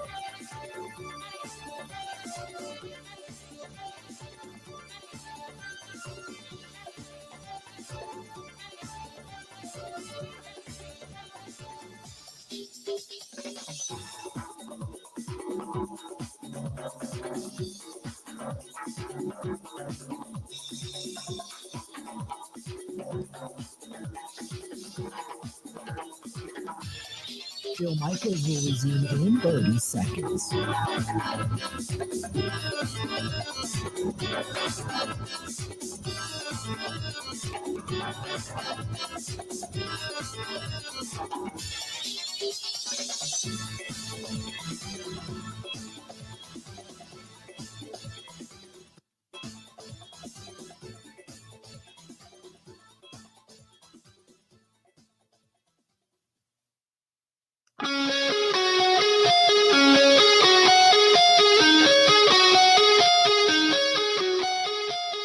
Looking forward to riding season big time. Can't wait to get out. We got some charity rides we're going to go on. Cause for Heroes, which is always great. Got a couple memorial rides we're going to do. We got the Big River Rally coming up at the end of June. We're going to be back in La Crosse this year for that. And then obviously the Big Unit Poker Run, our 18th annual, coming up on the Sunday, August 31st. That's Labor Day weekend, Sunday, August 31st. Our 18th annual this year. Big Unit Poker Run, and still don't have the details on that. We're trying to figure everything out. But nevertheless, can't wait for riding season. I mean, if you're looking for anything regarding your motorcycle or anything else for that matter when it comes to riding attire, a great partner to work with, a good family-owned Harley dealer that is Suburban Motors in Thiensville, Wisconsin. Go to suburbanharley.com. That is suburbanharley.com. They always have something going on over there, whether it's, kind of infomercial, so to speak. You can go there live and see it in person for all the different products that Harley comes out with, or maybe some of the aftermarket dealers that they deal with out there, or some of the new motor clothes that are coming in. I just, that shirt that I was wearing the other day that so many people complimented me on, the Harley shirt, that just came in. They just unboxed that shirt the day that I was out there. They're at 139 North Main Street in Thiensville, Wisconsin. Go to suburbanharley.com, suburbanharley.com. Todd is the GM out there. He's the head man, and he's the guy you get a hold of, and then he'll talk to you and make a good relationship with you and pass you off to people that will make sure that they get the deal done. And then you've got Todd, you've got the salesperson, you've got the service people. You're all friends for life, man, because they really do. They have top-notch service and they take care of their people. And that's hard to find, especially when you want to have somebody to believe in when it comes to your motorcycle, you know? So that's our friends at Suburban Motors. Suburban Harley Davidson. Go to suburbanharley.com. That is suburbanharley.com. Or call them direct, 262-242-2464. And this year, by the way, Wayne's Drive-In, which is up in Grafton, Wisconsin. And Wayne's has been an ice cream place for forever. It's a huge parking lot, but it's where everybody goes, up in that area where the Five Corners area is. And if you're familiar with it, you know what I'm talking about. If you know, you know. And they're going to do bike nights on Tuesday night up there. So that's going to be a fun place to go. They're going to put some music outside the ice cream joint. It's going to be like an old 50s style hangout. I'm kind of looking forward to that. A couple of Tuesdays up there. So that is suburbanharley.com on Main Street in Thiensville, Wisconsin. Again, go to suburbanharley.com. That is suburbanharley.com. So Bobby says we need cheap seats apparel as well.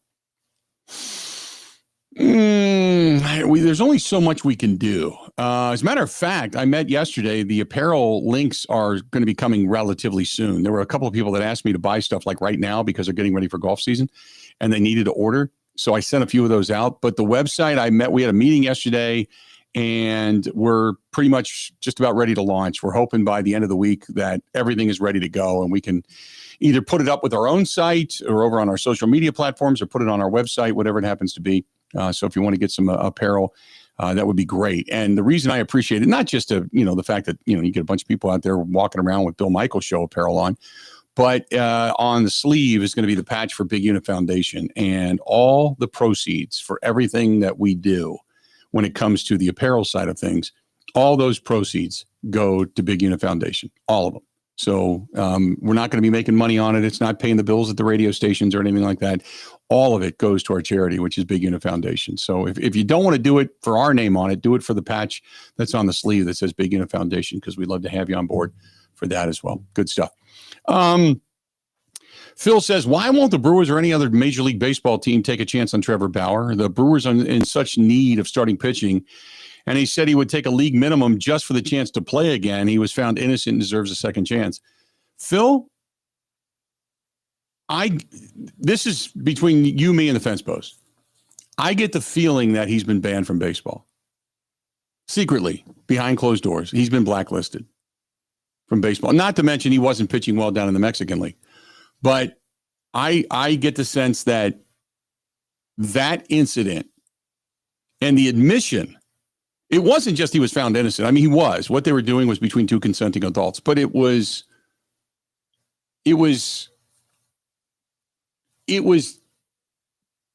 behavior that is condemned publicly. A lot of people do freaky stuff behind closed doors. Okay? Right? Everybody's got some kind of story about somebody they know that's done something, okay? And behind closed doors, you kind of giggle about it and you laugh. But you would never want that information to get out, right? Never. His information got out, and now he's kind of a pariah for it. Even though people have done a lot worse behind closed doors. He became the poster child of keep your private life private if you're going to be, off the rails a little bit. And he's been penalized for it. And then the way he went about it. Look, Trevor Bauer, from what I know, I don't want to say in my sources because that's not a great term because I know some of these guys. What I know when he was in Cincinnati, on one hand, some guys liked him as a teammate. As a teammate, is going about your business, but they weren't hanging out with him. He was kind of rude, kind of nasty, kind of self-absorbed. And some guys just thought he was a jag. And between that, the fact that you're not Trevor Bauer going back to, 5-7 years ago, and you carry the public baggage around with you, even though you were found innocent, and proven via her emails and text messages to her friends to be innocent. And basically, she ruined your life as a pitcher in Major League Baseball because you had a huge contract with the Dodgers. And had that never cropped up, then he'd still probably be pitching somewhere. But all of that came to light, and I think teams are just staying away. I got to think that if he had anything really relevant in the tank, it's kind of like Colin Kaepernick. Okay, different set of circumstances, but it's kind of like Colin Kaepernick. If Colin Kaepernick was great, then teams would have said, well, we can ignore the baggage, right? We'll bring him in. We'll ignore the baggage. But if you're adequate or less than adequate or nobody really knows anymore, and the baggage walking through the door is the first thing that comes through the door rather than your ability, teams don't want to take a chance on that. Teams don't want that. They don't want that messing up a clubhouse. They don't want other players trying to answer questions about you from the past that maybe they don't even know. You got to almost give PR 101 to everybody in your clubhouse because they're going to have to answer questions for when you just put your foot through the door. And that's why it's just, for many teams, it's not worth it. So did Major League Baseball put out a memo that said, don't pick up Trevor Bauer? No. But is there a wink and a nod? Yeah, probably. Each individual group is probably looking at it going, is the baggage, worth it for what he brings? And most people are like, probably not. Probably not. And you would assume that as decimated as the Brewers have been via the pitching staff, at some point, and this is probably a great question for Matt Arnold, at some point, you had to at least look over the fence to say, does this guy have anything? Can he help us in any way? And if he's got anything left in the tank, is it worth bringing him in just for a look? And if the answer is no, then you say, okay, what have you seen? Is there just nothing there? Is the arm not lively? Is the breaking ball not breaking? I mean, what is it? Have you seen him up close and personal? Or are you just deciding we don't want that in our locker room? And if that's the case, then you understand it, That's it. 877-867-1670. Because as far as I know, Grant, nobody has taken a flyer on Trevor Bauer, or nobody's even really, as far as I know, even went to see him pitch. I don't even know where he's at right now. He's in Japan. I just looked it up. Japan? He's also injured. I don't think he's good. I don't think he's good. I just don't think he's got anything left. So some team might do it. It's very not Brewers. And we talked about this with Matt Arnold last summer. He was available in the dugout one day. I was there and he talked about it, like, things that he's heard and, he's pretty open, especially when you're just standing there chatting and it's not, a million recorders in his face.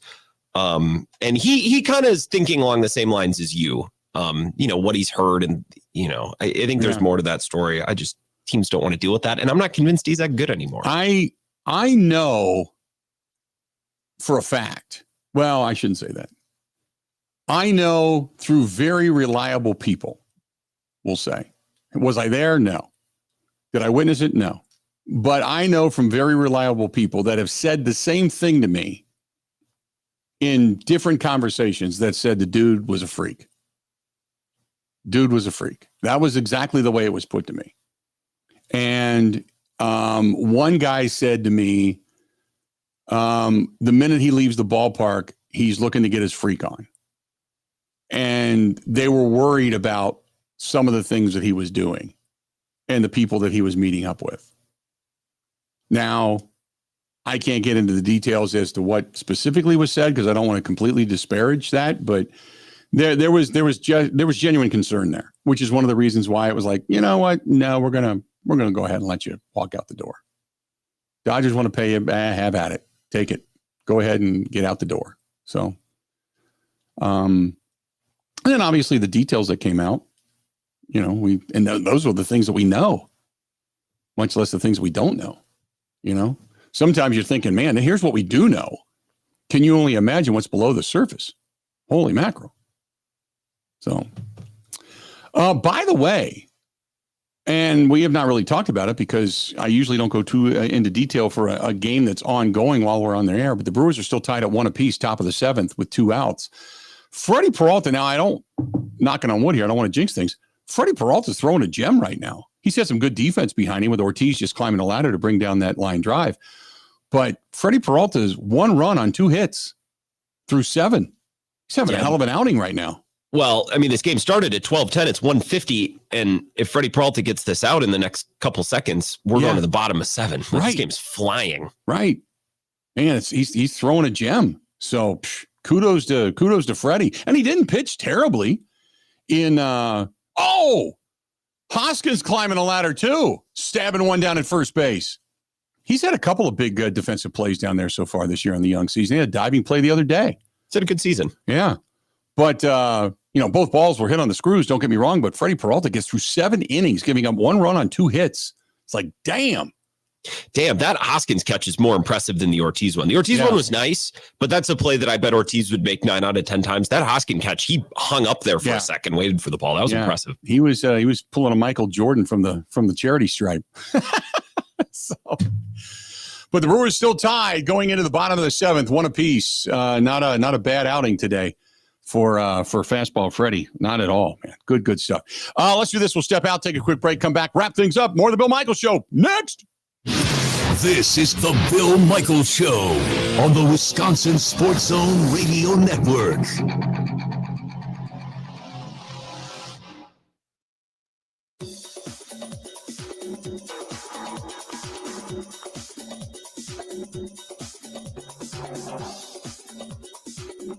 Bill Michaels will resume in 3 minutes.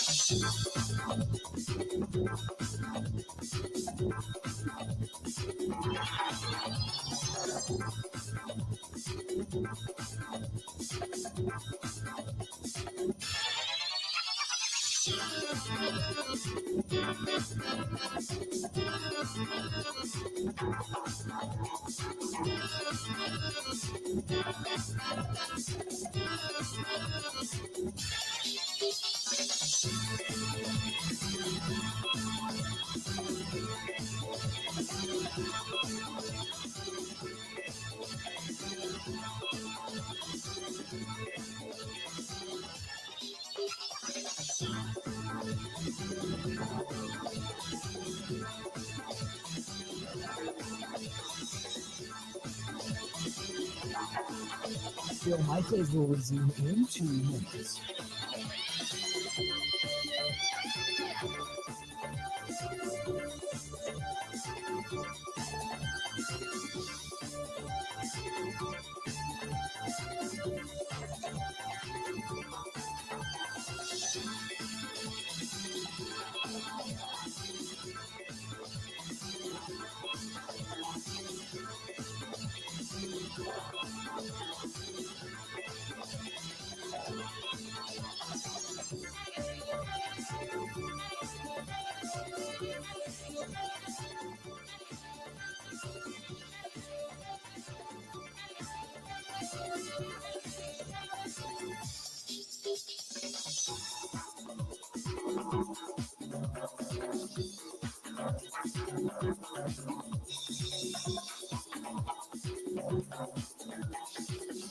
Bill Michaels will resume in 1 minute.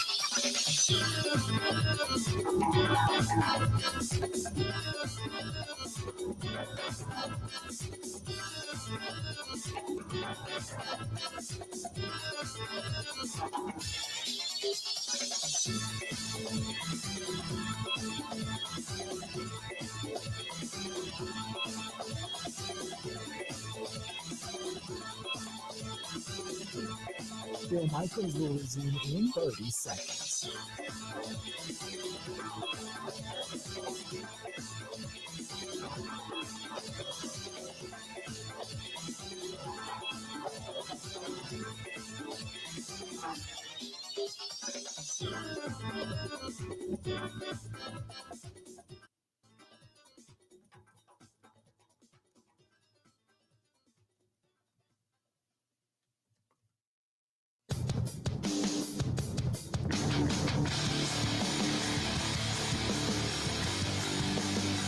Great place for entertainment in general, whether it's going down to the sports book and watching your favorite game, your favorite team on that giant screen TV they have down there. I can't even call it a TV. That's just a giant screen. It's just enormous.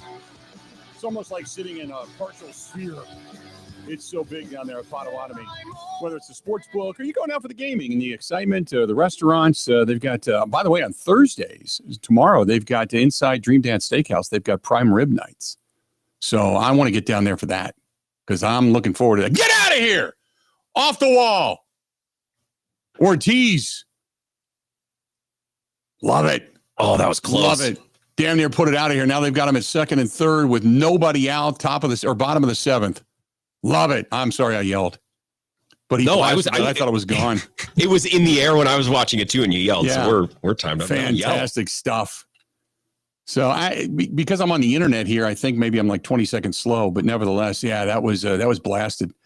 He's probably about 3 feet away from putting it into that Aurora Healthcare landing zone out there in right field. Yeah, about 2/3 up the wall, it looks like. So and more Garrett than a couple Mitchell inches. Kind of like stutter step a little bit because he wasn't quite sure if it was going to be caught at the wall or not. So he didn't score on that. But yeah, now you just need a base hit, bring in 2 runs, win this damn game, have the 2-game win streak, get to Thursday, breathe a little bit. Cincinnati comes to town on the weekend. Hell yes. That's our friends at Potawatomi Sportsbook. They bring you that startling moment. 13 restaurants, music, hotel, the bars, all of that under one roof. Go to paysbig.com. That is paysbig.com. Again, paysbig.com. Good stuff. That was that even scared me in my ear. So. I know Murph is tempted to have Terang drop one down. I know. It scares me a little. I know. Yeah, and Terang squared on the first pitch too, or on the second pitch on the 1-1 the 1-0 offering. So you can be damned if you do it and damned if you don't. Like you can mess up swinging away. You can mess up trying to get a bunt down. There's lots of ways to try to get a run home. So before we get out of here, you're off. You're gone now tomorrow, Friday, and then all of next week, right? Yeah. Heading to my show will be back late next week, but I will be in La Crosse. I'm doing a couple shows over there. And then I'm doing that Packers event for the Hunger Task Force. Right. Next Thursday. Yeah. So the time change might kill me. That'll be interesting. So who's doing your show while you're gone? Be a good question for Ebo. As he is the director. He's the boss around here. Okay. Yeah. So it'll probably be some combination of Zach, some pre-recorded segments from the rest of the day. Is it the Kate Gunderson show? If she wants to do it, I'm sure she's more than welcome. Kate's not ready to come out of the pen yet, I don't think, but she can certainly she can certainly whisper alongside. That's for sure. I don't know if she's ready to host her own show yet, but she's ascended the ladder rather quickly in our world, as they say. So, which, by the way, she will be in tomorrow and Friday. Correct me if I'm wrong. Tomorrow, yes, John Cooper from Our Lads. I can't wait. John just got back to me. Tomorrow, 12:30 Central Time. Be tuning in. John Cooper from Our Lads Scouting Guides is going to be here, and we're going to talk with him about the Packers' needs and who is going to be available in his eyes for the Green Bay Packers in round 1 and who may fall to them in round 2. So we're going to go at least through that, but we want to start talking about some of the talent, some of the depth, some of the needs, at least from outside looking in from our friends over there at the Our Lads Scouting Guide. So all of that coming up tomorrow as well. I don't think we have anybody else booked as of yet. Jesse Temple for the last part of the Jesse Temple, hour. which he's going to be here to talk some Badgers. I forget about that. I shouldn't forget about that, but I did just because the Badgers aren't playing.